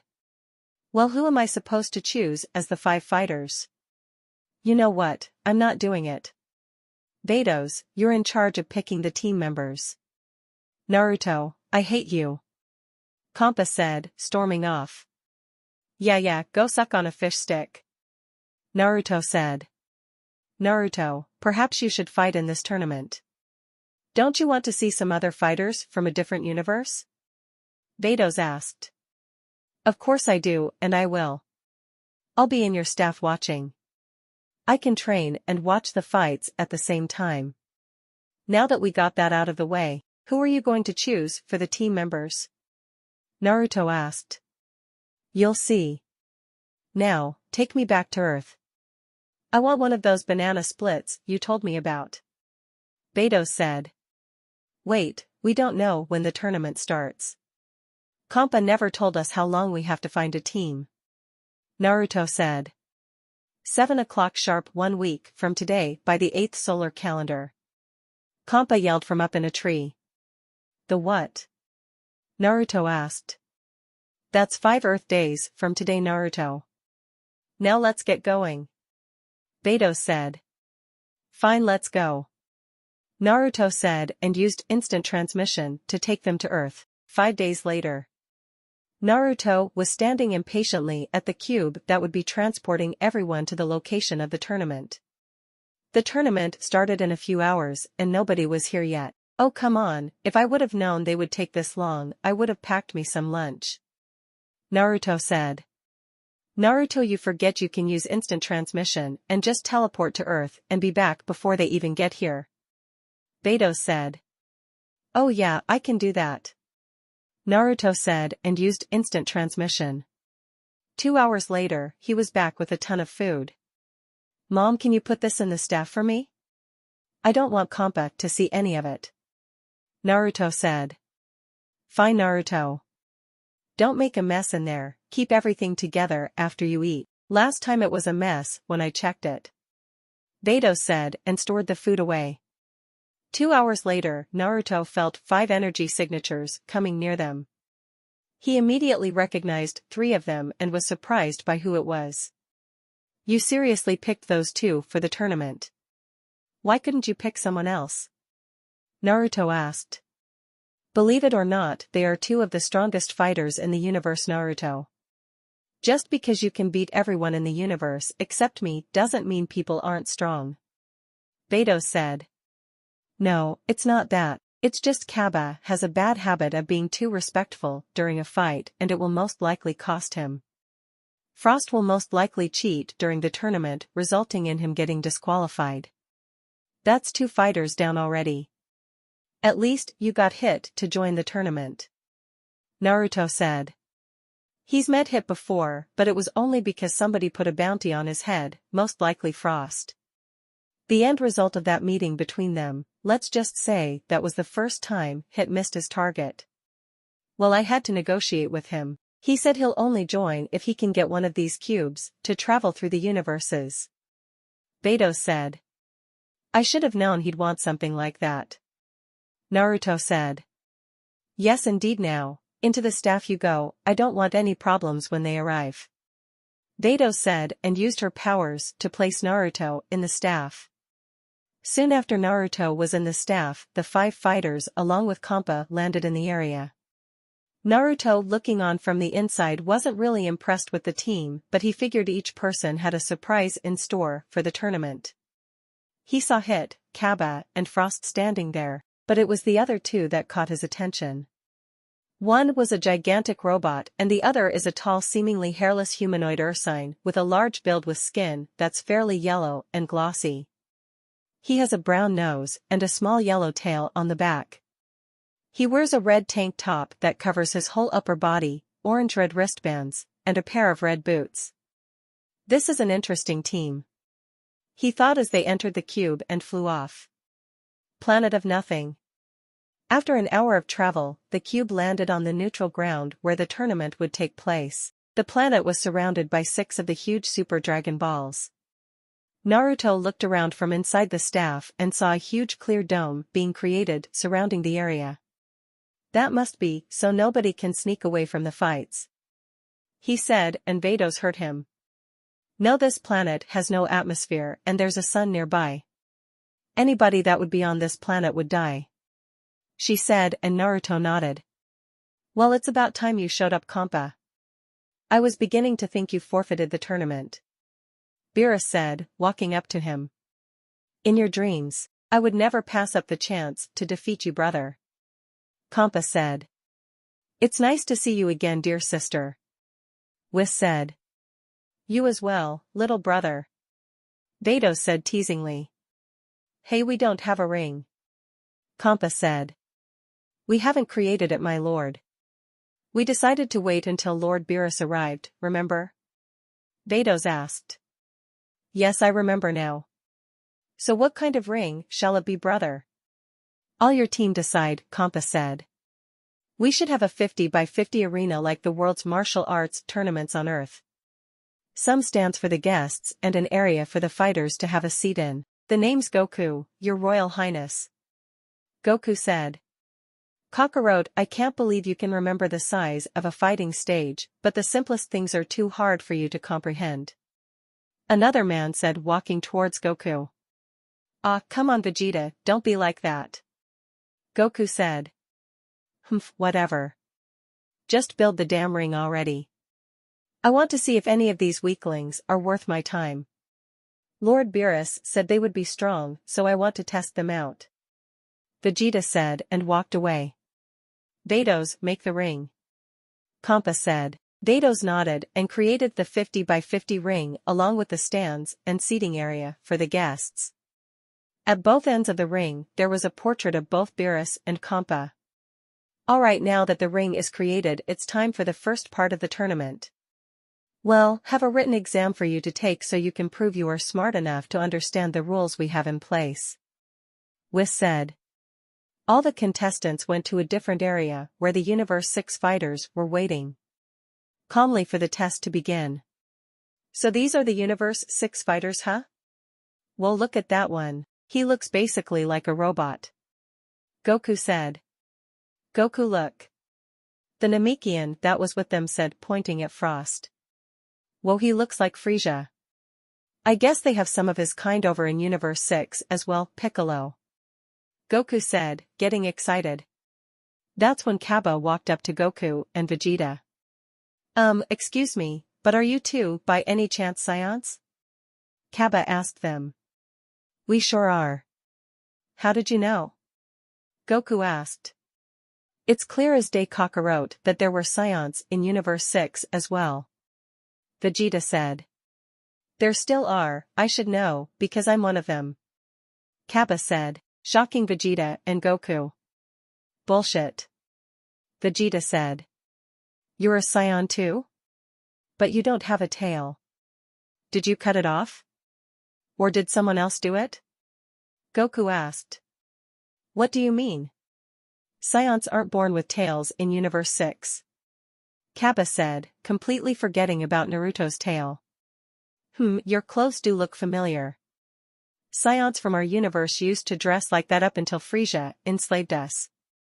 Vegeta said. Frieza? Who's that? I've never heard that name before. Is that a person? Kaba asked, and Vegeta just looked over at Frost. I guess our histories are different, just like both Earth's history. Vegeta thought.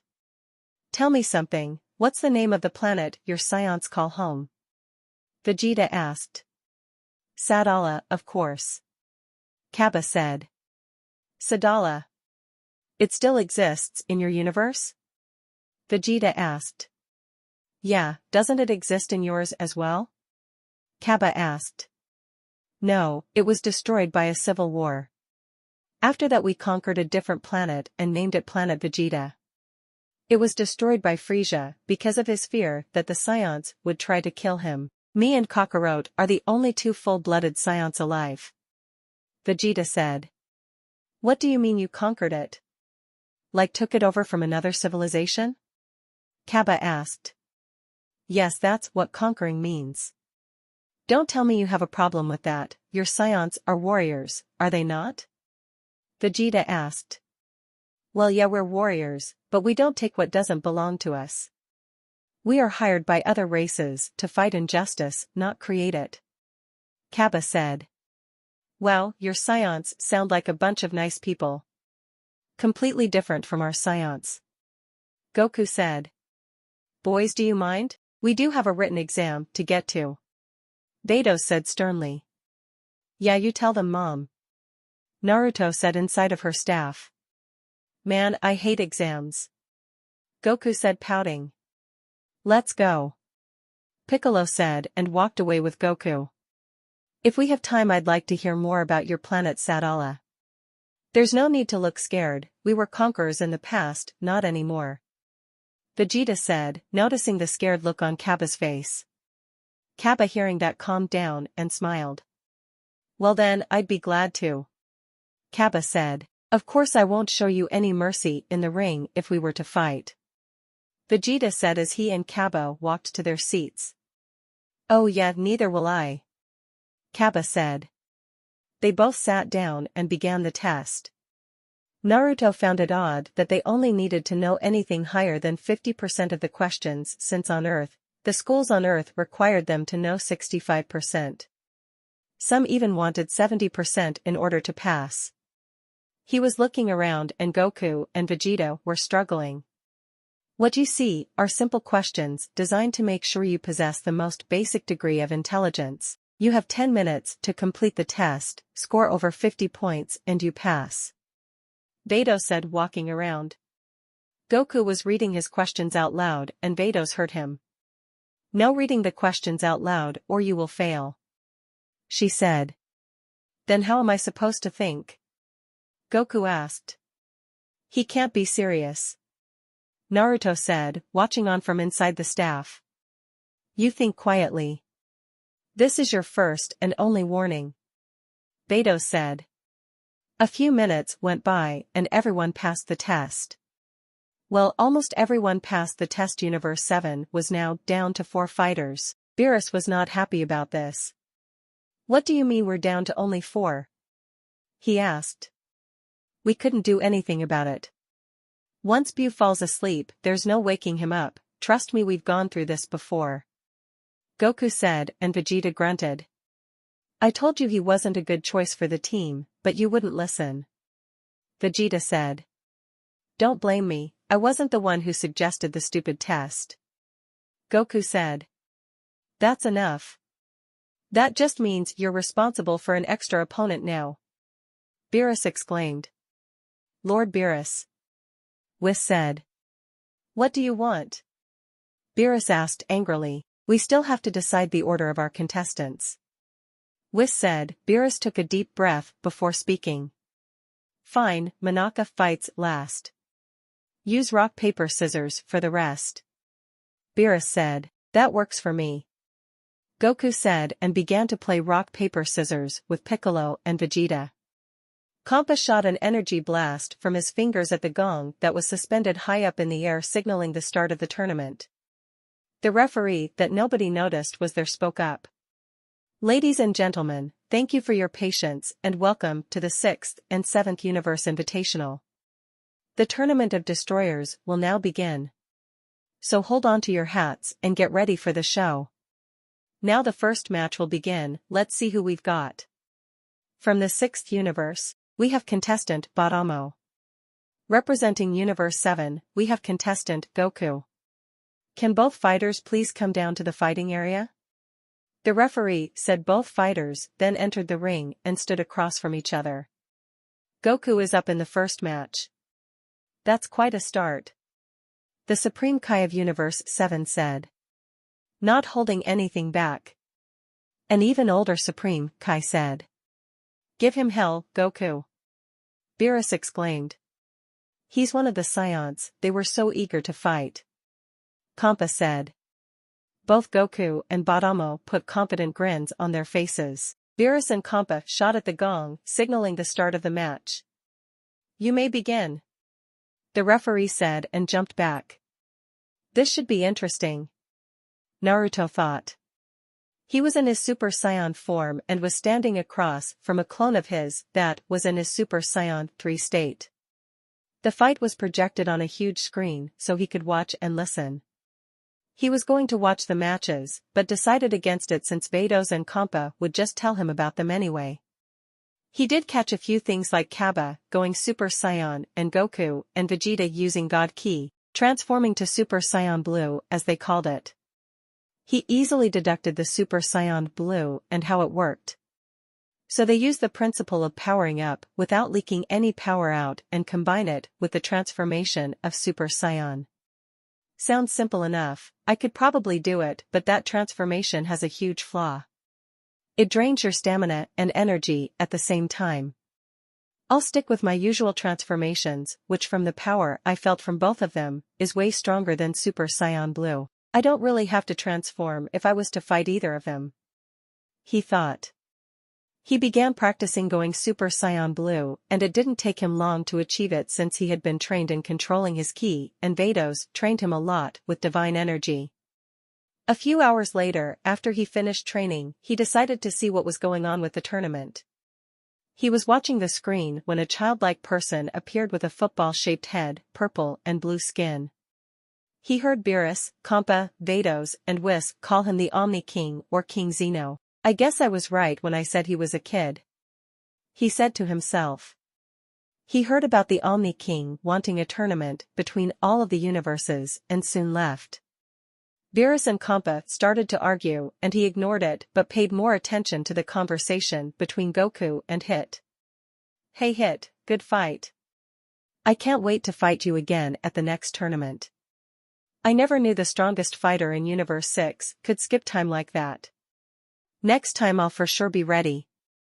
Goku said. It's good that you are preparing to face me again.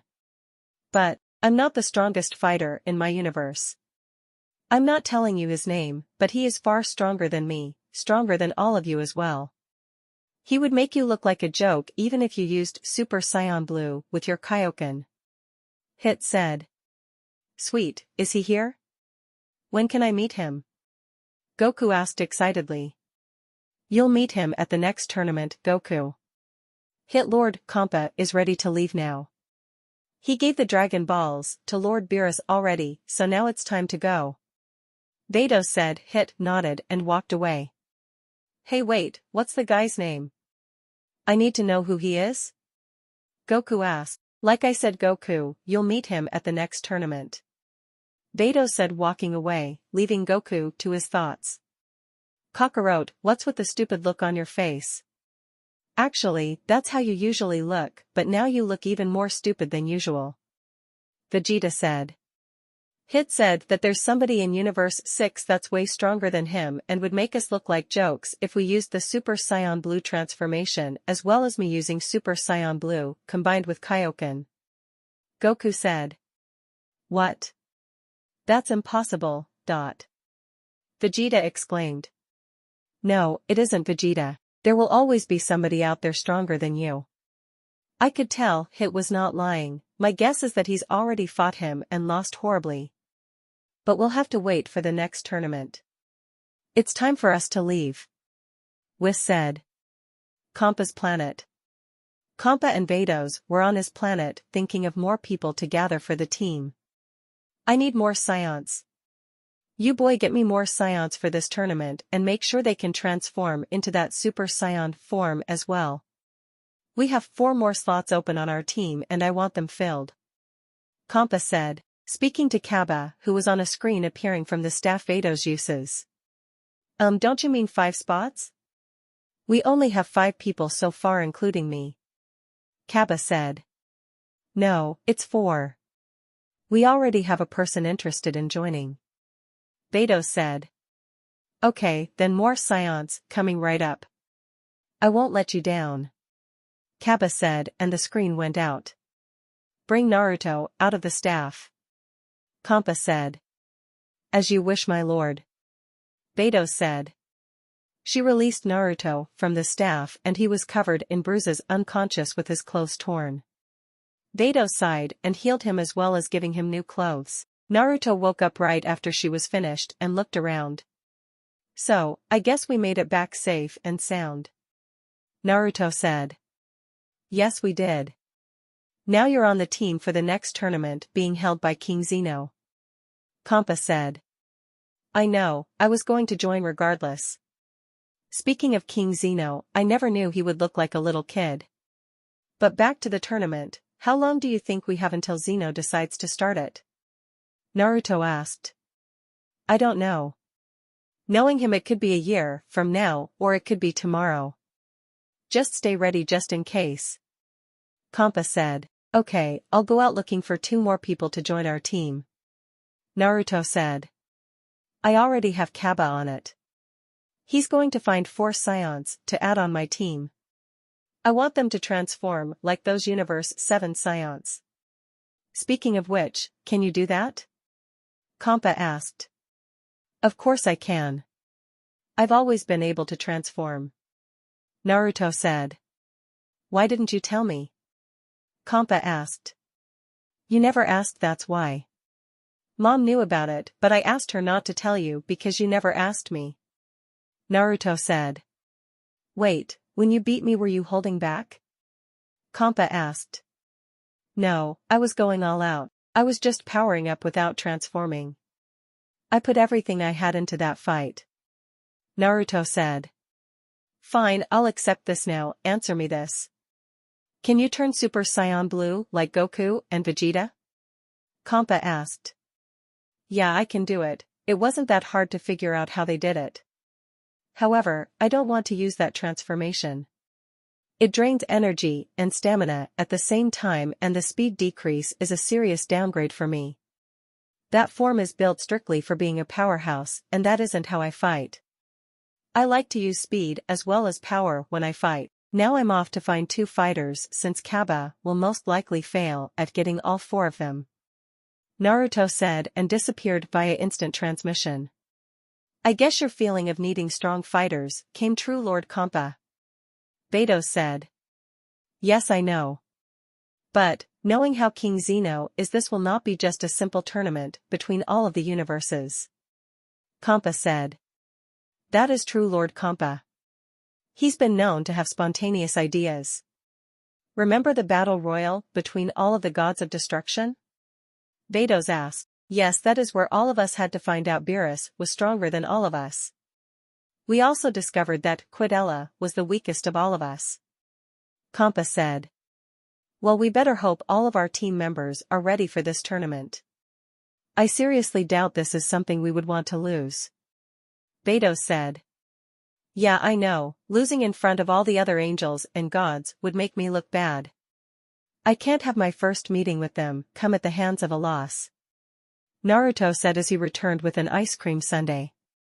I thought you were supposed to be finding more people for our team. What happened? Did everybody reject you? Compa asked. Oh no, I got 2 people already. I just stopped on Earth because I was hungry and decided to grab some food. Naruto said. Who did you find, Naruto? I'm curious about who could have joined. Vados asked. Well, I got 2 Namekians.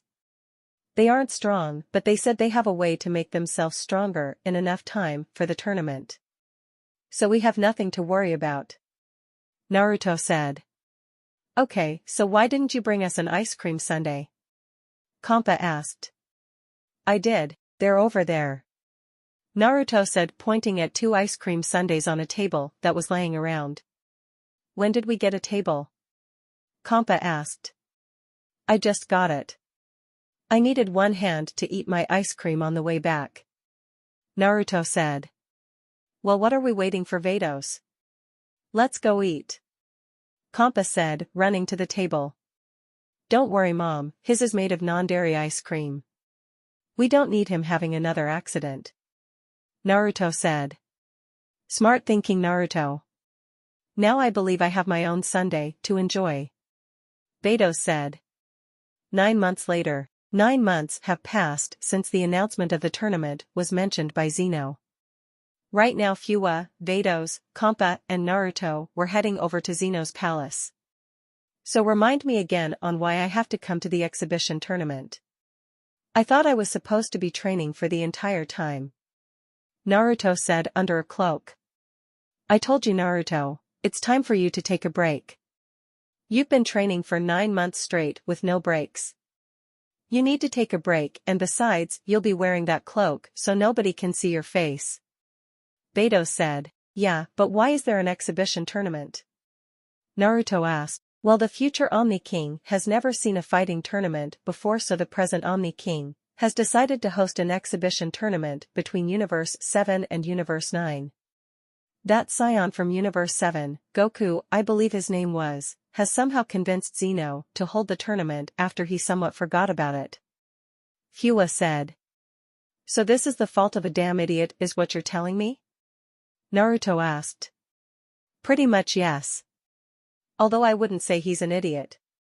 More like he's exuberant. Fuwa said.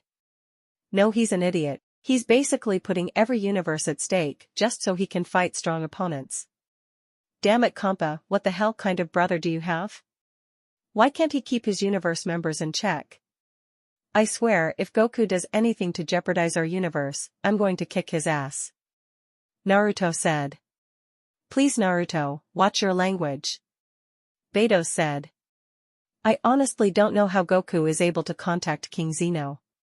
But I understand your frustrations with Beerus. He's always been lazy and never really doing his job right.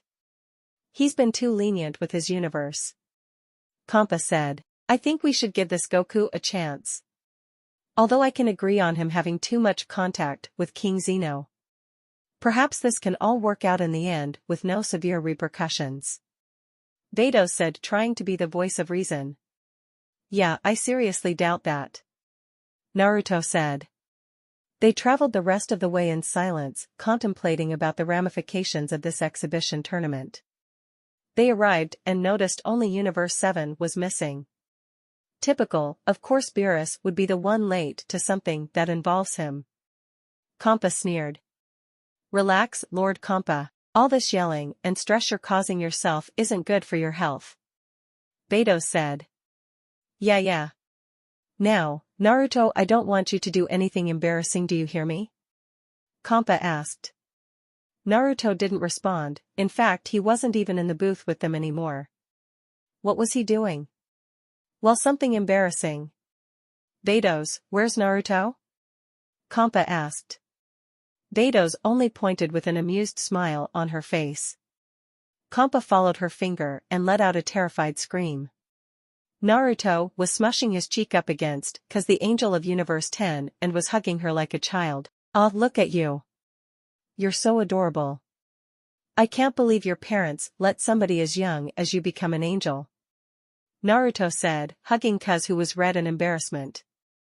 Kampa flew up to Naruto, grabbed him by his cloak and threw him back into their area. He apologized to Kuz before leaving. "I thought I told you not to embarrass me," Kampa yelled. "I wasn't paying attention," Naruto said, standing up. "I guess Kampa and Beerus are the same. They can't seem to keep their little lapdogs in check," said the mouse-looking god known as Quidella. Unfortunately, Naruto heard him. "What the fuck did you just call me?" he roared. He started releasing some of his power. It wasn't a lot, but it got all of the gods' attention. Vados heard him swearing again and hit him with her staff. "Language. I'm not going to tell you again," Vados said. "Yeah, you stupid mortal, listen to your mother," Quidella said, laughing, but then froze. "Keep talking and I'll kill you before this whole event even gets started," Naruto said from behind him in a deadly voice. "Hey. That's enough. Come back over here, I think he got the point," Kampa said. Naruto nodded and was instantly back by Kampa's side. "He's strong. Did you get a good read on his power, Topo?" Belmont asked. "I did, and it's not much. He's no threat in the upcoming tournament. Jiren will get a better read on him during the tournament. However, I doubt he will show any interest in fighting him. His power level isn't even close to mine." Topo said he was wearing a cloak just like Naruto, but his was much larger. Universe 7 finally arrived and kneeled before the Grand Priest and King Zeno. "All deities gathered, please come down, join us," the Grand Priest said. All of the gods, angels, and kais floated down within their separate booths, and Goku was amazed at what he saw. That's when he noticed the extra person in a cloak with Kampa and Vados. "Hey Lord Beerus, who's the guy in the cloak with your brother?" he asked. "How the hell am I supposed to know?" Beerus said. "All 12 universes, supreme kais and destroyers. Angels too, what a truly rare assembly," Whis said. "Yo. Hey Kampa, how's it going, man?" Goku said. "Excuse me Goku, I'm afraid I must insist you be silent," the Grand Priest said with authority. "Loyal supreme kais and destroyers of the 12 universes, thank you for joining us today. As I've informed you earlier today, we are gathered here today to prepare for the upcoming martial arts tournament that King Zeno has named the Tournament of Power. For those who don't know, our great king has a new companion, it's his own counterpart from the future. Due to the differences in timelines, that Omni King has never seen a martial arts tournament. That's why we are here today with this Zeno Expo. Hail the Omni Kings," the Grand Priest said, and soon after the Omni Kings both arrived with their bodyguards. "You humble us with your presence," the Grand Priest said, and bowed with everyone else. "Hey Zenny, it's me. Over here." "Hi," Goku exclaimed. "Did he say Zenny?" Kampa asked, completely scared. Goku started to fly up towards the Omni Kings, but was suddenly kicked back down to his stance. Nobody saw who did it because they were too shocked at what Goku just called the Omni King. The only person to see it was the Grand Priest, and he actually smiled a little bit. "Sit your dumbass down and show some respect. You're a grown man acting like a child. This isn't some kid party where you can yell and do whatever you want. Lord Beerus, get your fighter in check or I'll kill him before this starts. I have no problem carrying out that deed. This isn't a threat but a promise." "Sorry for the interruption, Grand Priest, please continue," Naruto said, bowing. This got all of the gods to murmur at how disrespectful Goku was towards the Omni King. The Grand Priest held up his hand and all talking stopped. Great deities, before we start, we should acknowledge a mortal from the 7th universe. He helped set this all in motion. If it wasn't for him, we wouldn't all be gathered here today. Do you care to speak, Saiyan? The Grand Priest asked. Sure, I'll speak. I'm Goku. I heard the other universes had some strong fighters I didn't know about. So I said to Zeni it would be great to fight all of them, and then he set all of this up. Goku said. Thank you, Goku, said one Omni King. Yes, thank you. The other said. I want to see fights. One Omni King said. Yes, please hurry. The other said, you got it. Goku said. Thank you, Goku. The Grand Priest said, and before he could finish, Naruto spoke up. You're a bigger idiot than I imagined. You selfishly set this up just so you could fight strong opponents. You didn't even think of the ramifications this could have on all 12 universes. Naruto said.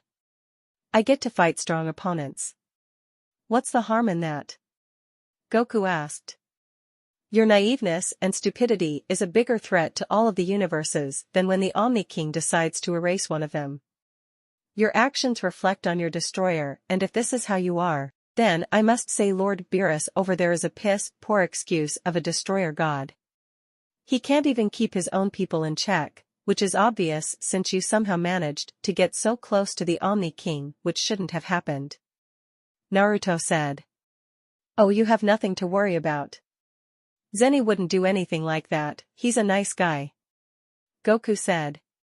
If that is all, I would like to continue. The Grand Priest said. I have one more question, please. Goku said. Go ahead and ask it. The Grand Priest told him. Who are you? What's your name? Goku asked Naruto. None of your business. You're not worthy enough to know my name, weakling. Naruto answered and sat down next to Vados. Now that all of the side chatter is over, we can continue. As I was saying, this Xeno Expo will be comprised of successful one-on-one matches between 3 martial artists from the 7th universe and 3 martial artists from the 9th universe. These fights will have no time limits, each match will go on until one of the contestants is unable to fight anymore. Combatants are expected to use all powers they have at their disposal. The Grand Priest said, a question, mister. What will the winning universe receive as their reward for being superior? Asked the Supreme Kai of Universe 9. The point of this expo is to show the appeal of martial arts to Our Majesty's esteemed guest from the future. It's not to judge these universes, there is no reward. Though that is not to suggest these matches are without consequence. If any of your fighters do not live up to the task at hand, there may be severe consequences. The Grand Priest said, Grand Master, are you implying that if he gets bored and doesn't think the matches are impressive, that he will exterminate the fighters or the whole universe? Sidra asked. All I can say is those possibilities do exist. It all depends on the whim of the Omni King. Now let's get on with the expo. Our first 2 contestants, may you please enter the ring? The Grand Priest said. Yeah, the first one's all mine, brothers, said a red-looking fox, jumping down to the ring. Go on, Basil. Show them, I'm counting on you to deliver for the 9th universe. The Supreme Kai of Universe 9. Yeah, make it look easy, said a larger-looking fox with blue fur. Don't worry, I won't let you down, Basil said. Oh please, he doesn't look like much to me, Beerus said. Alright guys, let's just stick to the plan. You're fighting first, Bu, Goku said, but who was sleeping? He fell asleep. Everyone from Universe 7 said in unison. Hey Knucklehead, isn't that the whole reason you're here? Deal with this, Beerus said. Yes sir, Hercule said. Hey Bu, come on, this isn't your napping time. Hey look, I've been saving this one for you, it's a chocolate special, Hercule said, placing chocolate. Seriously, if he's known to fall asleep at important times, why do they even bother to bring him? Compa asked. Well, maybe he's one of their strongest fighters. You never know how strong he is until he fights Lord Kompa. Beidou said. That is true, Mom. But, if he can't stay awake to fight, then he shouldn't be recommended. Naruto said. Majin Buu was finally woken up and the fight started. Naruto wasn't impressed by either of the fighters. One took it as a joke and it took Hercule getting hurt for him to fight seriously. The other needed to take some kind of enhancement drug to use his full power. That was boring. If you need drugs to utilize your full power, then you aren't a real fighter. You're nothing more than a joke, a mere wannabe. Naruto said. Do not talk down on fighters from my universe, you filthy mortal. Such disrespect will get you killed in my universe. Sidra said. Oh, shut up. Nobody cares about your universe. Those who bark the loudest are usually the weakest. You and that overgrown mouse like to do a lot of talking. I can pretty much guess where you both rank among the gods of destruction. The second match is about to start. Let's hope your second fighter doesn't need any enhancements. Naruto said. Such disrespect will not be tolerated. Sidra said and formed a ball of purple energy in his hand. Sidra, might I remind you that destruction energy is not to be used in the presence of the Omni King? The Grand Priest said. No, it's okay, Grand Priest. If it is all right with the Omni King, can he fire that destruction energy at me? I want to show him a glimpse of what I can do. Naruto said. The Grand Priest and all of the angels and gods looked at the two Omni Kings who were just looking at Naruto. After 5 minutes, both Omni Kings gave a nod of approval. Very well, Sidra, you may fire that blast at Naruto. The Grand Priest said. With pleasure. Hakai. Sidra said. He fired the destruction energy at Naruto, and all of the gods looked on with interest since Sidra put a good amount of power in that attack. Naruto simply reached out and grabbed the destruction energy with one hand and stopped it right in its tracks. No way. Sidra exclaimed. He stopped it. Quidella said. As I've told you before, those who bark the loudest are usually the weakest. Naruto said. He simply crushed the destruction energy with his hand, making purple sparkles float around him. Every god and angel except Vados and Kompa were shocked at how easily he destroyed Sidra's attack. Oh man, he's strong. I can't wait to fight him. Hey you, after the tournament, can we have a fight against each other? Goku asked excitedly. No, you're not worth my time. Naruto said and sat back down. Lord Belmod, I believe he will be a problem in the Tournament of Power. Perhaps we should target him from Universe 6. Makarita said. No, he's not a threat to us. Sidra is the one of the weaker gods. Stopping one of his attacks, although impressive for a mortal, isn't really that hard. Belmod said.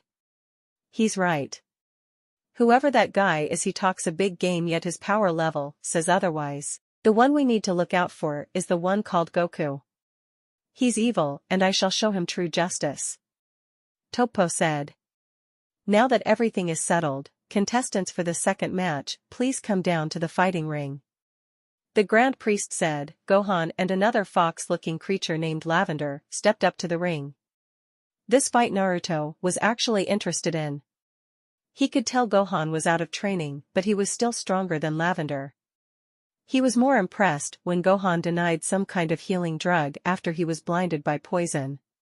What got him though, was Gohan's ability to heighten his other senses as soon as he couldn't see. He realized Gohan relied on his intelligence when fighting and not his brute force like his father Goku. Gohan impressed him when he used his Super Saiyan powers to deal with Lavender when he flew in the air. Sadly, the match ended in a draw due to Gohan and Lavender both being knocked out. But Naruto knew Gohan was the clear winner as he stood up first before falling down. Grand Priest must want Zeno to watch Goku fight. Naruto thought. Ladies and gentlemen, assembled deities, I have a message for you all from the Omni King himself. He was deeply moved that those of the lowest-ranking mortal levels could treat us to battles as extraordinary as the ones we've just witnessed and would like to extend his gratitude to the fighters for their effort. The Grand Priest said. Mortal. The Supreme Kai of Universe 7 said. What levels? Beerus asked. You see, King Zeno has carefully evaluated all 12 universes and assigned each one a rank. The Grand Priest said. So where does Universe 7 rank in this? Beerus asked, afraid of the answer. Among all worlds populated by mortals in the 7th universe, the average level is 3.18, which is rather poor. That's second from the bottom, in fact. The Grand Priest said, shocking Beerus. Pardon me, but if we're second from the bottom, which universe ranks below us? Whis asked. I'm sure you already know. The Grand Priest said, looking at Sidra. Wait, you can't mean. The Supreme Kai of Universe 9 said. That is correct, the 9th universe mortal level is a meager 1.86. Now as for this tournament of power, the Omni King has said there are far too many universes in the cosmos. Which is why the proposal offered by the 7th universe presented the perfect opportunity.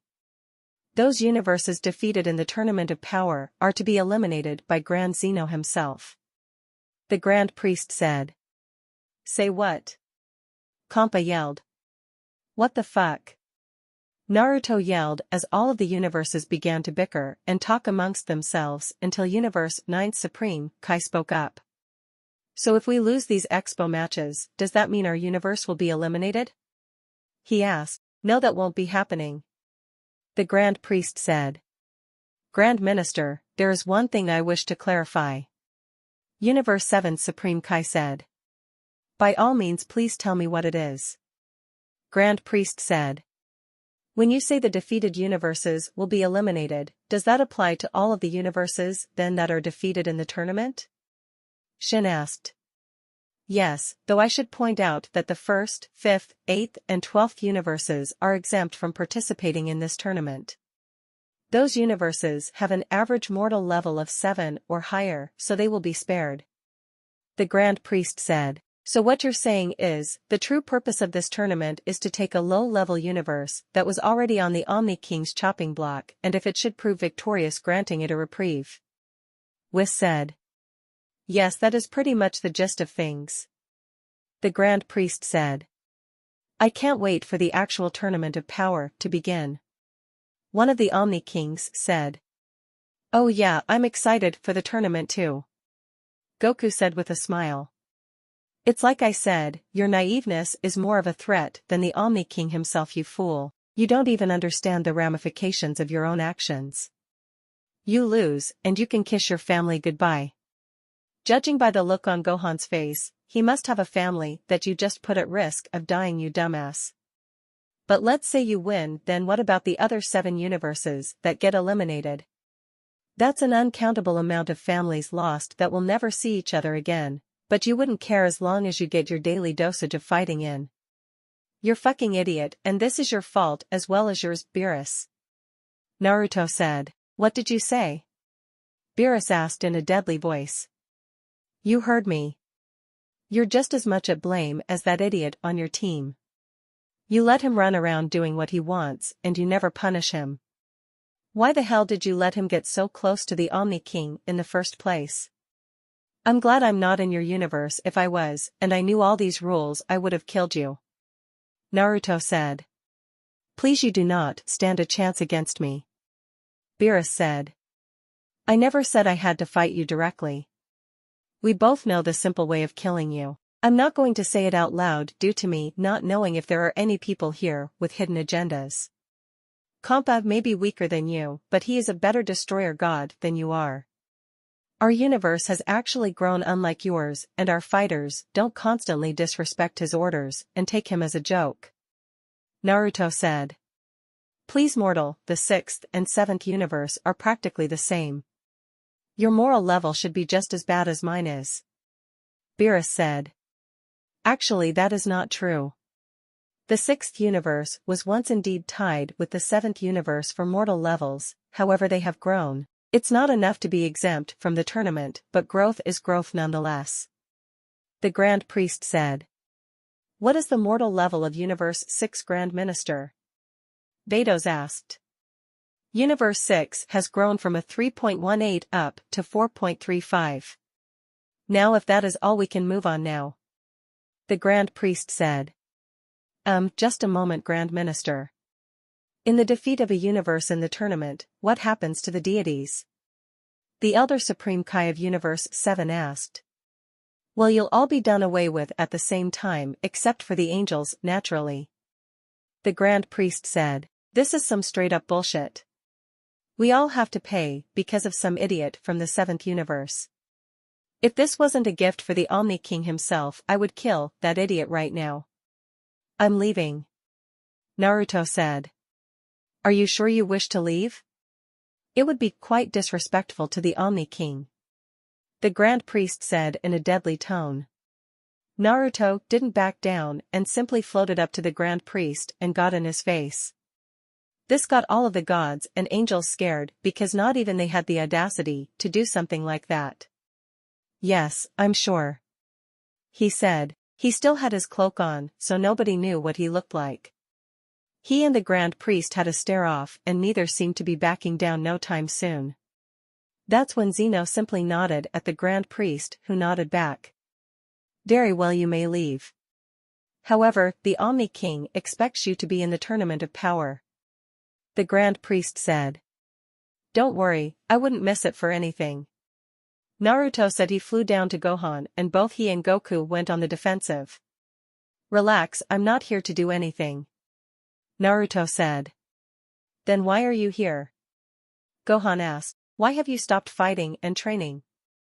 That lavender guy should have been an easy victory for you.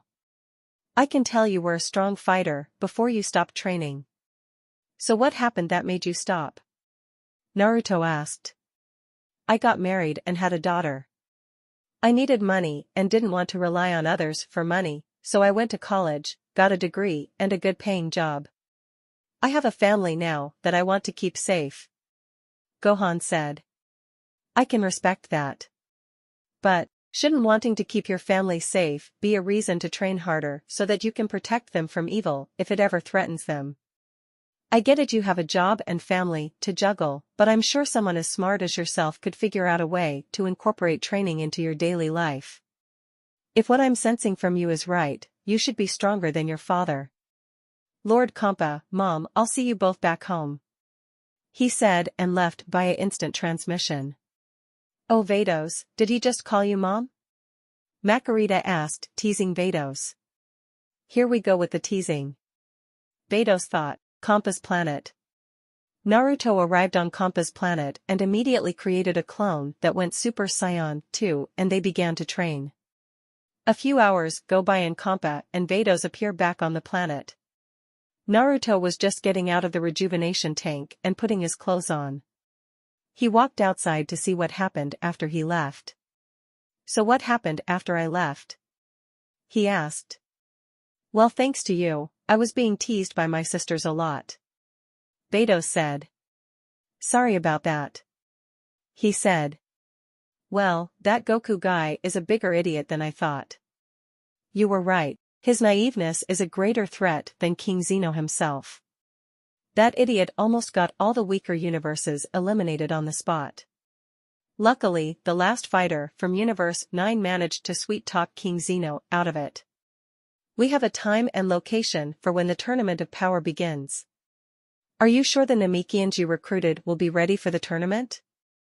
Kompa asked. Yeah, they should be done by now. Naruto said. Good, the tournament will be on day 3,135,500,603 day of the royal calendar. It will begin precisely at 157 o'clock. Vados said. Mind telling me that in English, Mom? Naruto said.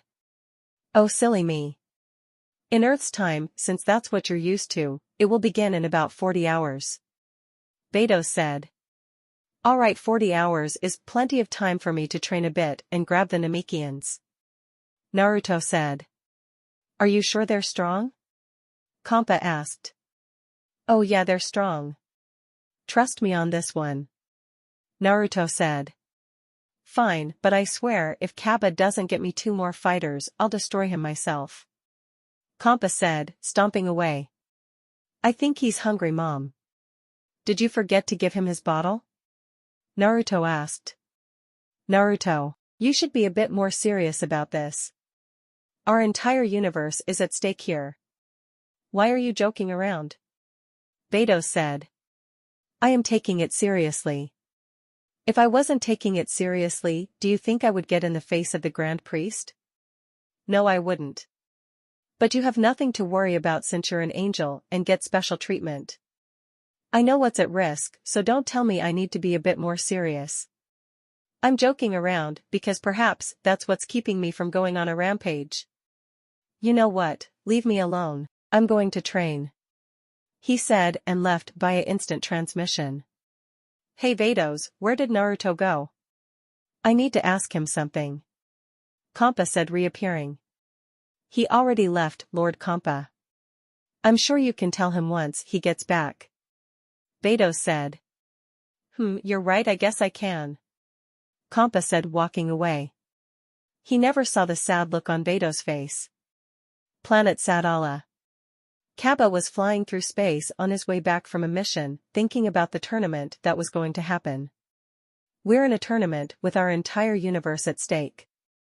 I don't care how strong Hit is. There are no sure things when you're fighting 70 other people from across the cosmos. Building the right team is critical, which means I have no choice but to ask him. I hate to admit it, but we could sure use Naruto on our team, but nobody has seen or heard of him in years. Kaba thought as he sped up. He flew around until he reached a small house in the middle of a forest and hopped out of his spaceship to recruit this person. Kaba knocked on the door and spoke. Renzo sir, it's me Kaba. He said. Huh, Kaba? Renzo said as he stood up, but then fell down. Renzo. Kaba said, running in the house, helping Renzo. Hey, take it easy. Are you alright? Kaba asked. Yeah, I'm alright. I just got a little excited after hearing your voice and forgot about my bum leg. Renzo said after helping Renzo get situated. They were sitting around drinking tea. Well, what can I say, Kaba, it's been too long. I've tried to keep up with your career though. I'm proud of you, I've heard you're now an ace in the Sadala Defense Force. Renzo said. I couldn't have done it without your help training me, Captain. Kaba said. I'm retired now, Kaba, so you don't have to call me Captain anymore. Renzo said. Oh, I see. Kaba said with a sigh. So, what's this I hear about you mastering a new fighting technique? Care to show it off to your old master? Renzo said. Sure. Kaba said and powered up to Super Saiyan. Well, I wasn't expecting that. With you out there, our universe is in good hands. Renzo said. Kaba powered down and spoke. Now that you mention it. Kaba said and then explained the whole situation to him. What, wiped out? Renzo said. Please sir, I'm here to ask you to join our team. We need all the help we can get if we're going to survive.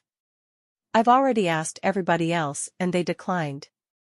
I thought about finding Naruto, but he just disappeared from the face of the universe.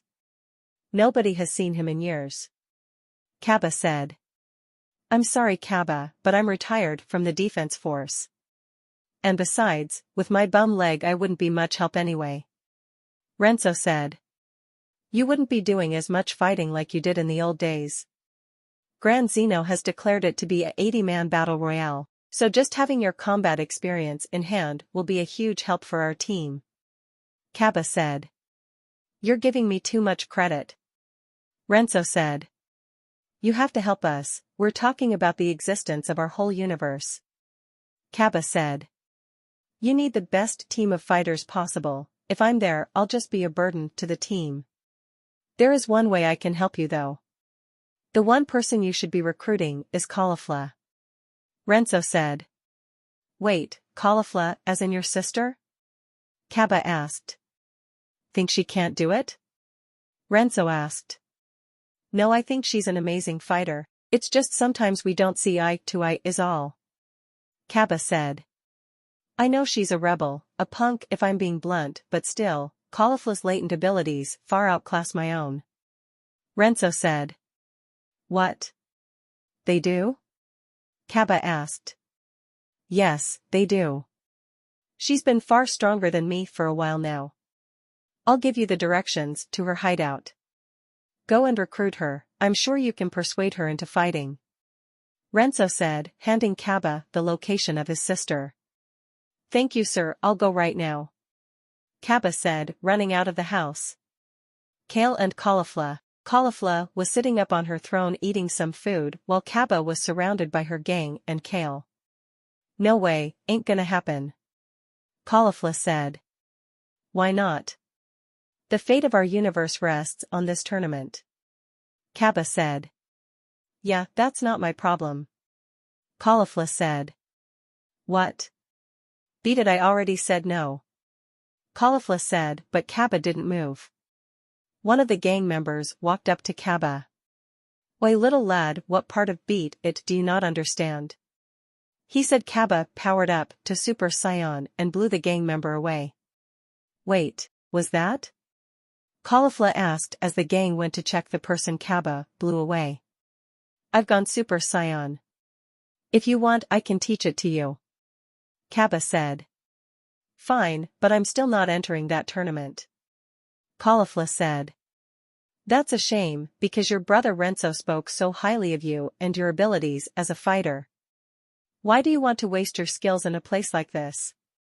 You could be aiming for something so much higher. Kaba said.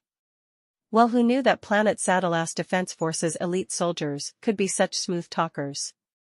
I must say, you've piqued my interest. Well, then, this Super Saiyan thing and whatever else you think is so much grander than I have here. Caulifla said. Let's go. I can teach you how to become a Super Saiyan.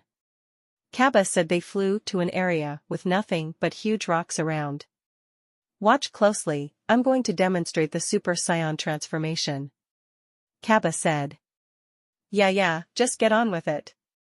Caulifla said, sitting down. Kale was hiding behind a rock looking on. Oh, right, sorry. Kaba said and powered up to Super Saiyan. That's how you become a Super Saiyan. Kaba said. It's even stronger than I was expecting.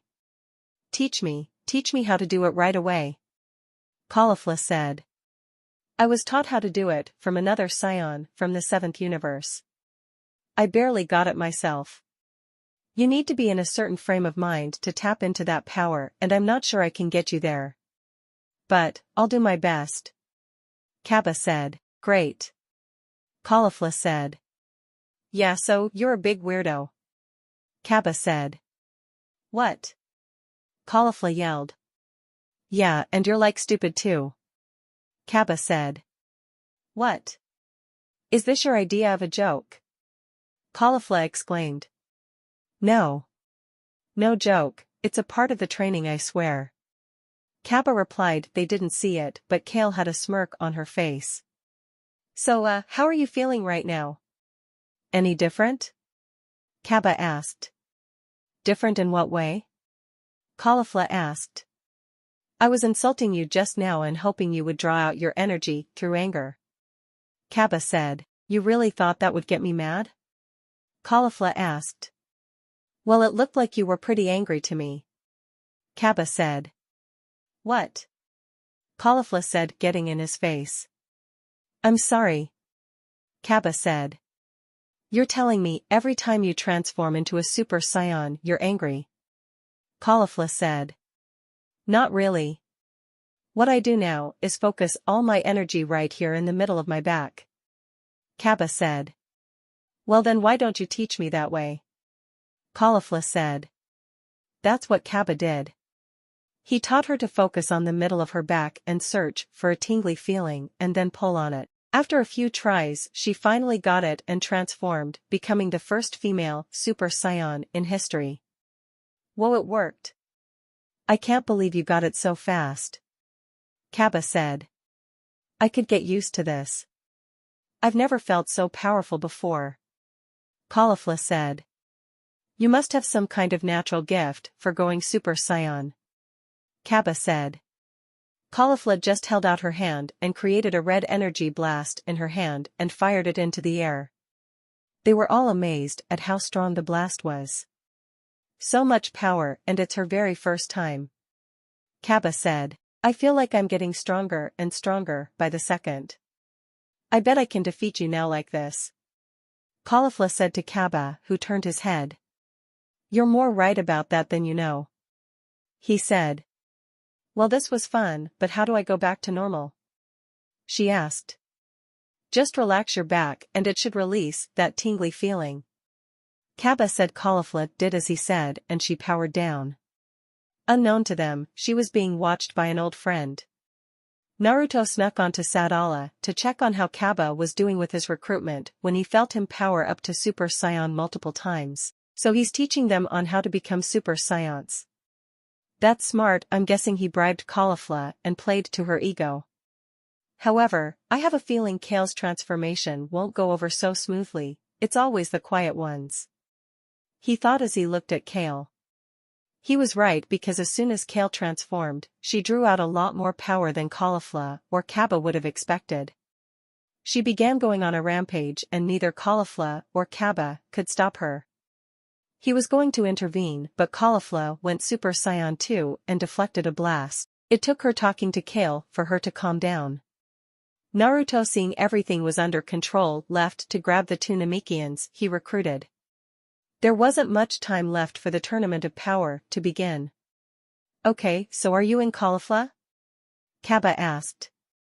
Yeah, I am and so is Kale. Now, who's on our team? She asked. Well, it's me, you, Kale, hit the famous assassin, Badamo, Magetta. I went to Namek and they have two joining us already. Frost and Lord Compa and Vados said they already have the last and final person already for the team. I was going to try and find Naruto, but he's basically disappeared from the universe. There's no trace of him anywhere. Kaba said. Don't mention his name around me ever again. He's probably dead, so don't even worry about him. Now, when do we need to meet up with Lord Compa and Vados? Caulifla asked, holding Kale. We need to go now. They said they wanted all the team members to be in the same spot at the same time. We're meeting them on his planet. Kaba said as his spaceship came from the sky. Namek. Naruto arrived on Namek in front of the two Namekians joining the team. They were waiting patiently with the other Namekians gathered in front of Elder Suda's house. Are you both ready? He asked and they nodded. Take care of them, Naruto, we're all counting on you. Elder Suda said. I will. Naruto said and teleported away with the two Namekians. Kompa's planet. Naruto arrived with the two Namekians and went towards Vados and Compa. So these are the two Namekians you recruited? Compa asked. Yeah, their names are Saiyan and Purina. They're the strongest Namekians on planet Namek. I'm going to meditate for a few hours. I'll be back before it's time to leave. Naruto said and flew off. So what are you two capable of? Compa asked. We possess a strong regeneration ability, as well as an extremely powerful life force. Saiyan said. We're also the best tag team duo on Namek, but we can still hold our own individually as well though. Purina said. Good. Vados, any sign on the other three members? Compa asked. Yes, they actually should be here in a few hours. I gave Kaba the coordinates to your planet. Vados said. A few hours later, a spaceship landed and Kaba jumped out followed by Kale and Caulifla.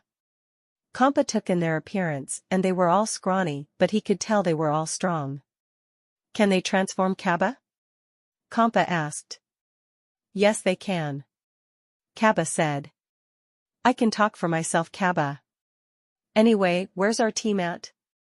Caulifla asked and Compa pointed to the other 6 people. I thought we needed 10 people. I only count 9. Kale said.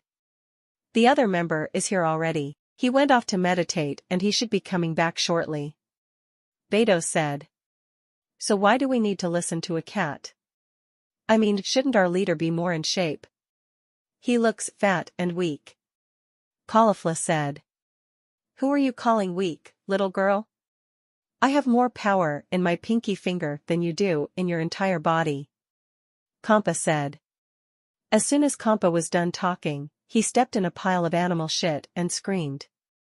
Ever since he was on Earth, he decided he wanted some animals on his planet and sent Beidous out to collect animals from all of the surrounding planets. The only problem was that the animals were huge. Some were the size of the tallest tree on his planet. Kampa kept screaming and attracted the animal that left the pile of shit right where Kampa stepped. Unfortunately, it was a giant black snake with horns on its head. Kampa was deeply afraid of giant snakes and started to scream louder. He was so terrified that he jumped into the arms of Beidous, who was amused at this. I know you can hear me. Come get this damn snake away from me. He yelled out for Naruto, who also knew about Kampa's fear of snakes. Naruto's eyes snapped open and he flew towards Kampa. Soon enough, they all felt a huge power level approaching them at a fast pace. This put them all on edge and Kale went behind Caulifla and Kaba for protection. And no way, who is that? His power level is off the charts. Caulifla asked. That is the final member of our team. I'm sure you'll know him when he lands. Beidou said cryptically, confusing the entire team. Naruto arrived and kicked the giant snake away. The snake came back, but once it noticed Naruto it slithered away. Caulifla couldn't see his face, but she thought that was the coolest rescue ever. Naruto landed on the ground and spoke up to Kampa. Kampa, seriously, you need to get over your fear of snakes. How did you become a god of destruction and you're still afraid of snakes? He asked.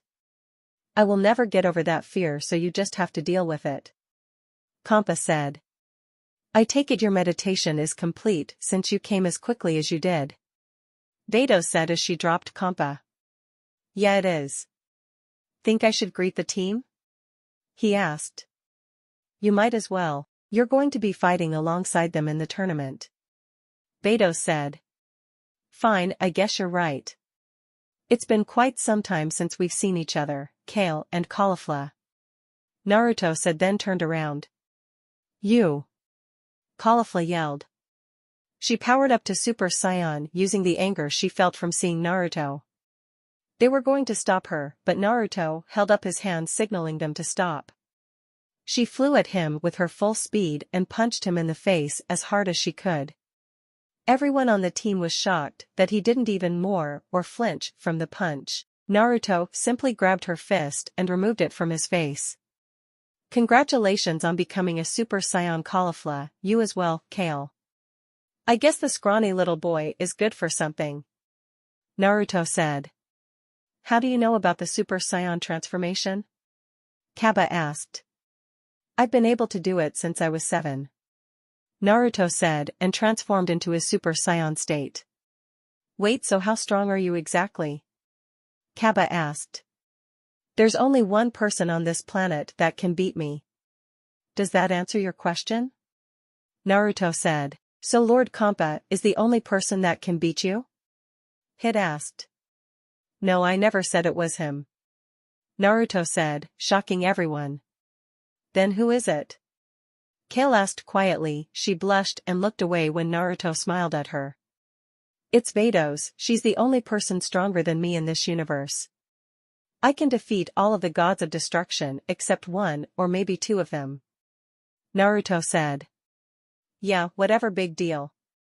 We should vote his ass off the team. He'll just turn his backs on us again like he did before. You can't count on him to be in your corner all the time. Caulifla said. If I'm not mistaken, it was you who said you didn't need me anymore and ended our friendship. Naruto said, powering down. But I needed you. This didn't come from Caulifla, it came from Kale, and she flew away crying. Look at what you did, dumbass, you made Kale cry. Caulifla said. I'll go get her. Do not spy on me, or I'll tell Kampa where you hide all of his snacks. Naruto said to Beidous, who just sighed and nodded her head. Wait a minute, what snacks is she hiding from me? Kampa asked. Don't worry about it. As long as she doesn't spy on me with her staff, then you'll never know. He said and flew off after Kale. He found Kale sitting down with her feet in a river with tears in her eyes. He landed quietly and walked up behind her. You know I would come here myself sometimes to think or clear my head. Naruto said, scaring her. Why did you come find me? She asked. Because I care about you, Kale. He said sitting next to her. No you don't. If you did you would have fought harder to come back to Sadala and you wouldn't have blown me off when I called you a few years ago. She said crying. I couldn't have come back, Kale. Once an exile is handed out there's no returning to Sadala unless the council comes to a unanimous decision to overrule it. And I don't know what you're talking about, I didn't blow you off when you called me. I would have talked to you, I don't have a problem with you, my problem is with Caulifla. He said. I called and some weird-looking guy answered the phone and then told us you didn't want to talk to us since you have no need for it since you severed the bond we once had. Kale said. No, I told Orcus that I was busy and would call you back, but only to talk to you and not Caulifla. I thought about the situation a lot and realized you never said you weren't my friend anymore, Caulifla did. He lied to you because I was in the middle of some hard training. He's lucky he's already dead or I'll kill him myself. Naruto said it was silent for a few minutes before she spoke up again. Why didn't you come looking for me on Sadala when you came back, Naruto? She asked. I wasn't exactly given much freedom and was only there for a meeting with the council. Naruto said. But you had time to see Dr. Prika. She said and he didn't respond. Is it true? Did you and her sleep together the night before you left? She asked and he sighed. Yes, it's true we did sleep together. But how did you know? He asked. She basically told us when I was forced to go in for a checkup by Caulifla. She was walking with a limp and King Borgos told us that she was the last person to see you before you left and Caulifla connected the dots. Why did you do it? She asked. I don't know. She was lonely. She came to my room and we talked for a bit and she got naked after I went to get some clothes since I was just getting out of the shower when she arrived. We were both virgins and just wanted to get our first timer over with, I guess. By the way, I'm sorry about what happened to you. He said and she flinched. Why you know about that? She asked. She was scared about what he would think about her. Yeah, Dr. Prika told me after she called me when you left her office. The pregnancy test wasn't needed. You won't get pregnant by anyone but your soulmate and you won't have to worry about cheating or being used because you are bonded for life with your soulmate. Naruto said. I was trying to save myself for that day, but my soulmate wasn't around and the guy convinced me to do it. It was hurting me, Naruto, like really bad, and he just kept going hard and then finished inside of me. I didn't want to have his baby. I was so scared. She said crying and he pulled her into a hug that she gladly accepted. I'm sorry, Kale, I would have done something if I was there. He said. That's the point, Naruto, you weren't there. I needed you. Yeah, sure, I had Caulifla, but me and you were closer than her and I. You weren't there for me like you should have been. I slept with a picture of you underneath my pillow for a long time, hoping you would come back. All that changed after you slept with Dr. Prika. I actually started to hate you for it, but my feelings for you wouldn't allow me to hate you for more than a few hours. She said. I'm sorry, Kale, but I'm here now, right? He said. Yeah, but only for the tournament. Then after it's over I'll never see you again because we'll either lose and be erased or we win and I go back to Sadala and you just head out and vanish again. I don't want you to leave me again, Naruto. It was hard not having you around. She said and he hugged her tighter. I'm not leaving you again, Kale, I promise. If you want you can join me on Earth, that's where I'll be living from now on. It's been revived by the Namekian Dragon Balls, and somebody wished the people back alive on the planet. We can live there together if you'd like. He said. I don't know if I can. What about caulifla? She asked. That's up to her, but I'll leave that to you to talk to her about. Naruto said. Kale nodded and snuggled into Naruto's chest. After a few minutes, she looked up at him and their heads started moving closer together until their lips finally met. It was instant fireworks when they kissed, and she deepened the kiss and climbed on his lap. Next thing she knew, they both had their clothes off and he broke the kiss. Are you sure you want to do this? He asked, and she nodded, kissing him again. 2 hours later, they were flying back to the team with Naruto carrying her in his arms. They finally landed and everyone looked at them, but Naruto called Vados over to them. I take it everything was worked out between the two of you. Vados said. Yeah, but can you do your little magical healing thing on her? Naruto asked. Why? She looks completely fine? Vados asked. She can't walk right now. Naruto said, and Vados immediately understood. So that's what took you so long. I approve of her, Naruto. Vados said and healed Kale. Alright, let's go. The tournament is about to start very soon and we might be the last ones there. Kampa said. Everyone stand together, I'll let the Grand Priest know we're ready. Vados said. Everyone did as told. Greetings, Grand Priest. The warriors of Universe 6 are ready for transport. Vados said into her staff. Splendid, you are the final group to arrive. The Grand Priest said. Everyone gathered were covered in a bright light and were transported to the location of the tournament. Goku and Vegeta were instantly on guard when they felt a strong power from the light. Universe 6 was in. Seriously again? Vegeta said. That energy, it's huge. Goku said. The light was gone and there stood Universe 6 with all of its members.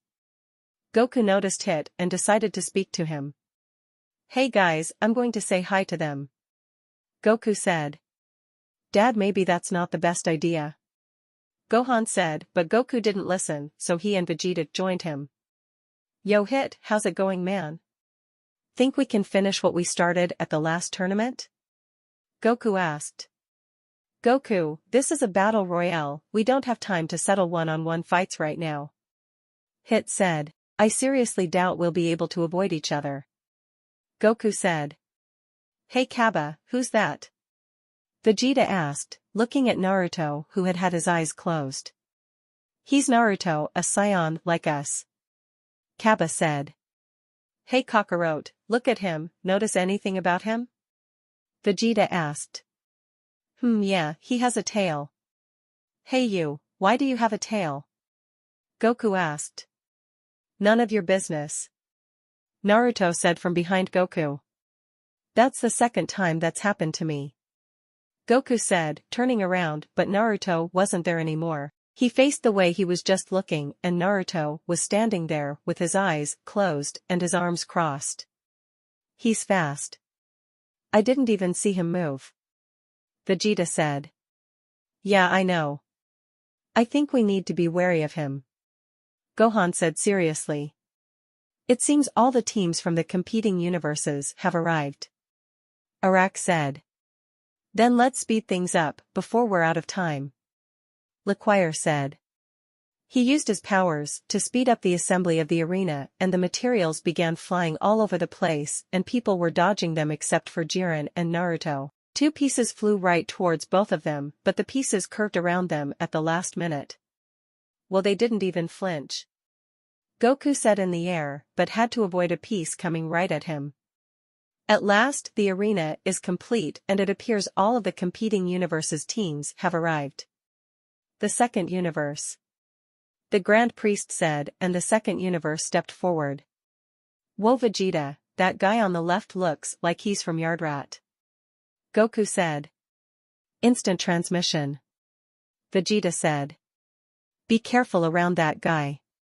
Gohan said. The third universe. The Grand Priest said and they stepped forward. The fourth universe. The Grand Priest said and they stepped forward. Maybe I'm wrong but I'm counting only 8 warriors on that team. Gohan said. Are you sure? Let me see. 1, 2, 3, 4, 5 Piccolo interrupted Goku. Goku, stop, he's right. He said. I thought he couldn't get any more stupid. Naruto said. The sixth universe. The Grand Priest said, and they all walked forward with Hit and Naruto standing in the front. The seventh universe. The Grand Priest said, and they stepped forward. The ninth universe. They stepped forward. The 10th universe. They stepped forward. Last, but certainly not least, the 11th universe.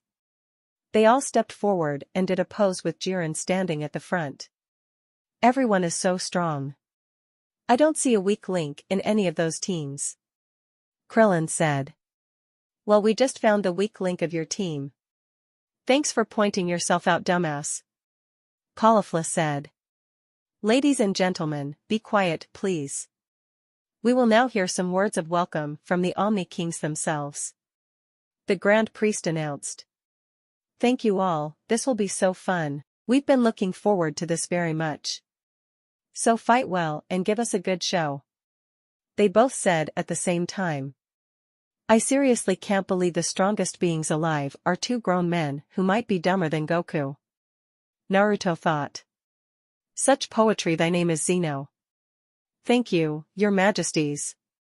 For those who neglected to read through the rule book thoroughly, allow me to lay out the basic guidelines for the battles. The competition will last 100 tacks. The column in the center will descend as time elapses. Once it reaches the ground, all fighting must come to a stop. The Grand Priest said, what's 100 tacks? Krillin asked. I think it's roughly 48 Earth minutes. Piccolo said. Really? Isn't that kind of short though? Krillin said.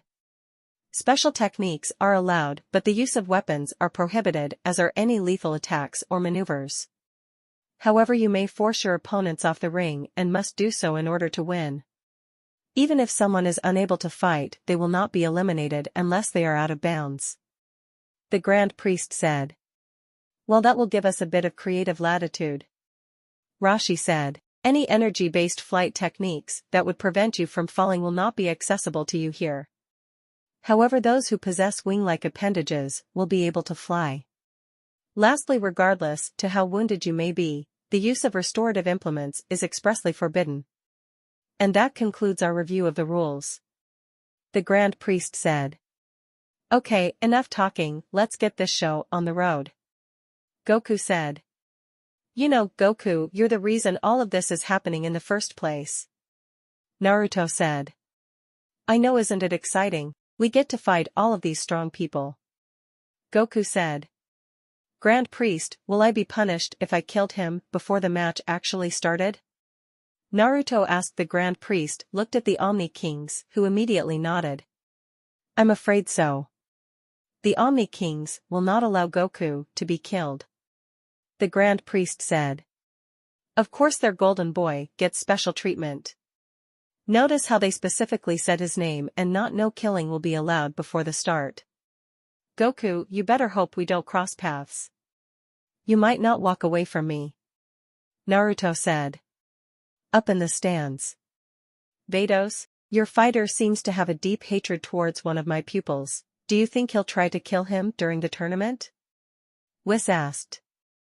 No, he doesn't hate Goku, he's just annoyed at how light-hearted he's taking all of this. Due to you and Lord Beerus not being strict with Goku, he is essentially about to be responsible for a massive genocide, and he doesn't seem to care. Naruto refuses to let hatred get into his body. He may treat and talk to Goku like he hates him, but he doesn't. He sees Goku as a threat to all universes for his careless actions, and feels as if he needs to be eliminated in order for there to be actual peace. As for your question, he will not try to kill him during the tournament. Brutally beat him, yes, but not kill him. That's why he asked what would happen if he did it before the tournament officially started.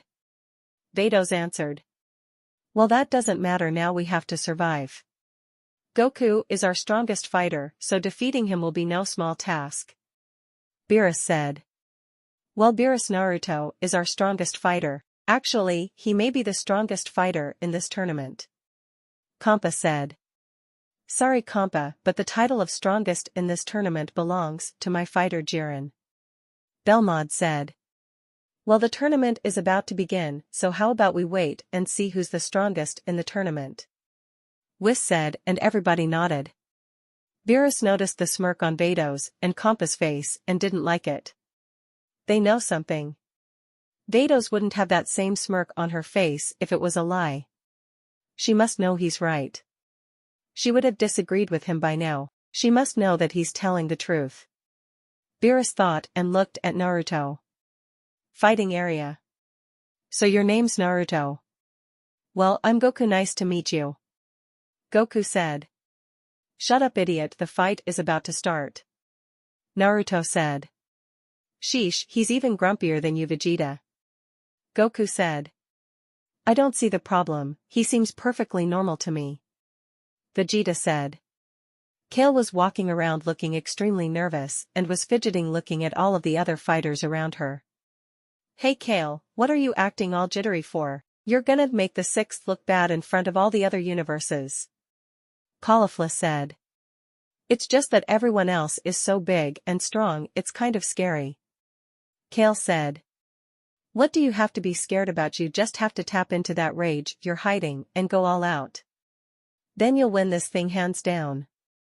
Caulifla said. That's a terrible idea, Caulifla.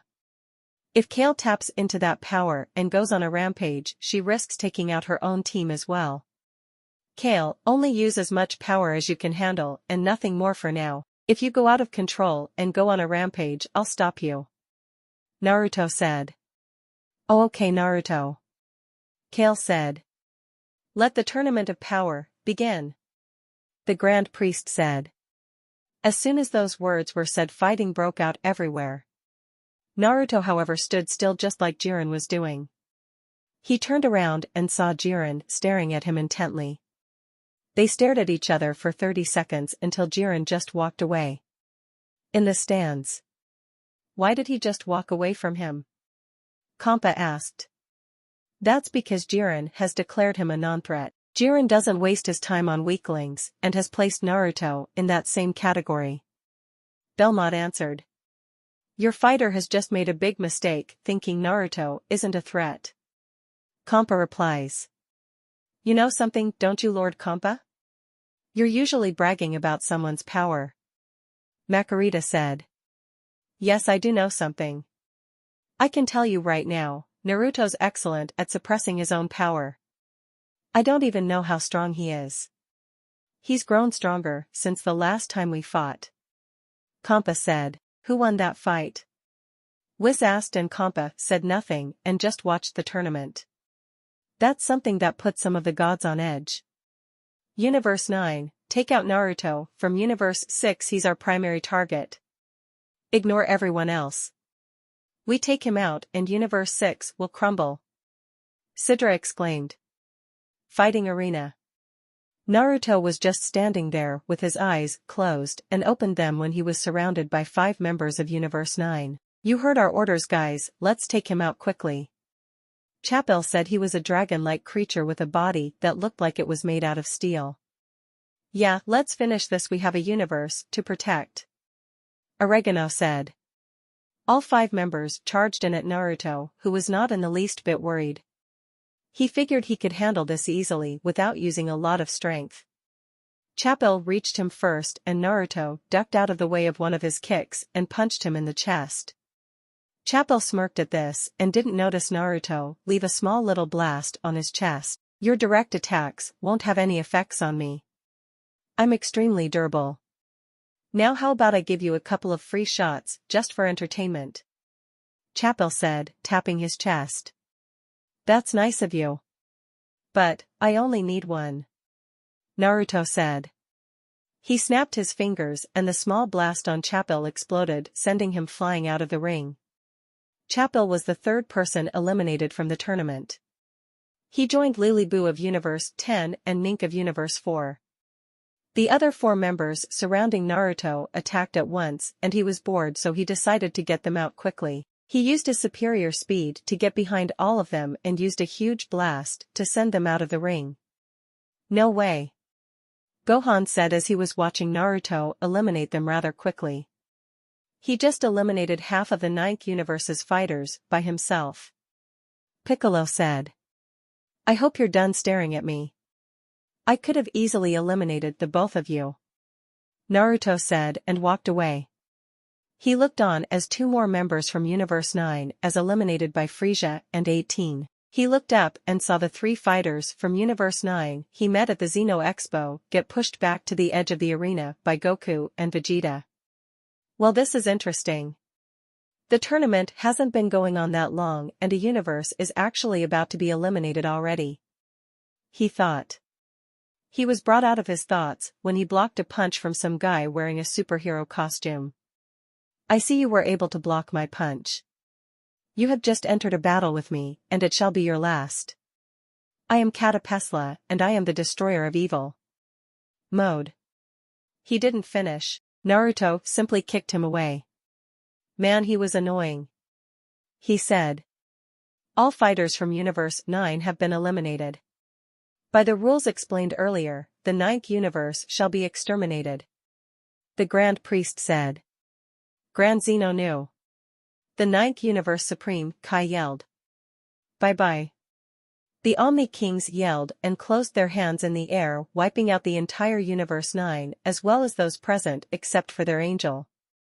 Congratulations, Goku. You are now responsible for the first mass genocide of this tournament. Everybody, let's give him a round of applause for being the reason we are in this predicament in the first place. Naruto said loudly while clapping his hands in a mocking way. Naruto, shut up. You're so damn annoying. Caulifla said. How about I show you how annoying I am by eliminating you from the tournament myself? I'm not going to hold back my words for anybody, I don't give a damn who they are. This goes for you as well, Omni Kings. You both are too happy to be eliminating universes like this. You're treating this shit like some fucking game. Well, newsflash, it's not a game. People's lives are not games. I wonder how you sleep at night, knowing you just kill people for fun or because you threw a temper tantrum. Naruto said. That is enough. You will not disrespect the Omni Kings in my presence. The Grand Priest said. Why? Is it because I'm telling the truth?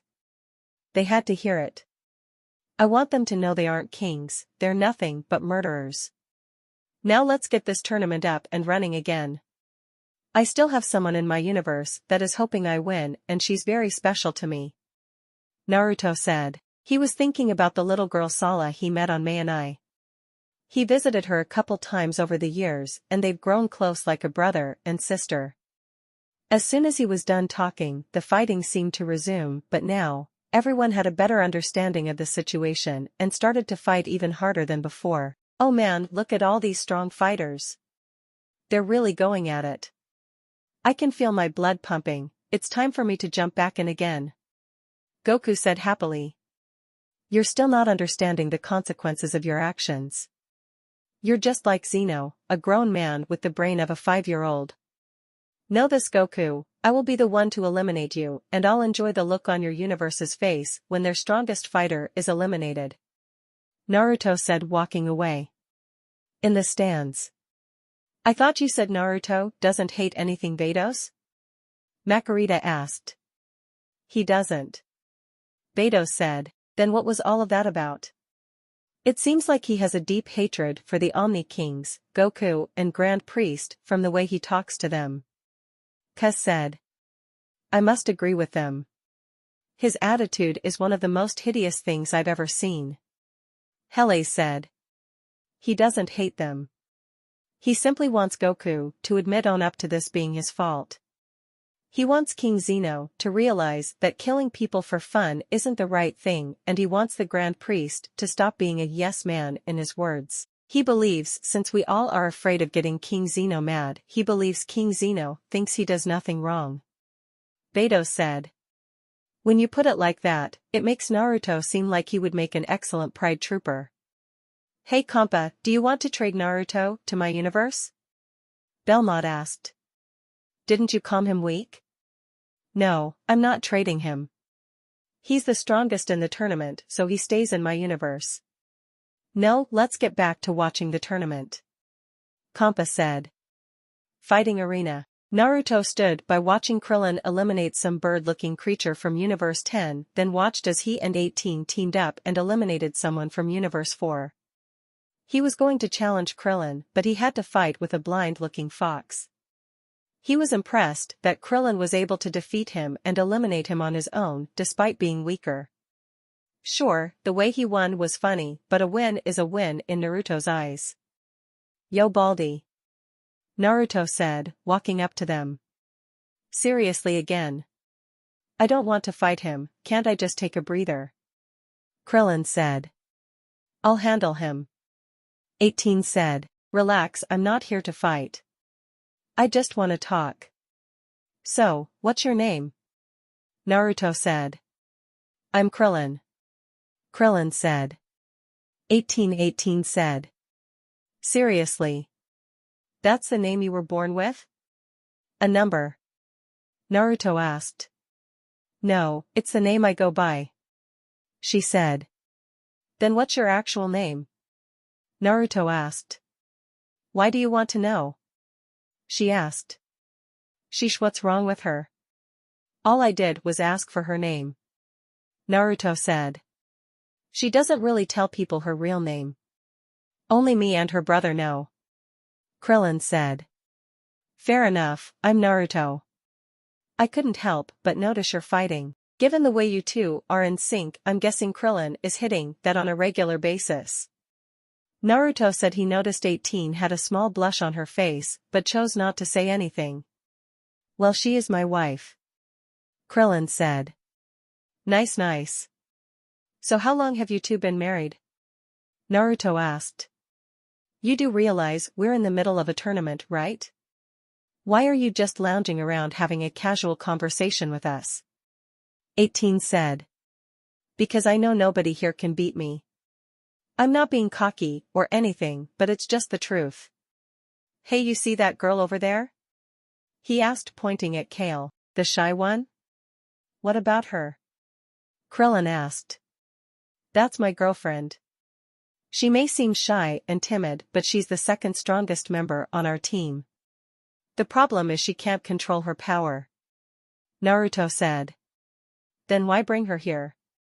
18 asked. Why not? Anyway, that's not why I'm here.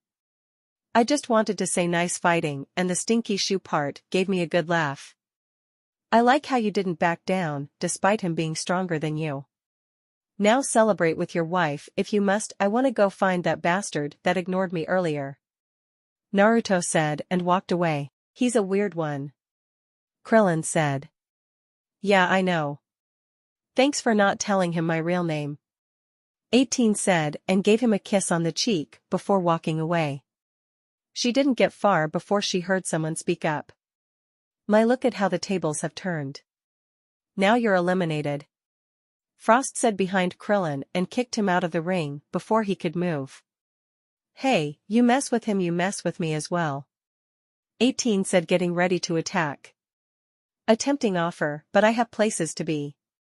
Frost said and threw an energy blast at his feet and disappeared in the smoke. Coward. 18 said, in the stands. Way to blow it big time, shame on you, Curly. Beerus said. The name is still Krillin, sir. Krillin responded. I only learn the names of winners. Beerus said. I'm sorry, you can call me whatever you like. Krillin said. You performed admirably out there, Krillin. I'm not too upset about your loss. Shin said with a deadly face.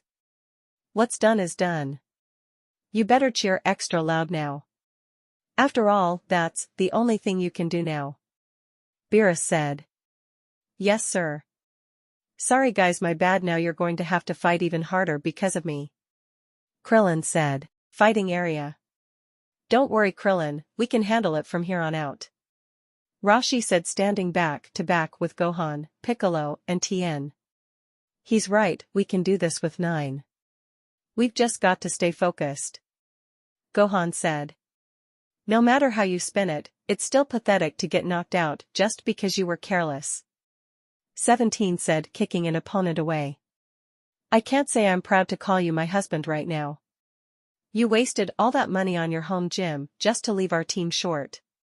18 said, running away from some energy blasts. Stans. Come on honey, I said I was sorry, okay? Krillin said. How sad for your team brother. Kompa said, laughing at Beerus. I don't have time to swap insults, Kompa. Beerus said. Hey, that's an excellent point, you don't have time now that the 7th universe is down a fighter already. Now that your universe is counting down to its certain extinction, you don't have time for anything. Oh look, Beerus, it seems your Saiyan Vegeta is about to be the next victim. Kompa said, and everyone looked to see what he was talking about. Fighting area. Vegeta was in his Super Saiyan state, dodging blast after blast from the double team of Badamo and Magetta. You gutless little bastards. Vegeta said. I'm sure if Magetta could hear you he would be insulted. Badamo said as Magetta ran towards Vegeta, punching the ground, making him jump backwards. Master. Kaba said, walking up to Vegeta.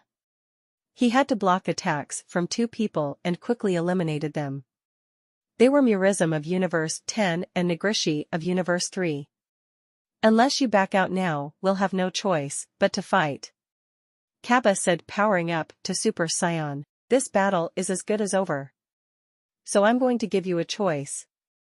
You can either leave from the ring right now, or I can force you out. Hit said as he just finished dismantling the arms off of Nararama, a robot from Universe 3. Nararama. Nararama said as his back opened up. Stans. While it's true he lost his arms, that core unit in his torso is what really matters. He can still fire his main cannon. Universe 3 Supreme Kai said, pushing up his glasses. Fighting area. Cannon charging complete. Nari. Nararama didn't finish because Hit used his time skip ability to freeze time and pluck him out of the ring. Stans. That's impossible. How could Nararama be defeated this early in the contest? Universe 3 Supreme Kai said. Fighting arena. I'm sensing a strange presence here and it's not pleasant. Hit said and then walked away. Meanwhile, Kale was in a fight with Methiop from Universe 10. She ducked a hard punch and hit him in the mouth and his arm went limp, causing her to briefly let her guard down. I got him. She said happily. Suddenly the tentacles around his mouth latched onto her fist. And now I've got you. He said. She struggled to get out and Methiop punched her hard in the gut, making her take a few steps back. Unfortunately, she backed up into his teammate Napapa and stepped on his foot. That's my toe you're squashing, lady. Napapa said and lifted her up by the ponytail. Oh no, let me go. She exclaimed and tried to elbow him in the ribs, but it had no effect on him. Hey, check it out, partner, we've got ourselves a living punching bag. Napapa said. I hope you're ready for this. Methiop said. He finished warming up, punching the air, and walked up to Kale, giving her another hard punch in the stomach. This one was harder than the last one and she coughed up some spit. He then proceeded to hit her with a barrage of punches, while laughing. I love to hear you shriek. Methiop yelled and punched her again, making more spit fly out of her mouth. She passed out from the pain she took and Napapa didn't appreciate that. Wake up, who said you could pass out on us? That's no fun. How did such a lightweight get picked for this match? Napapa said. He dropped her to the ground and kicked her in the air, towards the outside of the ring. Caulifla saw this and quickly jumped up and caught her. I gotcha, Kale. Are you alright? Caulifla asked. Caulifla, I failed you. I failed Naruto too. I should have been stronger, I'm sorry. Kale said. Don't worry, just take a little breather. Caulifla said. Yeah, Kale, listen to her. You're not really a fighter, but you did good against them. Naruto said, appearing next to them. He and Caulifla looked up and noticed Napapa and Methiop looking at her, laughing. You made a big mistake messing with her. Caulifla said. Ooh, look, I bet she's a good crier too. Napapa said. What? Or there's going to be some crying alright, but it won't be from me. My first course will be seafood. Caulifla said as she transformed to Super Saiyan and charged at them. She reached Methiop and gave him a hard punch to the side that made his eyes bulge and spit fly out of his mouth. She gave him the same barrage of punches he gave Kale, but her punches were faster and harder than his. She finished it up by landing a heavy punch on him, sending him flying away. Before she could chase after him, Napapa came after her and tried using his heavy size to his advantage, trying to push her off the arena. This freight train is going straight out of the ring, Napapa exclaimed. Caulifla managed to plant her foot right before the edge of the ring and Napapa was struggling to move. She powered up and with a yell, she gave him a suplex, breaking the ring.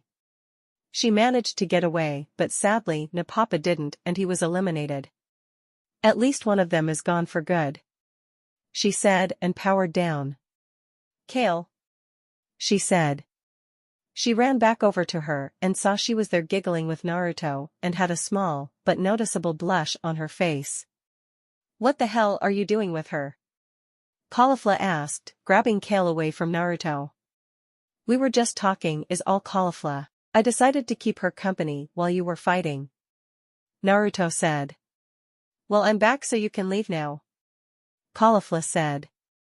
As you wish. Now Kale, remember what I said to you. You can use as much power as you can handle. If you go on a rampage, I'll stop you, Naruto said and started to walk away. Kale looked at Caulifla and she sighed.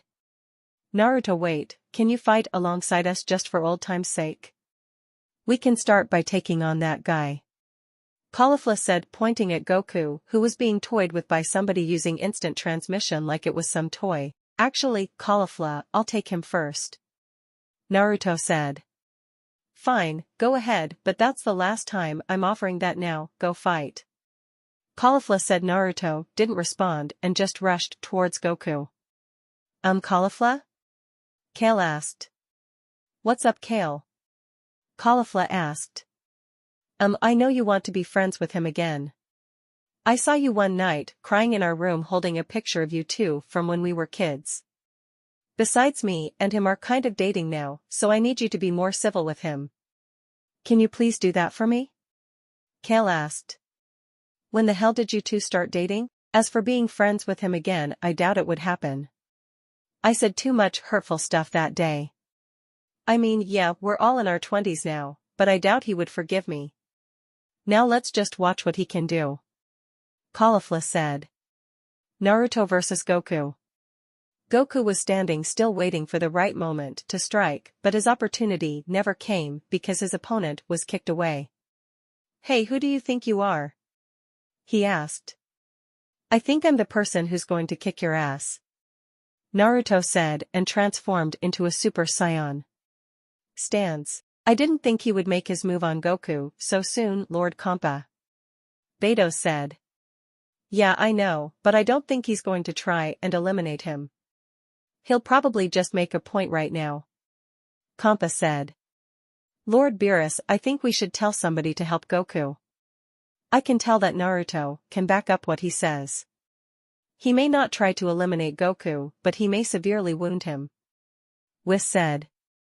Let's just wait and watch for now, Beerus said. All of the gods were eager to see what this Naruto could do as well, so they all paid attention to this fight. Naruto vs. Goku. I hope you're ready for an ass-kicking.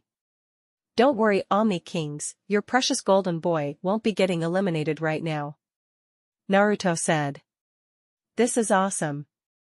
I knew we would eventually fight, Goku said and settled into his stance. They stared each other down before Goku rushed forward and threw a punch at Naruto that he simply caught in his palm. Naruto pulled Goku forward and gave him a headbutt and kicked him away.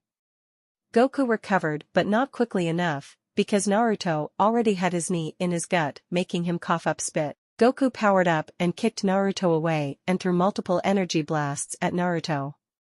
Naruto blocked them all and Goku appeared in his blind spot and attempted to kick him in the head. Naruto grabbed him by the ankle and slammed him into the ground. He slammed Goku so hard he bounced up off the ground. Okay, that hurts a lot, Goku thought. Naruto grabbed him by his shirt and punched him in the stomach 3 times before kicking him away. Goku recovered after a few seconds and charged at Naruto in his Super Saiyan 2 form. He punched Naruto and sent him flying away, giving him no time to recover. Goku appeared behind Naruto and gave him a point-blank energy blast, causing a big explosion. A few seconds go by and the smoke cleared, revealing Naruto unharmed. He powered up to Super Saiyan 2 as well, and everybody felt how powerful he was. What they didn't know was that Naruto was barely trying against Goku. He didn't need to transform, he just decided to humor everybody. He quickly got behind Goku and gave him a German suplex and kicked him over to Caulifla, who was standing there with her mouth agape. Your turn, Caulifla, I've had my fun, Naruto said, powering down. Holy shit, Caulifla said. Stands. He just treated Goku like he was a joke. I don't believe it, Krillin said. It was like he wasn't even trying. Did you see the look on his face? He looked bored while he was fighting Goku. Beerus said. Yes, my lord, your assumptions do hold some value to them. However, I do not know that they are true, Whis said. They are true. Naruto wasn't trying against Goku. He didn't need to transform, he could have easily beaten Goku in his base form. Actually, he kind of did. You all weren't paying attention to it, but Naruto never raised his power level when he transformed. He's mastered his transformations to the point where he can use them and still keep his base power level, Beto said. How strong is he exactly? Makarita asked. The strongest in our universe, Kampa said. So he's the strongest, but only you and Vados can beat him, Beerus said. If that's what you want to believe, Kampa said. Before anybody could respond, a loud roar and an extremely huge explosion of energy happened. Fighting area. Naruto was walking around looking for a fight when he felt Kale lose control of her powers. He looked over at her, and due to her rampage, she eliminated 2 different people. Vuan from Universe 11 and Methiop from Universe 10. Naruto paid close attention to her, and she was mainly fighting Goku. He landed next to Caulifla and spoke to her. What the hell happened? Why is she going on a rampage? He asked. She was trying to help when I was fighting Goku, and she asked if I thought she was interfering or being a bother. I ignored her on purpose so she could bring out her power. She broke down saying Goku made her seem like she was useless and a bother to me, and then she transformed and went on a rampage, Caulifla said. Damn it, Caulifla, you know she's fragile mentally and is extremely dependent on you and me. You're lucky I'm here now. I'm going to stop her, Naruto said. Kale just finished another rampage and started to let out a lot more power, going overboard. Jiren saw this and decided to step up. He jumped towards her ready to attack, but Naruto was standing right behind him with an energy blast pointed at the back of his head. Move, Naruto said in a calm yet icy voice that sent chills down the other competitor's spine. Jiren stood there for about 30 seconds before walking away. As he was walking away, he spoke to Naruto. You're weak, just like the rest of the fighters, Jiren said, and walked off. This coming from the person who ran from me twice now, Naruto said. He saw Kale charging towards him and he didn't bother to move.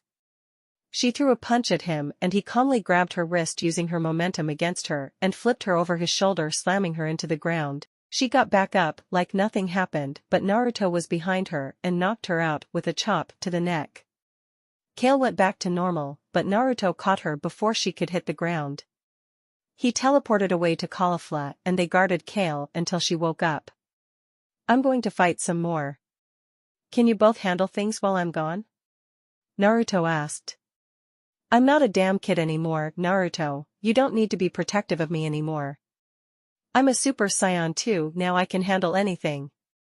Pretty soon I'll be able to reach Super Saiyan 3. That Goku guy thinks I can't get to Super Saiyan 3 before this tournament is over. Caulifla said. Yes, you're a Super Saiyan 2 user now, but you haven't mastered it.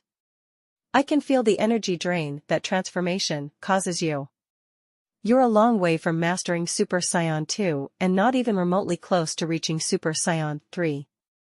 Goku is just blowing smoke up your ass. He knows you're strong and wants to fight you some more. Now take care of her. I'll see you both around. He said and vanished. Naruto walked around for quite some time and didn't find anybody interesting to challenge. Quite a few people were eliminated as he walked around. Universe 11 lost 6 members in a quick fashion. Universe 6 lost Badamo, Magetta, and Frost, who foolishly trusted Frieza. Frost was erased by Zeno for trying to attack Frieza from the stands. Universe 7 lost 2 more people, Tien and Rashi. Universe 4 lost 3 people. Universe 3 lost 1 person.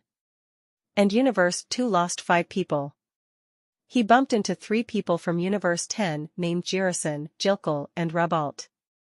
He eliminated all 3 of them with ease. He watched as Gohan finished off Universe 10 by taking out the strongest member Abuni, who hinted at having a family he was fighting for. The fight was interesting to Naruto, because Abuni would use feints, making it impossible to touch him, causing Gohan to use his mystic form. The fight lasted until Gohan eliminated Abuni with a Kamehameha. He noticed Gohan staring at some kind of amulet on the ground and narrowed his eyes to get a good look at what it was, and his assumption was correct. Abuni was fighting for his family and they were just erased, never given the opportunity to see each other again.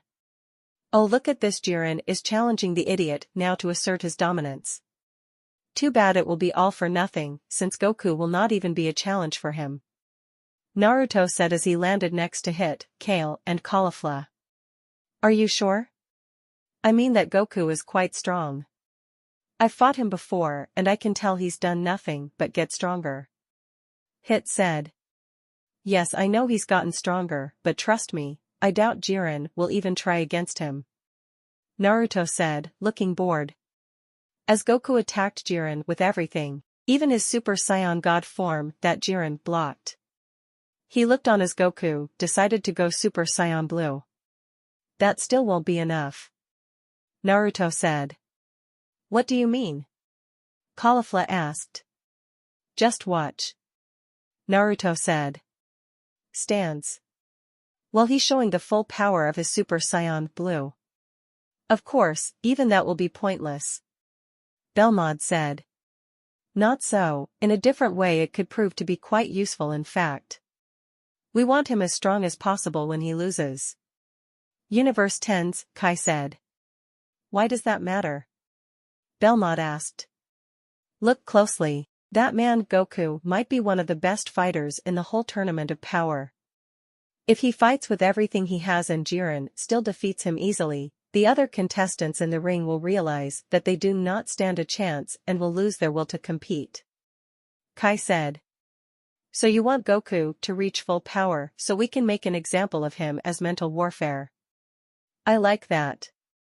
Belmod said. You should not forget the dangers of overconfidence, my lord. Makarita said.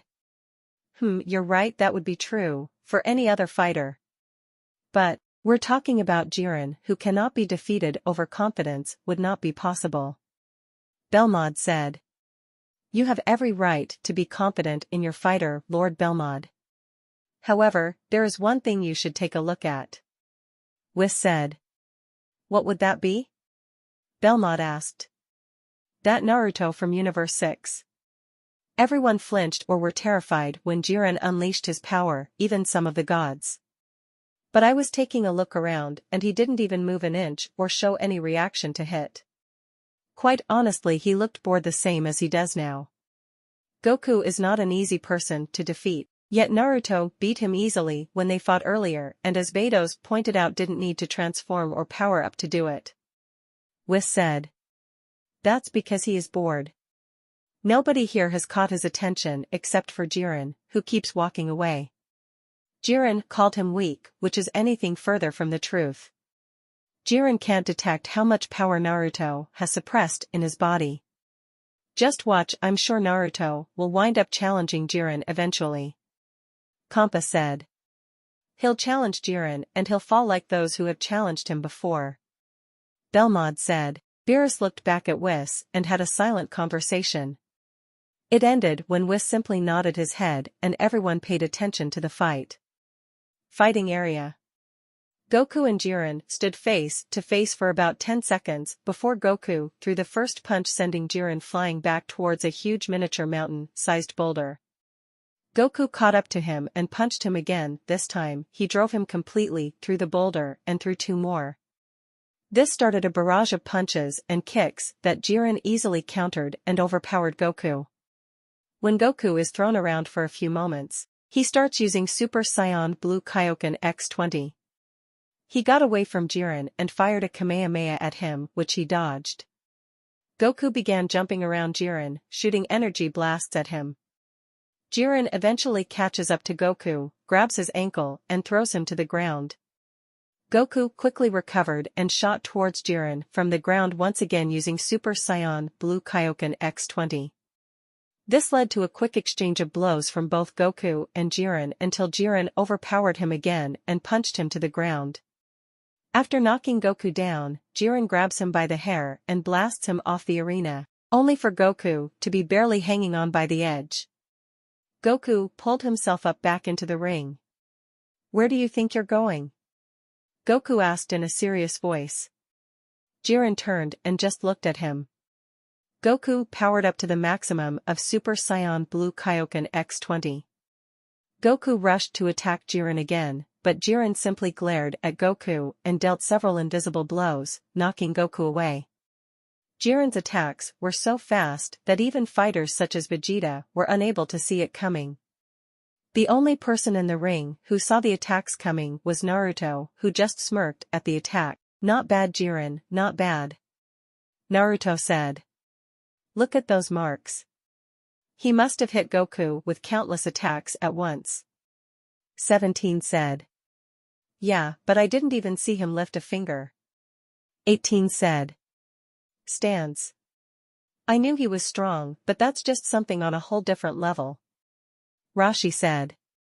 Goku's time in the tournament may be over. Tien said. He's not done yet. With Goku's current power, he should still have enough to multiply his Super Saiyan Blue with Kaioken X20. Krillin said. I hope you're right. Tien said. Hey Goku! Krillin exclaimed. It's no use. Beerus said. What do you mean it's no use? Krillin asked, and Beerus just grit his teeth together. He means there's no point telling Goku to use Kaioken X20. He's already tried that very technique in his last assault. Whis said. Are you kidding me? Rashi said. Damn it. So now what? Krillin asked. Fighting area. Heh heh, you've outplayed me, Jiren. Hard to believe I couldn't even land a blow when I was blue with Kaioken X20. Goku said, powering down. Wait, there's one move left he can use. Gohan said. I do have a full appreciation of your strength now, but I do have something I've been holding back that you've convinced me to use. Goku said, hoping up to the highest rock he could find, lifting his hands in the air. Huh? Jiren said. Stance. Alright, a spirit bomb. Krillin said. Why did he return to his normal form? Tien asked. He told me once that he can't gather spirit energy as a Super Saiyan, because that form is fueled by rage. Krillin said. Fighting area. Alright everyone, I need you to lend all of the energy you can spare. Let's go. Goku said. You can take as much as you need. Gohan said, lifting his hand, giving energy for the spirit bomb. Yeah, same here. Piccolo said, giving up his energy. I think we can both spare some. 17 said. That's right, it won't bother me. 18 said as they also gave up some of their energy. Ha ha ha, I know that move quite well. While I've had nothing but bad memories of it, it is a new day. Emperor Frisia shall bestow some of his energy to you. Frisia said, lending him some energy. To hell with you, Kakarot, I'm not going to be your little crutch. Vegeta said and hopped away. Thanks everyone. But it's still not enough. I'm going to need more time to gather enough energy. Goku said. I'll wait. Jiren said. Huh? Goku asked. Take however much time you need. If this is your ultimate move, I want it done right. Go ahead and do your worst. Jiren said sternly. Alright. I'm surprised, thanks for being so patient, Jiren. Goku said. Stance. Jiren will take on Goku's attack and counter with something even greater. Kai said. It's a simple yet effective approach. I can hardly wait. Belmod said. I must confess, I'm feeling a bit uneasy about this, my lord. Makarita said. Fighting area. Goku's left himself wide open from behind. Time to send some surprise love. Pretty canoe. Ribriand was blasted away by Vegeta before she could make her move. Ridiculous. Enough of the theatrics, Kakarot, let's go already. Vegeta said. Stands. Goku. Krillin exclaimed, giving up his power. You can take our energy too. Tien said, giving off his power. Hell yeah, it's not like we need it anymore. Rashi said, giving off his power. What a fight. That's truly a fascinating technique. Ilan said, I can't believe that two lower-ranked universes produced warriors this good. Arak said. Yes, this promises to be quite the climax. Jean said. Fighting area. It's ready. Yes. Goku exclaimed as the spirit bomb reached full power. Alright, Jiren, once you're out, I hope you don't regret giving me enough time to finish this. This is what happens when the seventh universe joins together. This is our spirit bomb. Goku said as he threw the spirit bomb at Jiren. Jiren stood there and braced himself and allowed the spirit bomb to make contact. A few seconds later, and the spirit bomb started to move in the direction of Goku. Jiren was seen standing there with one arm in the air, forcing the spirit bomb back at Goku. Seriously? Goku said. Impossible, he's pushing it away. Piccolo said. Dad's not done. He can power up and push back. Gohan said. Come on. Goku said. He powered up to Super Saiyan Blue and stopped the spirit bomb. Jiren used two hands and pushed the spirit bomb at Goku again. Kaioken times 10. Goku said. He powered up and stopped the spirit bomb again, but it still never moved towards Jiren. Goku was struggling to move the spirit bomb even an inch towards Jiren. Kaioken times 20. Goku yelled. He powered up and this time the spirit bomb practically flew at Jiren. Jiren let out a yell, released more power and pushed the spirit bomb back at Goku. The spirit bomb starts to absorb Goku, but he manages to push it back at Jiren. Stands. Whoa, he stopped it. An Omni King said. That was very close. The other said. Yes, don't give up, Saiyan, finish this. Beerus said. Jiren dropped his hands to the side and gave a glare at the spirit bomb, sending it back at Goku. Whoa, he's still pushing. An Omni King said. I'm amazed. The other said. Goku was struggling to push the spirit bomb back but dug deep and managed to push it back, resulting in a deadlock between the two. Stands. It's a considerable amount of energy indeed.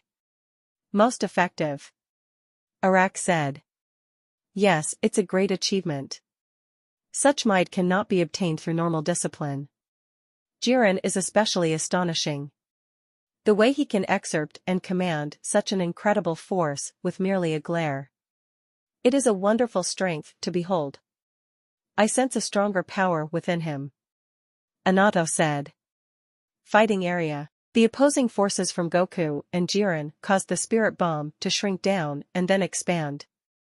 It did it again but expanded twice and started to give off a dangerous glow and screeching noise, putting everyone on edge, even some of the gods. Stands. It seems Goku has reached the very limits of his power, while Jiren remains calm and collected while being a far cry from going all out, my lord. Whis said. It's astounding. I've never felt such force, not in all my life. His strength is beyond words. Shin said. I dare say, like a god of destruction, he is one who has reached that state. Perhaps even surpassed it.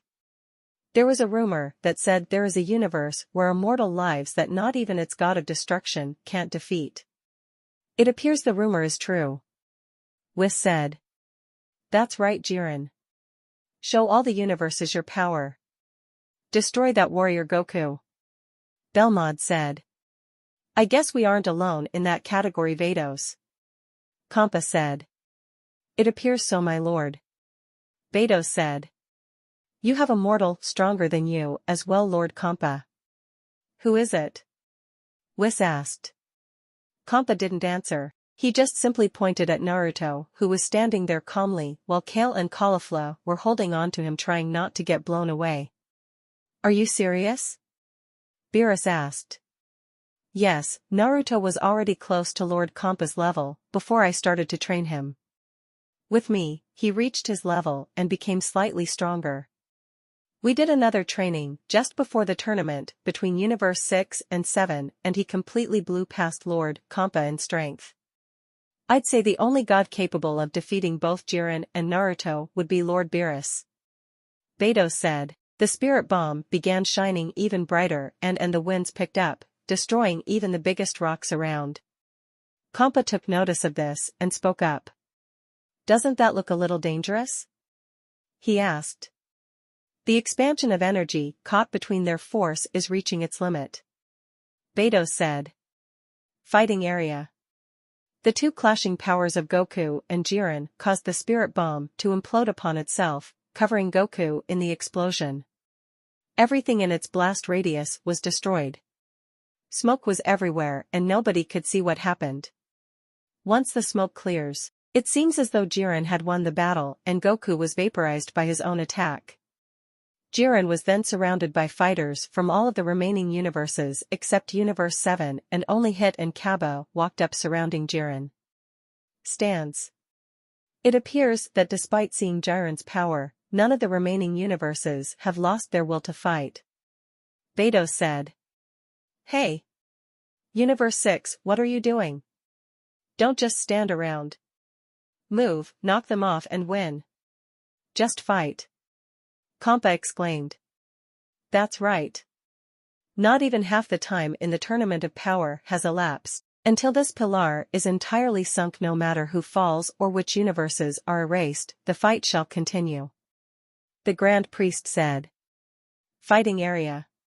Caulifla was about to go and fight but Naruto stopped her. What the hell are you doing? Let me go, I want to go out and fight. She said.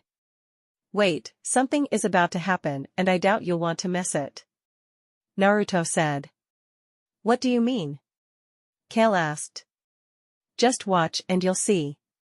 Naruto said, looking at the spot where he felt Goku's energy rising at a slow but steady rate. Stands. Is this really how he falls? Is this actually the end? Goku. I know your ass is down there, so get up and kick his ass. Beerus exclaimed. Fighting area.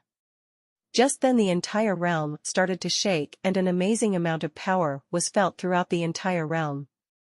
Gohan? Piccolo asked. Yeah, I feel it too.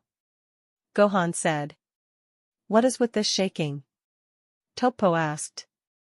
Stands. The fighting stage, no, the entire world of Void, is shaking from that incredible flow of power. Rashi said. Yes, but what could it be? Is it him? Shin asked. Isn't it obvious who it is? Krillin said. Lord Beerus, do you have anything to say? Whis asked, noticing the grin on Beerus' head. He's coming. Beerus said. Fighting area. There was a sparkle of light in the rubble before a huge pillar of light exploded from the ground. Goku was seen emerging from the ground within the light. Once the light dies down and smoke clears, Goku turns around and levels a hard look at Jiren. His clothes are torn up and he has cuts over his body, but the only thing that changed is his eyes. They were no longer black, they were silver. He looked as if he was in his base form, but he had a bluish-silver's aura around him. Stands. Oh, Goku was alive. An Namekian said. Oh, Goku's all intense. The other said. Fighting area. Goku, how did he survive? What is he? Toppo asked. It doesn't seem as if he survived that explosion due to sheer luck. Piccolo said. Stands. Something's different about him than before. Krillin said. He's emitting an extreme amount of heat. Tien said. But his energy seems to be completely calm. Rashi said. Let's observe him for now. After all, this is the first time I've seen Goku like this myself. Whis said. Fighting area. Goku took a step forward and next thing everyone knew he was floating above Jiren, who had to duck out of the way from a kick. Jiren stands pushed Goku off and throws a punch at him, but Goku dodged and countered it with his own punch. Jiren acted quickly and threw his own, resulting in a shockwave from the collision of their fists clashing. Goku jumped back and Jiren went after him with a punch, but Goku dodged again. This time Jiren stood up and he had a small cut on his face and wiped away the blood. It only grazed him, but Goku's attacks are working now. Even when he was in Super Saiyan Blue, he didn't stand a chance. Piccolo said. Those movements, they're not anything like how Dad usually moves. He's not just fast, I couldn't even sense when he was going to attack. Gohan said. Yeah, I know. It's the same when he dodges as well. Piccolo said. What's going on? I can see him moving with my own eyes, yet his actions are unreal. What happened to you, Kakarot? Vegeta said, looking at the fight. You don't know when to surrender, Goku, you've already lost this fight. Toppo said as he and Dispo went to punch Goku from opposite sides. Goku caught their fists and threw them away with ease. Stands. This is not normal. Rashi said. The speed of his response, the accuracy of his movements is incredible. Tien said. What happened to Goku all of a sudden? Krillin asked. Fighting area. Damn it, take this, Goku. Justice Flash. Toppo exclaimed. He began shooting red energy blasts from his fingertips, but they all missed since Goku was simply walking ahead of them. One of them got close to Goku, but he just knocked it away like a fly. Jiren held his hand out at Toppo, signaling him to stop attacking. My help is unneeded. I see you wish to fight Goku alone. Toppo said. Goku was walking but then rushed at Jiren, who closed his eyes and did the same attack he beat Goku with earlier. Goku dodged every punch thrown his way and broke through Jiren's guard and began throwing a barrage of random kicks and punches at Jiren. Jiren managed to block them all, but was losing ground and had to jump back. They disappeared all around the area fighting each other. Who do you think has the advantage this time? 18 asked 17. I can't tell just yet. But, somehow Goku managed to overcome the tremendous gap in their power. 17 said. Even now as he's fighting, he continues to evolve. With every block, he hits Jiren more quickly, sharply, and heavily. Piccolo said. Stands. I can't believe someone who can gain on Jiren this much so fast exists. Kai said. It's not possible, it can't be possible. Belmod said, pulling at his hair. Oh, Goku has become so much stronger now. An Namekian said. Yes, much stronger and much more amazing too. The other said. Tell me how. Tell me why. Could it really be? The Grand Priest thought out loud. It's so wonderful, I hoped for this. But I must admit I was doubtful that a Saiyan would ever be able to achieve it. Whis exclaimed. So you know what happened to him? Shin asked. Yes, I believe so. Ugh, I've been trying to steer him towards this forever. Whis said as they watched the fight continue. Beerus, realizing what it was, grit his teeth together before speaking. Ultra instinct, he said, and all of the gods were shocked by this revelation. So that's how he's reacting so quickly. But Goku is a mortal being, and that is an extremely elite level of power that is difficult for even the highest of gods to reach. Anato said. I don't know what you're talking about, but the other deities seem to be pretty worried about it. Rashi said. At this point it would be premature for me to verify it is true. However, it is certainly a development that demands attention. The Grand Priest said. Wonders really do happen, don't they, Lord Beerus? Whis asked. The deities from universes seem to know what is this great ancestor. Shin said. Wait, are you telling me you don't know about this level, you Red Ear rookie? The Elder Supreme Kai asked. But why now? And why is it Goku? Beerus asked. The Saiyan Spirit Bomb appears to be the catalyst, Lord Beerus. Whis said. You mean Goku absorbed the power of the Spirit Bomb and is using it to fight? Krillin said. I doubt that's the case, Krillin. The Spirit Bomb was strong, but Jiren pushed it back. Even if Goku added all of its energy to his own power, it still wouldn't be enough. Tien said. You are correct, Tien. Most likely, Goku has used the Spirit Bomb's energy to replenish his exhausted body. But as you said, that alone wouldn't be sufficient to explain what we are seeing now. It was the start, a match that lit a much greater power within. My theory is that when the Spirit Bomb exploded so closely to Goku, its great power coursed into Goku and smashed into his own energy, which he was already pushing to its max. This was the collision he needed to shatter the ceiling of his power, reach even greater potential that has been locked within him. Whis explained. He broke through his ceiling? Krillin asked. Yes, he's now in uncharted territory. However, that heat, I'm not sure about this. Whis said as the fight came to a conclusion. Fighting area. So that's what it's called, Ultra Instinct. Naruto thought. He remembered something similar happening during one of his training sessions with Vados. He looked up at her and she just nodded. He may be able to dodge, but that's all he can do. His body hasn't been trained to handle the strain it puts on the body. As soon as it runs out, I guarantee he'll be in pain and have some severe injuries. Naruto thought as he looked back at the fight. The fight between Jiren and Goku was at its end. Goku was in Jiren's face and they began throwing more punches. Goku felt his power slipping and after a loud yell, he knees Jiren in the gut and then blasts him to the ground. Goku jumps back onto the time pillar and shoots forward at Jiren, hoping to end it with a punch. At the last moment, Goku's power ran out and Jiren caught his fist, causing another shockwave. Once the smoke cleared, Jiren spoke. Saiyans are interesting creatures. However, this heat is all you have to offer. Jiren said and blasted Goku away. Hit used this moment to try and attack Jiren while he thought his guard was down. That proved to be wrong since Jiren simply caught his fist. The infamous assassin of Universe 6. Just why are you here? Jiren asked. I'm doing my job. Hit replied. Meanwhile, Naruto noticed Vegeta save Goku from being eliminated and smirked. That was freaking awesome. Caulifla said. There was a lesson to be learned from that fight, Caulifla. Naruto said. What lesson? I didn't learn anything.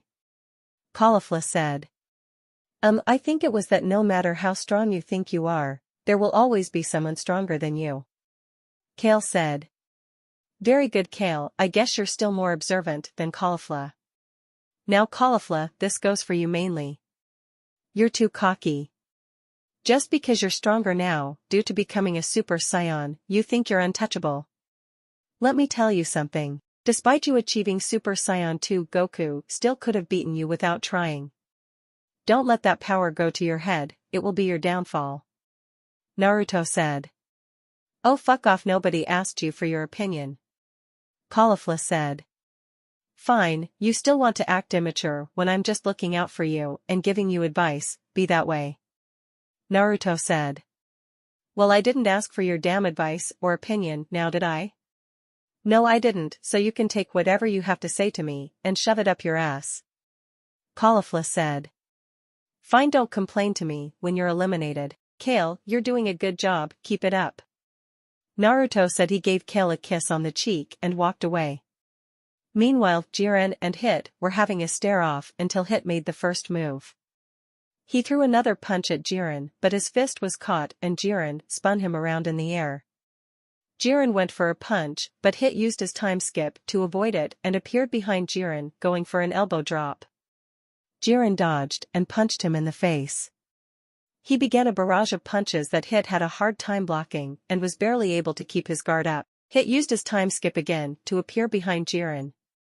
This time he went for a horizontal chop, but Jiren dodged that as well and threw another punch at Hit's face, but he used time skip to avoid it. So this is his time skip ability. Jiren said as Hit reappeared a couple feet away from him. So these are the attacks that Goku was feeling from Jiren. Now I'm feeling them too. Hit thought. Do you seriously intend to beat me? Jiren asked. That's my job. Hit said. Using time skip, he appeared in front of Jiren and they had a stare-off. The real Hit appeared behind Jiren and went to attack, but Jiren countered and met Hit with a punch of his own that Hit had to block. Hit started using countless time skips looking for an opening, but each time Jiren would counter with an attack and each of them would connect.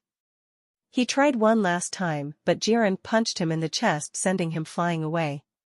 He's completely adapted to my time skip. Hit said. He tried the same tactic again and each time Jiren countered.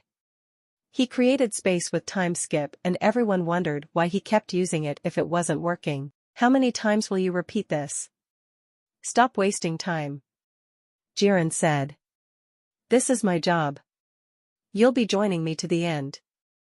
Hit responded. Jiren doesn't have any openings. Goku said as he was watching from up on a rock. Saiyan and Purina appeared below him and got ready to eliminate him, but Gohan and Piccolo interfered. They began fighting each other and Vegeta was fighting Ribrianne until she was saved from elimination. Back with Hit and Jiren. Hit was blocking a barrage of punches from Jiren. The onslaught finished when Jiren decided to uppercut Hit. He went flying, crashing through a boulder, and then some of them fell on top of him. I can't believe Jiren is schooling Hit like this. This is looking bad for our team. Come on, it's time for us to get in there too. Caulifla said. Please, not just yet.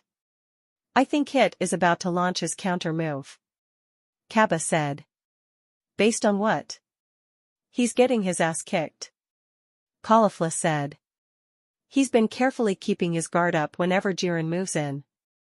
This lets him learn Jiren's style of fighting, all while minimizing the attack damage. Let's wait. I think Hit is just looking for the right opening. Kappa said. I think I finally got his timing down and how he reacts. I can finally finish the job. Hit said. He launched an energy attack from his fist that went through the rocks above him. Jiren saw the attack coming and blocked it with his hand. Hit appears behind him using his time skip ability, and as soon as Jiren turned around, he was struck in the chest by Hit, who was using the exact same energy he just threw at him. In order to turn the tables, this is the one strike that I needed to land. It will confine you to a time prison. Hit said. Jiren was sent flying back through multiple boulders. He was almost out but managed to stop himself right at the edge of the ring. One attack means nothing. I will prevail. Jiren said. Suddenly Jiren was frozen and couldn't move. He stopped Jiren from moving. I guess that's the opening he's been looking for all this time. Goku said. The ultimate assassin strikes again. Looks like Jiren can't even twiddle his thumbs. Caulifla said. Oh wow, so that's what he was up to. Kale said. Yes it is, but sadly it's not enough. Naruto said. Ugh, you're back again. Caulifla said. I've always been here. You all just came over here to watch closer. Naruto said. What are you doing here, Naruto? Shouldn't you be somewhere fighting? Kaba said. I should be, but I'm not. I'm here because I have a message for Jiren. Naruto said. What message, Naruto? Kale asked. You'll see after this fight is over. It's a really interesting message. He said. Now is your chance. Hit said. To do what? Kaba asked. Don't interfere with Jiren. Leave him to me. While he's contained, there's much more you all can do, so move. So move, we must save the 6th universe. Hit said. Don't worry, Hit, just handle your business. I never took you for someone who likes to take a gamble at something. Naruto said, and Hit smirked at him. You're right, Naruto, I'm not. But there's always a first for something. Hit said as he prepared his attack. Stance. Hit is actually coordinating with Naruto and the other Saiyans. Beidou said. That's unusual, isn't it? Normally, he works alone like he can do everything himself. Kampa said. He plans to devote all of his energy to this technique. It's as Naruto said, Hit is taking a gamble right now, while ensuring his universe wins. This is an all-or-nothing moment for him. Beidou said. I see. Brilliant, Hit, keep him pinned until time runs out. Kampa exclaimed. Fighting area. Hit created an energy sphere in his hand, getting ready for his final attack. He noticed Jiren starting to move slowly and decided to make his attack. At this rate, I won't have much energy left to keep him trapped till the end. He's simply too powerful. In that case, I'll have to take it. Assassins aren't supposed to take a gamble, but I have no other choice. One last play, my job is to save the 6th universe and I won't fail. Hit said. He rushed at Jiren out his attack in hand, but Jiren stopped it with a glare. Jiren, after struggling, managed to grab and crush the energy sphere Hit was attacking him with, which released him from the paralysis. He began attacking Hit relentlessly and sent him flying away. After attacking Hit for a while, Jiren sends him flying out of the ring with a power impact. Hit from the 6th universe has been eliminated. The Grand Priest announced. Stands. I'm sorry, I failed my job to save the 6th universe.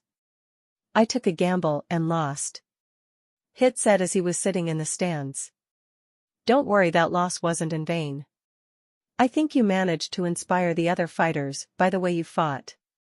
Besides, we still have Naruto, we can still win this. Kampa said. Even after seeing Jiren's power, you still believe you have a chance at winning.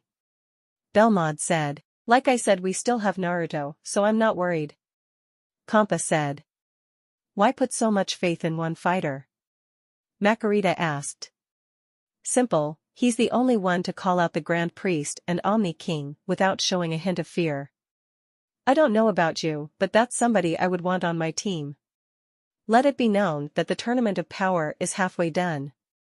The Grand Priest announced. The area changed from a dark color to green. Fighting area. Halfway done already? Time certainly does fly when you're destroying universes. Frisia said. Just 50 tacks left, halfway done, Jiren. Toppo said. Understood. You can take it from here. The fighters you needed to worry about have already been dealt with. He said, looking at Goku, and began to meditate. Stands. Oh, what's he doing? Both Omni Kings asked at the same time. A remarkably bold fighter. He's begun meditating, sires. Even though half the time remains, Jiren is certain of his team's victory. The Grand Priest said. Now I'm not complaining or anything, but that was kind of anticlimactic with all this time left and nobody who can pose a real threat. I guess he doesn't see Naruto as a threat if he's not even attempting to fight him. Belmod said. Oh, don't worry, Jiren's about to find out why he shouldn't have overlooked Naruto. Kampa said, pointing to Naruto. Fighting area. If we're going to defeat him, this is our best chance. Catapelsa said. Yeah, he's just begging us to knock him off the edge. Baiera said and jumped down in front of Dispo and Topo. Well, look at this. Dispo said. While I commend your courage for wanting to face Jiren, you're finished. Topo and Dispo said the last part together and rushed at Baiera. Go. Now is our chance. Baiera yelled and Catapelsa attempts to attack Jiren but is rejected by a force field. What just happened? Baiera asked. Why is it so hard for you all to understand? You amateurs aren't cut out to fight Jiren. Dispo said. If you're not strong enough to pierce the energy barrier, there's no point in fighting him at all. Topo said. Alright Kale, Kaba, I'm going to give Jiren my message. Take care of yourselves. Naruto said. What about me? You didn't mention my name. Caulifla said. Oh, I'm sorry, I was under the impression that you didn't care about what I did or said to you. You're tough, remember? You're a Super Saiyan too, remember? I believe you told me to take whatever I have to say and shove it up my ass. Now, as I said before, Kaba, Kale, take care of yourselves. I'm going to deliver my message. Naruto said, walked off. What was that all about? Kaba asked. Caulifla, I thought you were going to be nicer to him for me. Kale asked. I'm trying, but it's just hard. He betrayed me and left us. It's not going to be easy like it was for you. Caulifla said with a sigh. Ladies, can we just focus on the tournament? Naruto's about to make his move. Kaba said. Everyone looked at Naruto wondering what he was going to do as he walked up to Jiren. Oh look, another challenger. Didn't Jiren already deem you unworthy of challenging him? Dispo said. Oh, shut up. You're nothing but a placeholder on the Pride Troopers. Naruto said. Such disrespect will not be tolerated. Topo said. Topo and Dispo rushed at Naruto and attacked him. He quickly dispatched them and left them laying on the ground. He walked up to Jiren and punched through the energy barrier and struck Jiren in the face, sending him over the edge. Jiren grabbed the edge and pulled himself back up and looked at Naruto. I'm stronger than I look. This tiny bit you feel from me is nothing compared to my actual level. Naruto said and walked away. Stands. He stuck Jiren without even trying. Kai said. How is that possible? Jiren's the strongest in the tournament. Belmod said. Apparently he isn't the strongest like you thought. Naruto, raise your power to match what Jiren used against Goku. Kompa exclaimed. Fighting area. Naruto stopped walking and turned to face Jiren. He powered up and strong winds blew around, destroying everything around Naruto. Everyone was taken back by how much power he was releasing, and it scared some of them that there were two people in the tournament stronger than some of the gods. Now that you know what I'm capable of, I wonder if you'll run away next time. Weakling. Naruto said and walked away. Naruto calling Jiren a weakling struck a nerve and Jiren rushed at Naruto with a punch aimed at the back of his head. Naruto turned around and calmly caught the punch. Jiren tried removing his fist, but Naruto had a firm grip on it. My, what a temper you have. You should really control that, it could cost you in a fight. Now don't be so hasty, it's not our time to fight yet. But I'll give you a parting gift.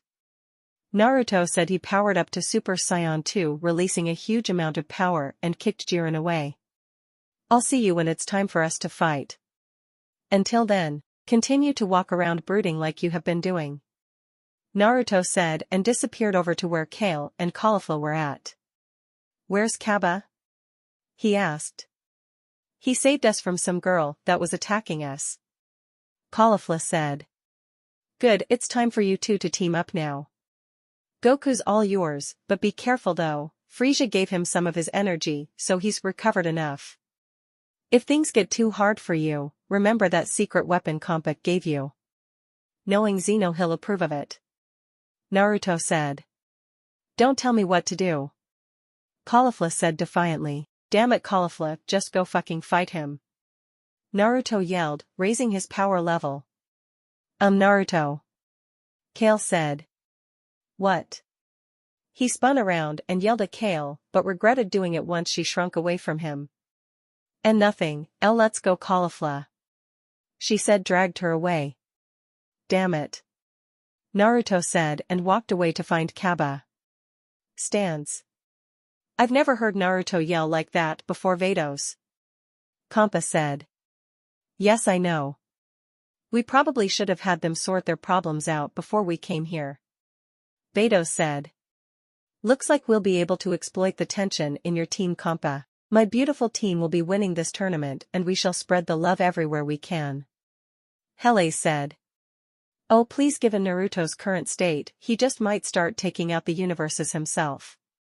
You've seen what he did to Jiren, imagine him actually trying to take out people. Kampa said. Little did Kampa know that's exactly what was about to happen. Everyone was on edge after what they just saw Naruto do to Jiren. Naruto calmly walked around looking for his next opponent. He walked over to where Kaba was at and decided to watch his fight. He noticed Kaba was transformed into Super Saiyan but was still getting beat up. Meanwhile in the stands Beerus was having a bit of a discussion with Whis. Stands. Whis, how concerned should we be about Goku? We now have two extremely powerful fighters in this tournament and both of them have already defeated Goku with little difficulty. Beerus said. It's quite concerning Lord Beerus. I'd have to say we should be really concerned. Now Naruto has sent those two Saiyan girls to fight him. He has to fight against a Super Saiyan 2 and a girl with an uncontrollable amount of power. His only hope is to tap into Ultra Instinct again to win, but I doubt that will happen again so soon. Whis said. Hey! Goku's child and Namekian, stop goofing around already. Eliminate those two you're fighting and go protect Goku. Beerus exclaimed.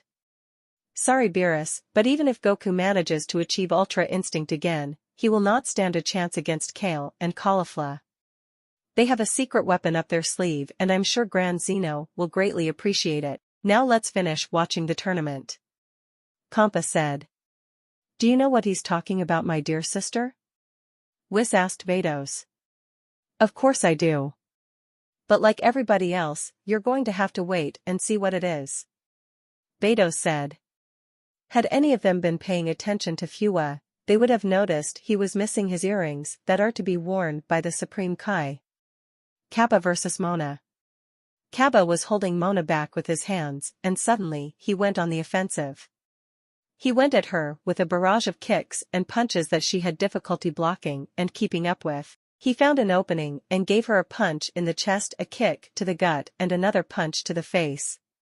He jumped up high in the air and kicked 2 energy blasts from his feet at her. Both blasts connected and drove her back through a couple of boulders. Kaba was breathing hard and didn't have time to recover since Mona just jumped out of the smoke right after and she was unharmed. I'll be honest with you shorty, that almost kind of hurt me. Now you'll be sorry. She yelled. Mona suddenly grew to the size of a huge ball and barreled towards Kaba faster than he could react. She smashed into him and made him cough out spit, sending him flying back, tumbling on the ground. She came falling out of the air right on top of him, making a crater, and you could hear his screams of agony and pain. She jumped up in the air once again and it was revealed that Kaba was knocked out of his Super Saiyan state. I'm not done with you yet. Mona exclaimed. She came crashing down, but Kaba managed to get out of the way. She began to roll again and caught up to him quickly, hitting him out of the air and causing him to tumble on the ground again. He managed to correct himself during his tumbles and bounced up to land on his feet. He was bruised up, breathing heavy, and couldn't even stand up straight. He was right at the edge of the ring and she came barreling towards him again. She came straight at him and he jumped out of the way, thinking she would go straight off the edge. However, to his shock, she quickly turned and hit him again, sending flying over the edge. Bye-bye, little man. She taunted at him. Damn it, I couldn't even eliminate one person. At least I did some damage to her. Somebody else should be able to defeat her now, Kaba thought. He was suddenly grabbed by his arm and looked up and saw Vegeta, who did not look happy at the moment. Vegeta lifted him up and threw him back into the ring, making him crash into the ground. Hey! Do you mind? Don't you steal my victory. Mona said, however Vegeta just blasted her away. Thank you for saving me, I'm in your debt. Kaba said, but got a knee to the gut from Vegeta, sending him to the ground. Don't get the wrong idea, Vegeta said. What do you mean? Kaba asked, struggling to stand up. I didn't pull you back as an act of kindness. I can't stand to see a Saiyan embarrass our race by losing so easily, Vegeta said. I'm sorry, Kaba said. I hope you aren't planning on getting eliminated and failing to keep your promise to me, Vegeta said. My promise? Kaba asked. You really don't remember. You said you'd take me to see planet Sadala, Vegeta said. Oh yeah, I remember now. But only one universe can survive. Which means no matter how hard I fight, there's no way to keep that promise, Kaba said. I'm going to win, and when I do, I'm going to revive you all with the Super Dragon Balls, Vegeta said. What, you would do that for us? Kaba asked. I'm not going to let a Saiyan break his word. That way you can keep your promise and show me Sadala, Vegeta said. You're the best master. If by some chance we win this tournament, I'll wish you back and then you can come to the 6th universe, Kaba said. Don't get ahead of yourself. I'm going to be the one who wins this tournament, not you, Vegeta said. Yes sir, Kaba said, saluting. Vegeta nodded and left to go find somebody to fight. Neither of them noticed Frieza behind a boulder plotting to make his move. Kaba realized Mona was coming back and got ready for a fight. This time I'll remember my Saiyan Pride Master. I won't let you down, Kaba said. You call that pester master? Mona said as she barreled into Kaba, sending him into a boulder. After I'm done kicking your ass, I'll throw out that miserable Saiyan Vegeta too, she said, and crashed into Kaba again. Master, Kaba thought, and static appeared around him before going away. Now this will be interesting, Naruto thought as he looked on from on top of a boulder. Then I'll go after those Saiyan women who ran away from me. I'll start with the loudmouth. Then I'll go to the shy one with the uncontrollable power. I can easily mentally break her and cause her own self-destruction, Mona exclaimed. I'll never let you touch them, Kaba said as more static showed up around him. Mona hit him again, sending him to the ground. After he hit the ground, she crashed into him and grinded him into the ground before stopping and jumping away. What a weakling. I thought Saiyans were supposed to be great warriors. You're frauds. Quitters and cowardly sneaks. Vegeta is too, Mona said. Don't you dare say that about him, Kaba said with static flowing around him. Why not? It's true. He blindsided me and ran away. He's nothing but a spineless coward. No wonder he's lasted so long. He's been running away from fights the entire time, Mona said. How dare you? Kaba exclaimed. I don't know why I'm wasting time with a bunch of cowards. I'll end you, that sucker-punching Saiyan, and then those 2 girls. None of you are worth my time, Mona said. Don't you dare call us unworthy. We are Saiyans, the strongest species alive. Do not talk down on us, Kaba exclaimed. He was going in and out of Super Saiyan and finally let out a scream, powering up. He finally reached his breaking point and ascended to Super Saiyan 2. Is changing your hair color supposed to scare me? Mona asked. As soon as she was done talking, Kaba punched her in the gut and gave her an uppercut. Alright, now, I'm pissed off. I'll flatten you, you damn brat, Mona said. She started spinning and jumped in the air, going to flatten him. Kaba countered with a blast. He was struggling to keep her at bay. He dug deep and eliminated her after he added more power to his attack. Stands. Mona of the Fourth Universe has been eliminated. The Grand Priest announced. I'm not mad at you, just disappointed. Quidella said. Woohoo, way to go, Kaba. As long as you listen to me, you can eliminate anybody. Kampa said. Lord Kampa, wasn't it you who told him to go run and hide? Vados asked. Fighting area. That's more like it. Now to the more important issue.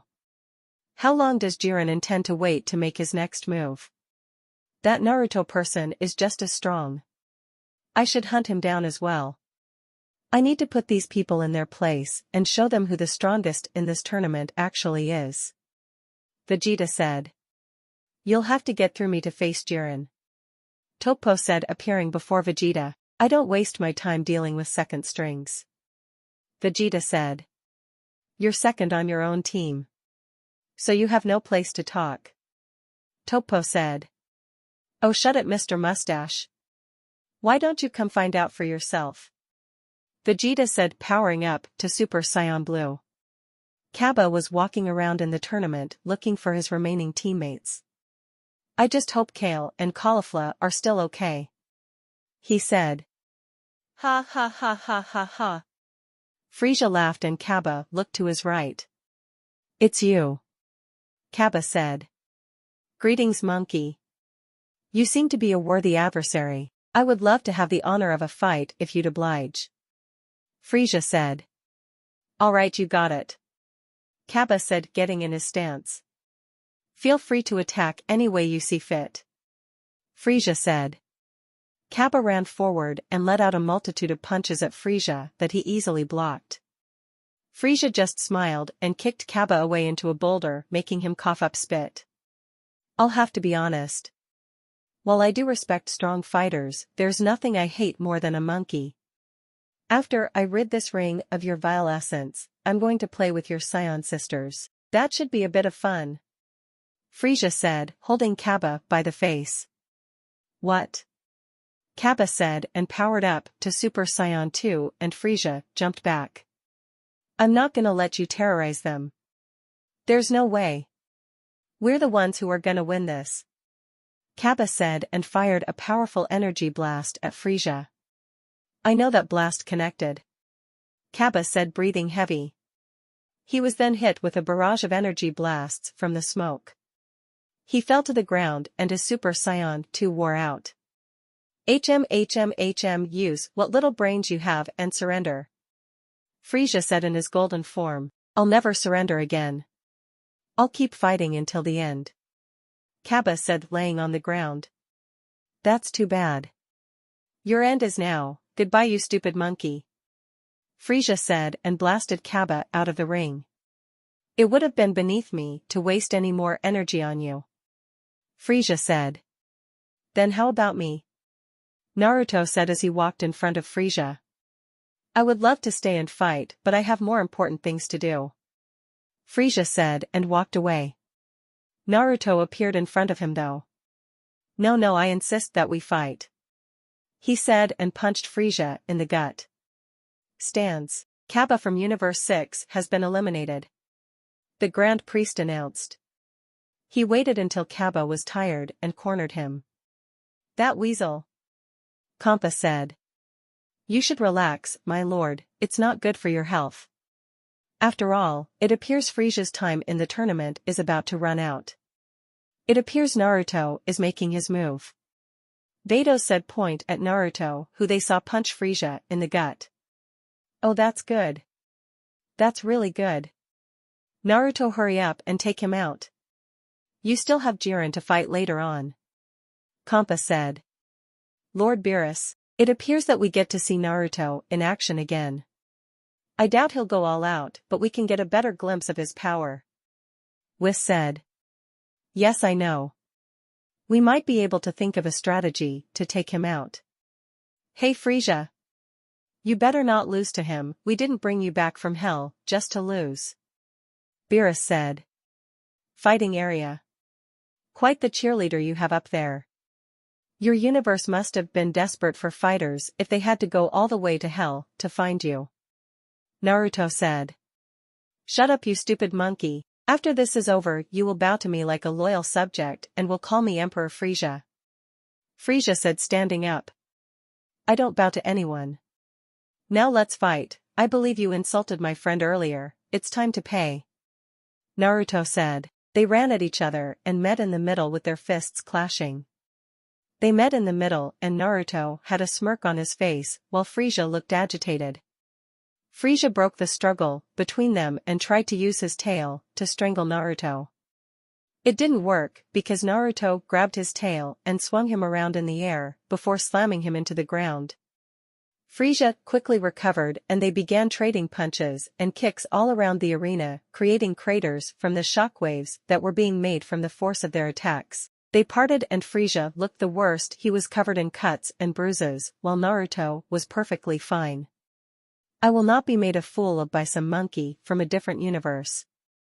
Frieza said. He powered up and went golden. Now prepare yourself for the might of Golden Frieza. He said. Golden Frieza, you say? Nice transformation. I can feel the power from your new form and it's quite nice. Sadly, it won't be enough. Naruto said as he powered up to Super Saiyan. So what if you've transformed? I've dealt with the Super Saiyan powers for many years now. I know how to deal with its powers. Frieza said as he rushed forward. You may have dealt with the Saiyans from Universe 7 and Kaba. But I'm not like them. I've actually mastered all of my transformations. So the limitations I should feel from them doesn't bother me. Naruto said as he grabbed Frieza's punch. Frieza pulled back, shot an energy blast from his finger and Naruto ducked out of the way. He kicked Frieza's feet from underneath him and gave an axe kick to Frieza's gut, knocking the wind out of him. He shot multiple energy blasts at Frieza from point-blank range and all of them connected. Once the dust cleared, Frieza was on the ground seriously wounded and he was out of his golden form. Naruto just looked at him and shook his head. I really hope that wasn't the best you can do. I didn't even break a sweat. Naruto said. Frieza heard him and shot multiple energy blasts from his finger at Naruto. He fired away like he was trying to kill Naruto and didn't let up for about 30 seconds.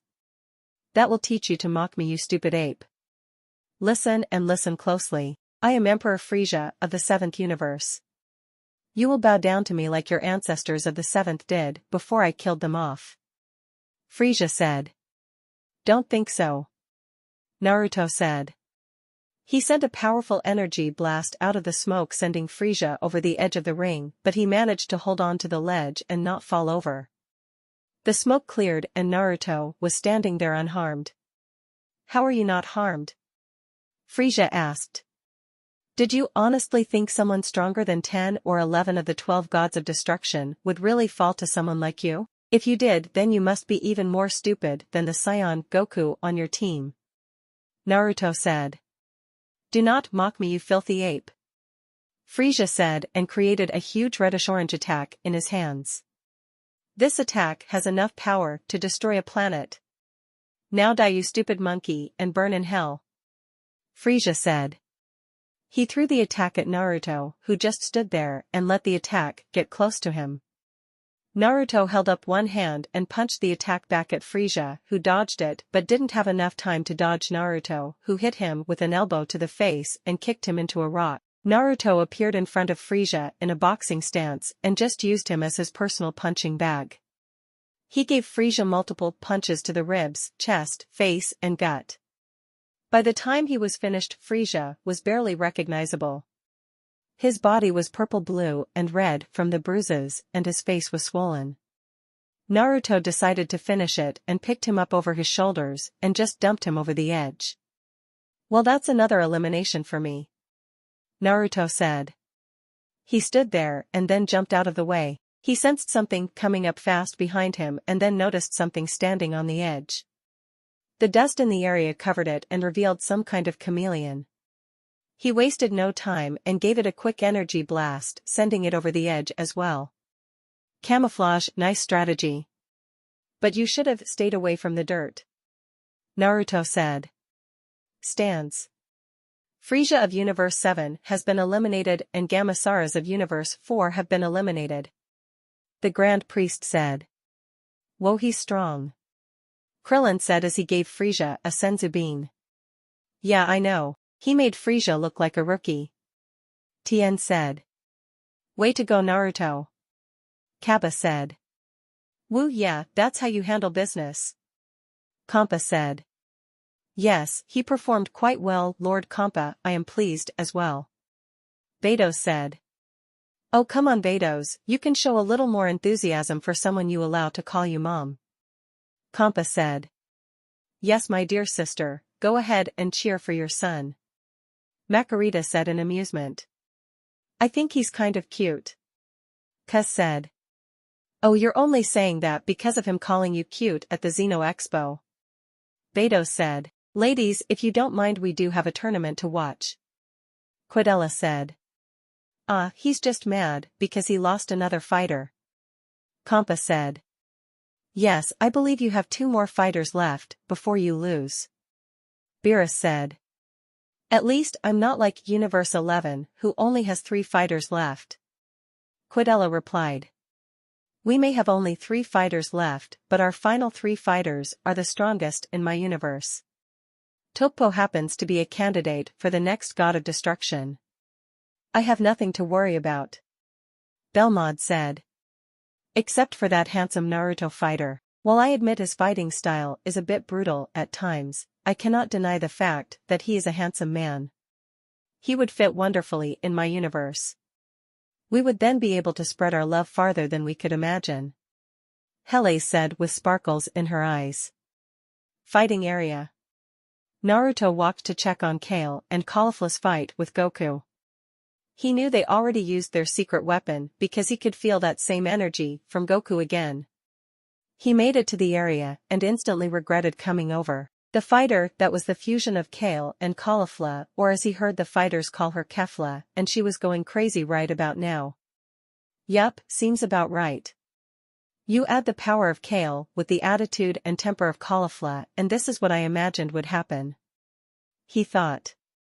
He jumped out of the way of a stray laser-like energy beam from Kefla and just watched as she gathered all of her energy and in her hands. She shot a huge energy blast towards Goku, who was using Ultra Instinct. Naruto watched as Goku slid on her attack with his own and fired a point-blank Kamehameha at Kefla, sending her out of the ring. Stands. Kale and Caulifla of Universe 6 have been eliminated. The Grand Priest spoke. Hey, what the hell, man? Goku, when I see you again, I'm going to kick your ass, do you hear me? Caulifla said while Kappa was holding her back. Supreme Kaifuwa, Lord Kampa, we failed you, I'm sorry. Kale said. Do not worry, Kale, we still have a chance to win. We still have Naruto, Saiyan, and Purina fighting for us. Beidou said. Hey, Saiyan and Purina, don't lose, or I'm going to kick both of your asses, you hear me? Caulifla said. Caulifla, I think you're forgetting about Naruto. Kappa said. Shut up.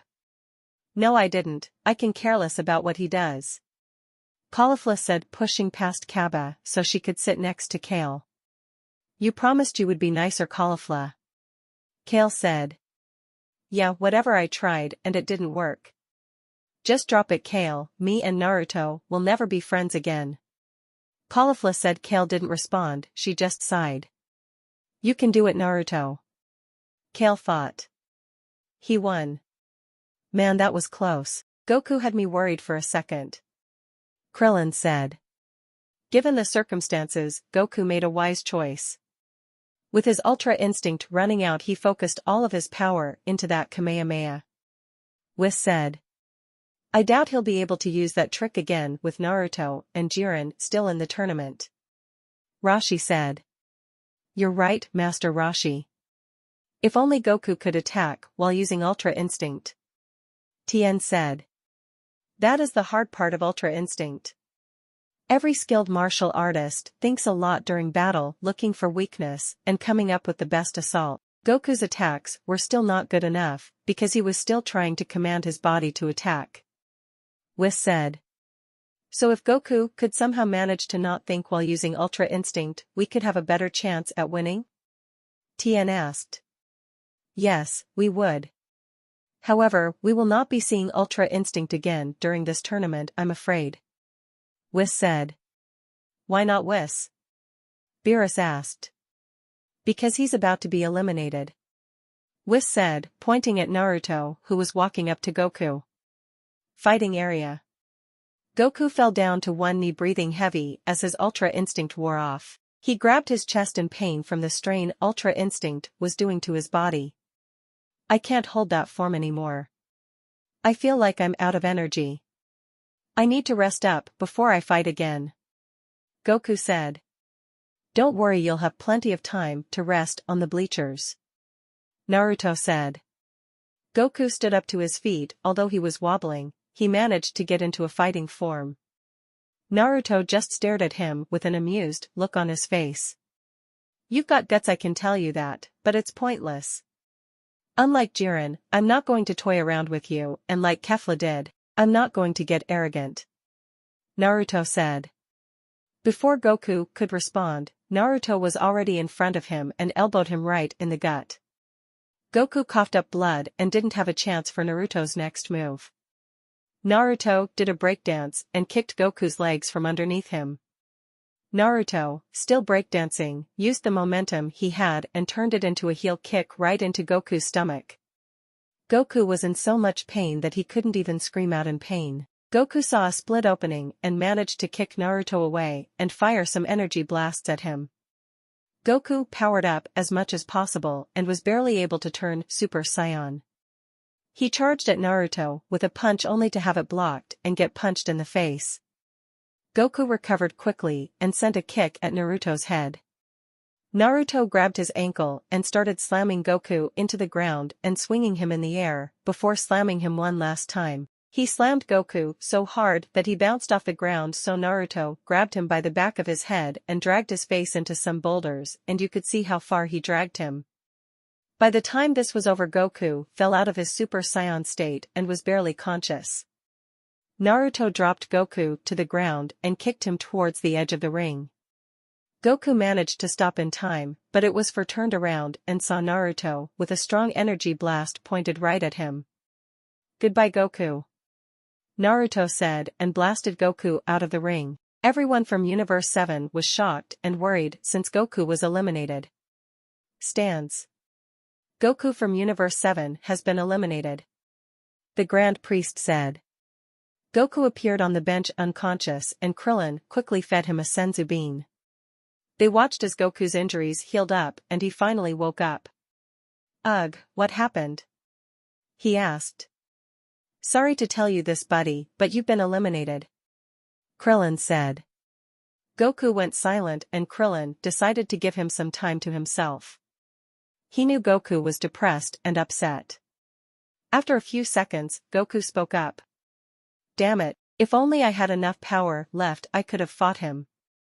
Goku said as he punched the ground. Do not worry, Goku, you performed well. We still have Vegeta and your son in the tournament. If anything, your elimination will push them to fight harder. Whis said.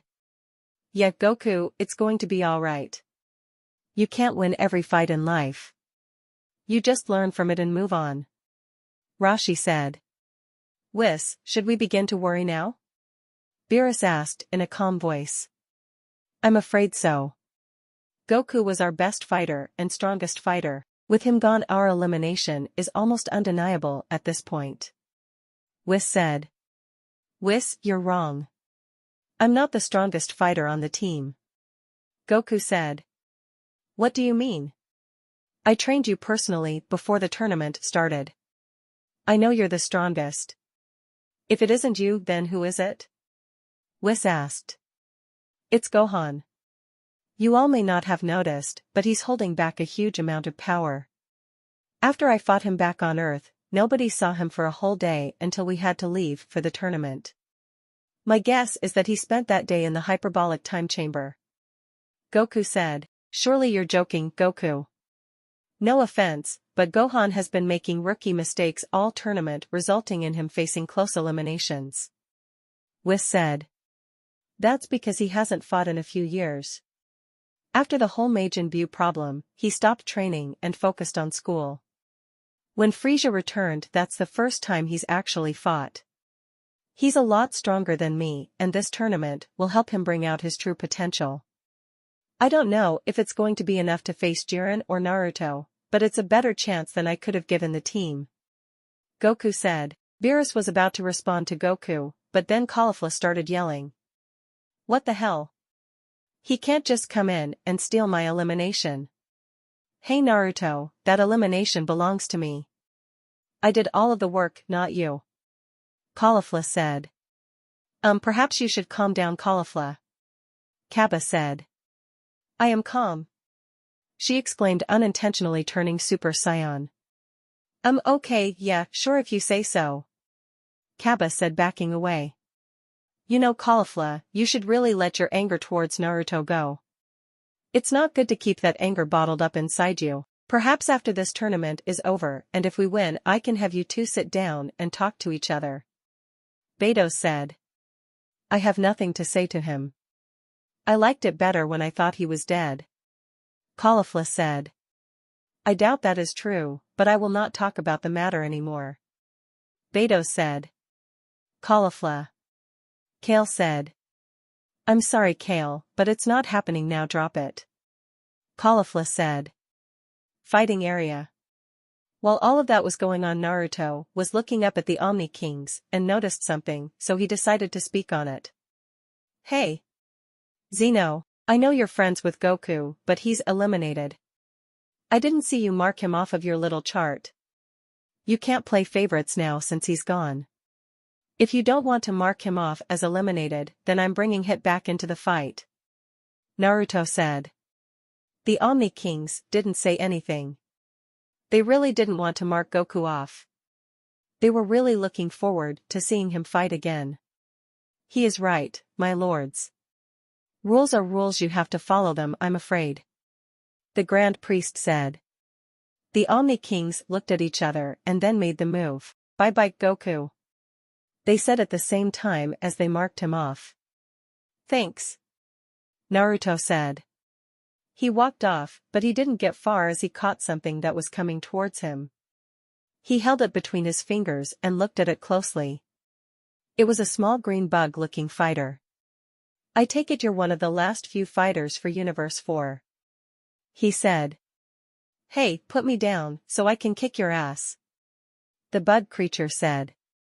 Sorry, no can do. Naruto said and threw him out of the ring. Stands.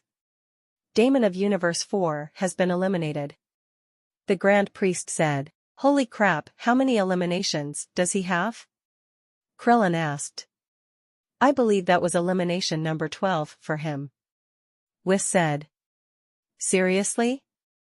He's taken out 15% of the competition himself. Krillin said. Yes, he's been eliminating fighters a lot. Most of them came in the first few minutes when he single-handedly took out 5 members of Universe 9. Whis said. Fighting area. Naruto was getting bored now. He wasn't running into anybody strong enough to lose as a challenge to him. He looked up and saw Android 18 eliminate Ribrianne. He looked in the stands and noticed Krillin talking to 18 and they were laughing and cheering with each other. He looked over to where his universe was sitting and made eye contact with Kale, who blushed and waved at him. He didn't wave back, but simply walked away with a small smile on her face. Helles saw the interaction between the two and smiled. She was the goddess that loved beauty and wanted to spread love. She instantly knew Kale and Naruto would be together forever. Who to fight now? He asked out loud. How about we fight you? A voice said. He looked up and 3 people landed in front of him. We are the last members of Universe 2 and we shall use our love to defeat you. One of them said. Naruto just stood there with a curious look on his face. He didn't know who they were, but they piqued his interest. So who are you? He asked. I'm Zerloin. A very large and muscular human-looking male with blue skin and red eyes said. I'm Rabanra, a human-looking figure with the top part of his body a dark orange and his legs a dark blue, pointed ears and a green dome on his forehead said. And I am known as Zarbuto. An old man with a white mustache and is clad in a red suit and white cap said. Okay. So are you sure you want to fight me? Naruto asked and all three of them nodded. We have our orders take you out since you are a threat to our universe winning this tournament. Zerloin said. Our beautiful maiden Ribrian is counting us to defend the love of universe 2 and that is what we shall do. Zarbuto said. Okay. Naruto said and kicked Rabanra away. Zerloin and Zarbuto charged at Naruto and he began blocking both of their attacks. Rabanra joined back in and also started attacking Naruto. Naruto managed to kick Zerloin away and focused on Rabanra and Zarbuto. We are now the last hope for Universe 2. Rabanra said as he was throwing punches at Naruto. We no longer need to be beautiful as we usually are. Even if we are battered and mocked for being ungainly. Zarbuto said, punching at Naruto as well. We fight to the end for love. Zerloin said, coming down with a double overhead strike. Naruto blasted them all away with his power and just looked at them. He had to admit these guys were actually good stands. Man, look at him, he's not even tired yet and now he's taking on 3 people from the second universe. Tien said. I know. It seems Lord Kampa was not lying about the strength of Naruto. Whis said. The second universe has lost their best fighter and are now down to 3. They're in a real tough spot now. Kampa said. Beidos wanted to say something but she just looked at him with a smile on her face. He sensed her looking at him immediately turned around. Yes Beidos, I do have eyes, and I know we're in the same predicament, so can you please stop nagging me already? He exclaimed. Come on. Get fired up and find a way. Saiyan, Purina, I swear if you don't do something I'm going to kick both of your asses. Caulifla said. Fighting area. No matter how many times you knock us down, we will always get back up. Zarbuto said as he began to glow. Do you hear that? Zerloin asked Rabanra. Oh yeah, I can hear it all right. The voices of our people cheering for our victory. Rabanra said. Stands. That's right, they're here. Feel it, feel the love of the second universe behind you as you fight. Ribrian said. What the hell is going on? Kampa asked. Fighting area.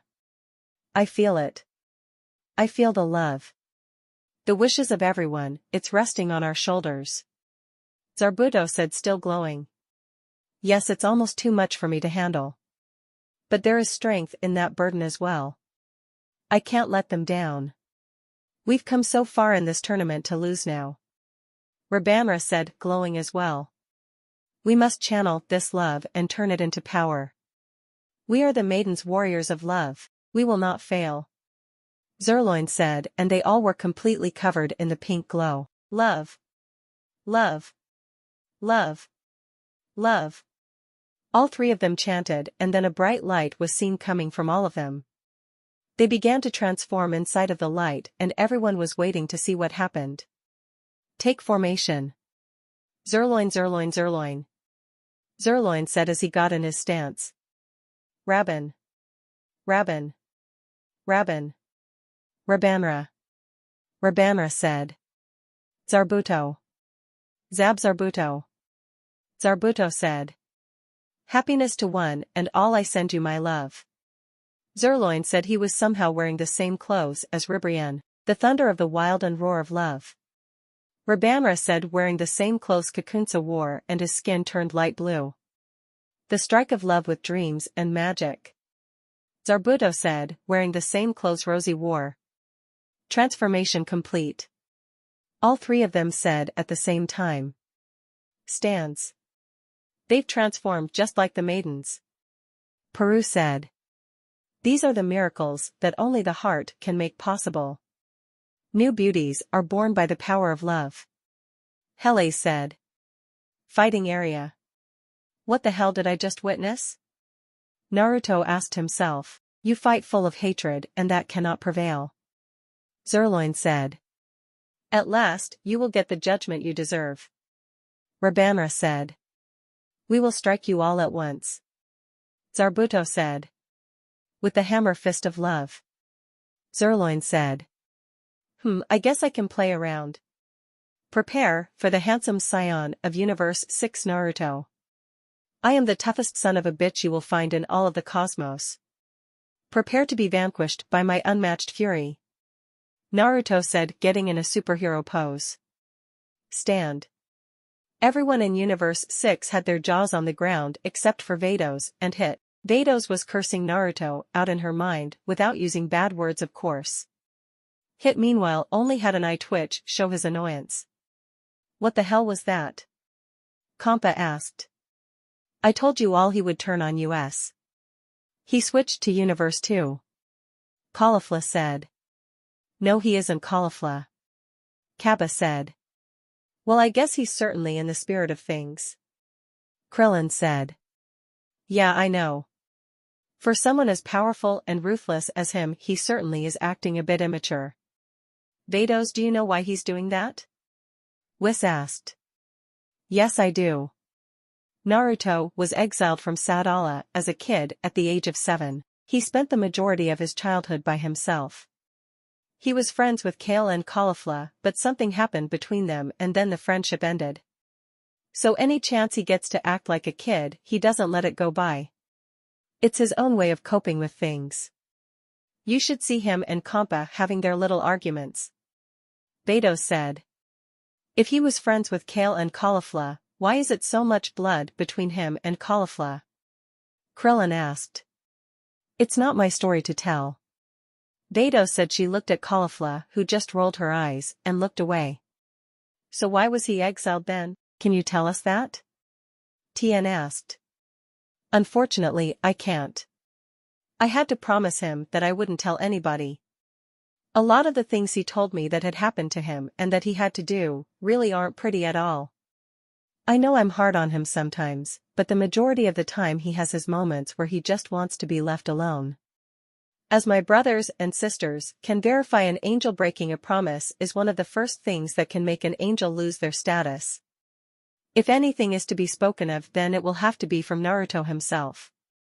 Vados said. Let's just watch the fights now. Caulifla said. Fighting area. Here we come, foul villain. Zerloin said. We shall win this contest. Rabanra said. Fueled by love. Zarbuto said. Second universe, attack. All three of them said together and ran at Naruto.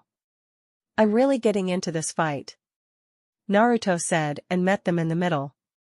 They began trading blows left and right. Naruto smiled and picked up the pace. He started attacking them at a much quicker and faster pace until he managed to kick them all away. All three of them came flying at him with a kick. He pushed them back with just his power and they landed up high on a boulder preparing their next attack. Well fought, Sixth Universe. Your strength has held up well against our power of love and passion. Zerloin said. Since you've been pushing us so far this fight, we shall push our energy to the maximum. Rabanra said. You have withstood a lot, but try to withstand this. Zarbuto said. We're sending you our feelings. Love. They all said and created a black heart in the air. Stands. Oh my, is it possible? Hele said. What is that thing? Krillin asked as he watched Naruto shoot an energy blast at it and it was absorbed. It is most likely a gravitational singularity, taking what they call the weight of their love and concentrating it into a single point in space. Whis said. That's the elusive technique not even Ribrianne or the maidens could achieve. Love can be all-consuming, it can paralyze and torment us with its intensity. As long those who master love can control its weight and unleash this mysterious attack. Hele said. Fighting area. Pretty black hole. All three of them said. Naruto tried to move out of the way, but he was sucked into the black hole. He tried to escape with instant transmission but had no luck. Look at that. Not even light can escape our love prison. Zarbuto said. It's so heavy that not even the ring can hold it. It's going to keep sinking layer by layer until it crashes through the bottom. Rabanra said. Our love has trapped you, Naruto of the 6th universe. It will pull you down to defeat. Zerloin said. Not bad, you three. I must say, I'm extremely impressed that you were able to pull off such an attack. You guys are full of surprises. All that talk about love, I can actually understand it. Naruto said. You say you understand it, yet you are unable to counter our attack. Rabanra said. You say you know love and you understand it, however you do not. Your words of trickery will not work on us. Zerloin said. Well, you do have me there. I don't understand love, but then again, who does? Nobody can completely understand something that's different for everybody. But I'll tell you this. I met this girl 4 years ago. She's the sweetest girl I have ever met in my life. I visited her as much as I could over the past almost 5 years. We grew extremely close and she counts on me to keep her safe. I may not understand your version of love, but I do understand my own. That girl means the world to me, and I will do anything to protect her. I promised I would see her after this tournament is over, and I'm not breaking that promise. I won't let her down. He yelled and powered up to Super Saiyan 2, preparing to counter. He stretched his hands out to his sides and gathered a lot of energy. He placed his hands in front him and fired his attack, Majestic Destroyer Cannon. He said. The rainbow-colored drill-like attack at first went out in a wobbly motion, but as soon as it made contact with the final layer of the black hole, it began to crack through the black hole. Unknown to Naruto, this was an extremely important fight for Universe 2, 6, and 7. Saiyan and Purina were in a power struggle against Piccolo and Gohan. That was an important battle because with Goku out of the tournament, Universe 7 needed Gohan and Piccolo. All 3 universes at risk were watching intently. Universe 2 had pink wands and were holding them in their hands, praying that they won. I can't let her down. Not now. Not ever. Naruto thought. With one final push, Naruto's attack blasted through the black hole and took out the last 3 remaining members of Universe 2. Coincidentally, on the other side, the power struggle between Saiyan, Purina, Gohan, and Piccolo ended with Saiyan and Purina losing. Stands. Saiyan and Purina of Universe 6 have been eliminated. And Zerloin, Zarbuto, and Rabanra of Universe 2 have been eliminated. That means Universe 2 shall be terminated. The Grand Priest said. You 3 did well. You should be proud. You showed our people your love and all its brilliance. Peru said.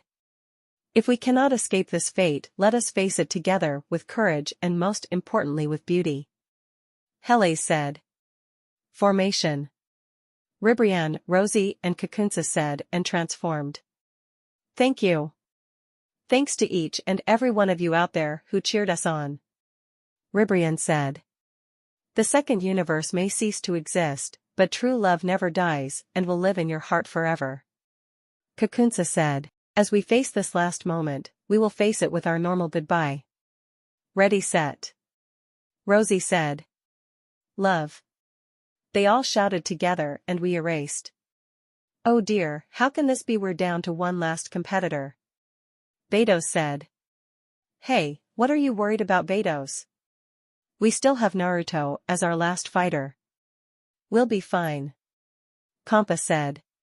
Yes, I know, but I fear that the other universes will gang up on him now.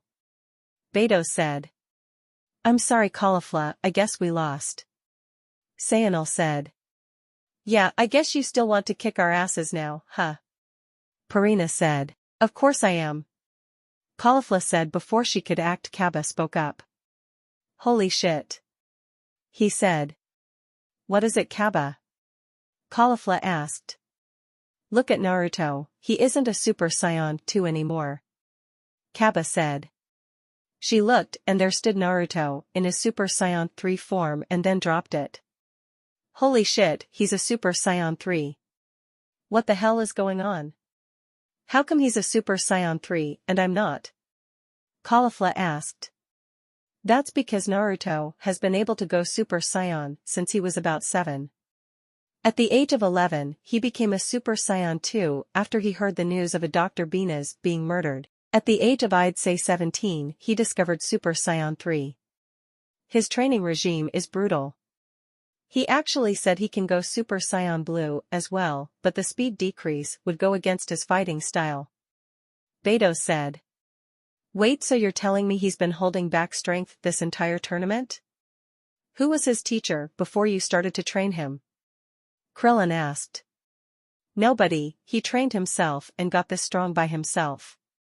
He would literally train until he was an inch away from death every day. Beto said, wow, and I thought Vegeta trained crazy. This guy takes the cake on that one. Goku said.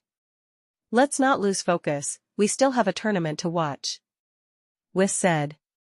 They all nodded and turned back to the fighting arena. Fighting area. Naruto was walking around when he spotted the final member of Universe 4. Well, what do we have here? It seems Universe 4 has a little stray. Now I'll give you two options, either throw yourself over the edge. Or I'll blast you over the edge, your choice. Naruto said. The last member of Universe 4 looked up at Quidella, who gave him a look that said he better fight. Naruto knew this person wasn't a fighter, so he wasn't going to waste energy on him. He just picked the person up and threw him out of the ring. Stance. Shansu of Universe 4 has been eliminated. Therefore Universe 4 shall be obliterated. The Grand Priest said. Bye. Both Zeno said at the same time and erased Universe 4. Well, that makes 16 eliminations for Naruto. Beto said. That's 20% of the fighters taken out himself. Kaba said. I know, and we haven't seen anything yet. I'm waiting for him to fight Jiren. It seems Belmod can't wait for that fight either. Kompa said, looking at Belmod, who had a serious look on his face. Yo, clown face, what's the matter? I heard you talking loud and clear earlier. How come I don't hear you now? Caulifla taunted. Don't worry, little girl, I'm not worried about your friend. I'm curious to know if Toppo will show his true power. Belmod said. How many times do I have to say this? He is not my friend. Caulifla said. Hey, look, Universe 3 is making their move. Kappa said, making sure a fight doesn't break out.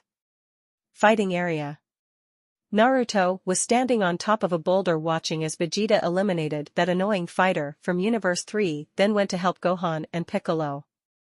He saw Gohan step forward and decide to take on 4 of the remaining 5 members from Universe 3 himself. He was doing good even when the 3 robots combined.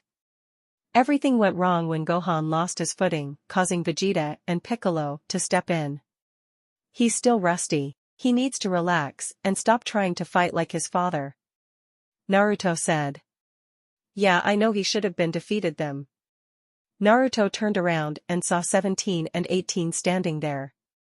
Oh, hey guys. So what are you doing here? Naruto asked. Well, we were going to ambush you. 18 said. But we decided to watch and see how Gohan was doing. We've taken out their other fighter, so it's just those 4 left. 17 said. We heard he had a fight with his father and made him go blue, but was still able to keep up with him. 18 said. He took a full-powered blow from Goku and was still able to throw an attack back at Goku, but passed out before it could connect. 17 said. So we just want to know if he's gotten any stronger since he has an incredible growth rate not matched by anybody in our universe. 18 said. That's weird how you both just finished each other's sentences. Anyway, he needs a certain fight to push him past his limits. Right now, I would say he can fight Goku while using Super Saiyan Blue Kaioken times 10 on even grounds. He's holding himself back by having self-doubt and fighting completely different than how he usually does. Before this tournament is over, he just may surpass his father. Naruto said. They looked back at the fight and saw Gohan take out the combined robots with a powerful Kamehameha. Things turned ugly when the three combined robots merged with the only flesh teammate remaining from their team.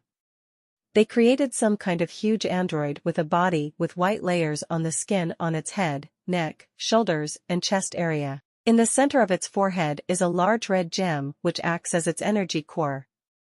On both sides of his head are two elongated ear extensions with green gems underneath the tips. Its arms and the rest of its body is a darker color, ending at the base of the legs. The legs before the boots and hands at the base of the arm guards are purple. Its arms possess white shoulder guards with red gems on the top of the arms. In the center of its chest is a green gem. Stands. What the hell is that? Kompa asked. That is Analyza, the ultimate weapon of Universe 3. EA said, so your ultimate weapon is a mindless beast. What's so great about it? Belmont asked. Analyza has the ability to bend space by sheer force for an onslaught of attacks, and he can deflect any attack thrown at him because of the energy reactor on his head. Those are just two of his abilities. Not even Jiren or Naruto can stand up to him. EA said. Looks like we're about to find out if one of them can stand up to this Analyza. Whis said. What do you mean, Whis? Tien asked. Simple, Naruto's about to challenge Analyza. I wonder if he'll show his true strength. While he was in his Super Saiyan 3 transformation, I can tell he was still holding back a lot of power. Beerus said. Are you serious? The power I felt from him was a lot stronger than me in Super Saiyan Blue Kaioken X20. He's really that strong? Goku asked. Yes, he is. Naruto has only gone all out against me in his weekly spars. I must say each time he impresses me more and more. If he does in fact fight Jiren, then this will be a fight that would put some of the gods to shame. Beidou said. Fighting area. Naruto stood by and watched as Analyza dismantled the remaining Universe 7 fighters with ease. They were all standing back up when Naruto arrived in front of them. What the hell do you think you're doing? Vegeta asked. I'm going to fight the big guy. Naruto said. Oh please, as if somebody like you can defeat this thing by yourself. You may as well step aside and let the Prince of all Saiyans handle this. Vegeta said. Vegeta, perhaps we should let him fight. Think about it this way, they could possibly take each other out, leaving us with the remaining 3 from Universe 11. Me and you are the strongest remaining on our team, so we can take Jiren while the others take on Toppo and Dispo.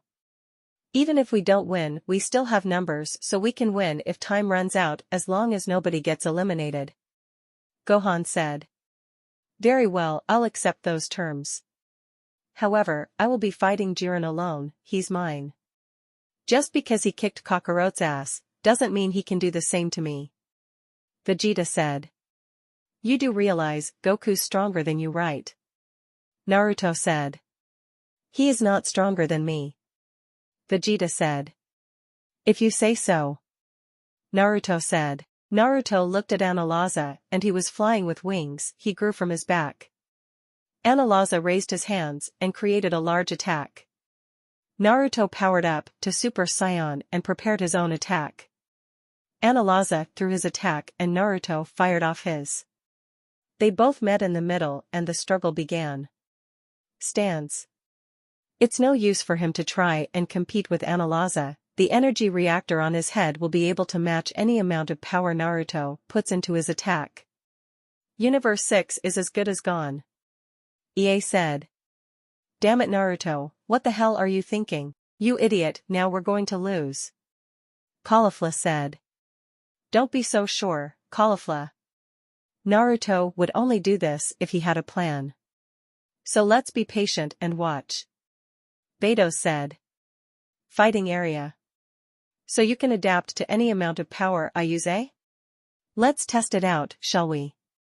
Naruto said. He powered up to his full-powered Super Saiyan form and the energy reactor on Analyza started to glow, increasing the size of his attack. Naruto didn't back down.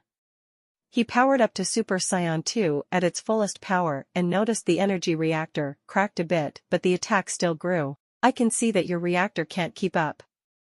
Come on now, let's keep this going. I'm sure my power shouldn't be a problem for you. Naruto said. Stance. Woohoo, go on Naruto. Show that so-called ultimate weapon who it's dealing with. Kampa said. Do it Naruto. Kappa said. Caulifla, although she didn't express it, was cheering for Naruto on the inside. Kale on the other hand wasn't even paying attention to what was going on. She's been spacing out ever since Naruto eliminated Universe 2. Fighting area. I can't believe it, he's actually going to win using his energy reactor against him. 18 said. Naruto powered up again to Super Saiyan 3 but didn't need to use the full extent of his power in that form. The energy reactor on Analaza, of course, reacted to the power Naruto was putting out.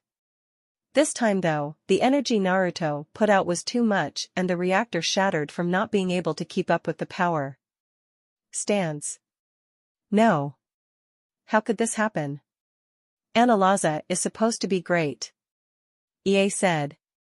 Finish it off Naruto. Kampa said. Knock him off the edge. Kappa said. Kick his fucking ass. Kampa yelled. Kale this time still didn't say anything. She looked as if she was in deep thought and wasn't paying attention to the fight. Vados noticed this, but didn't say anything. Fighting area. Oh hell yeah. Naruto yelled. He let out one final push and his attack tore through Analaza's and sent him over the edge, eliminating him. Naruto powered down and then ducked out of the way from Piccolo's outstretched arm. He appeared in front of Piccolo in a quick burst of speed and shook his head. This is the thanks I get for saving your asses. Oh well. Goodbye Piccolo. He said and blasted Piccolo out of the ring. Stands. Bororita, Paparoni, Panchia and Koitsukai of Universe 3 have been eliminated. Piccolo of Universe 7 has been eliminated. This means Universe 3 shall be eliminated. The Grand Priest said. I'm sorry Lord Moscow. Please forgive us. Paparoni said. It's okay Paparoni. It might not have gone the way we would have liked, but you all performed well and that's all we could ask for. Let's just accept our fate, no regrets are needed. EA said. Just then the robot suit Moscow was opened up and he stepped out. Thank you for everything you've done, Campari. I really appreciate it. Bye. Moscow said and they were all erased. He came out in the end. I can't help but have nothing other than respect for him. Campari said. 3 universes remain with Universe 6 having only one remaining fighter. Arak said. Yes I know. With Jiren remaining as well as Toppo who is being groomed to become the next god of destruction, I don't see how he can win this. Lakir said. This tournament has been quite interesting. Although I'm a bit disappointed Jiren didn't participate more, Naruto has been exceptional. Jean said. Lord Kampa, how impressed are you with Naruto and his performance? Vados asked. I'm more impressed than I thought I would be. I thought he would come and do what Jiren's doing. Kampa said. So we have to put all of our faith in Naruto? Kaba asked. Yes we do. Hit said. Well I don't like it. I would rather lose than have to count on him. Caulifla said. Well that's too bad little girl. If you didn't want to count on him you shouldn't have been eliminated. Now sit back and watch the fight. Hit said. I'm not doing a damn thing you tell me to do. Caulifla said. Caulifla shut up. Kale exclaimed and everyone was surprised. Kale, I was just being honest. Caulifla said. I don't care, just shut up, please. Kale yelled and then placed her head in her hands. Mom, can you hear me? Naruto spoke telepathically to Vados. Yes Naruto, I can hear you. What do you need? Vados asked. Can you check on Kale for me? As I'm sure you've noticed already, she's being more quiet than usual.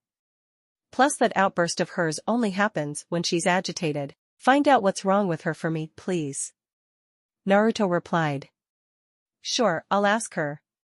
Now, focus on the tournament, you're the universe's last hope. Good luck, son. Vados replied. She was more confident in their victory now that he's taken out 3 universes basically by himself. The only thing she was worried about was the threat of Jiren being around and the fact that he might get ganged up on. Fighting area. Naruto, after talking to Vados, went over to where the other 2 universes were having a stare-off. He was on top of a tall boulder and just sat there with an elbow on his knee and his chin resting on his hand. He decided to watch and listen to what they had to say. I guess having Naruto take out Analyza was a good plan, Gohan. Too bad they couldn't take each other out. 17 said. Yeah, I know. We should probably team up to take him out. 18 said. No, it would have to be me and Vegeta to take him out. Same goes for Jiren. Gohan said.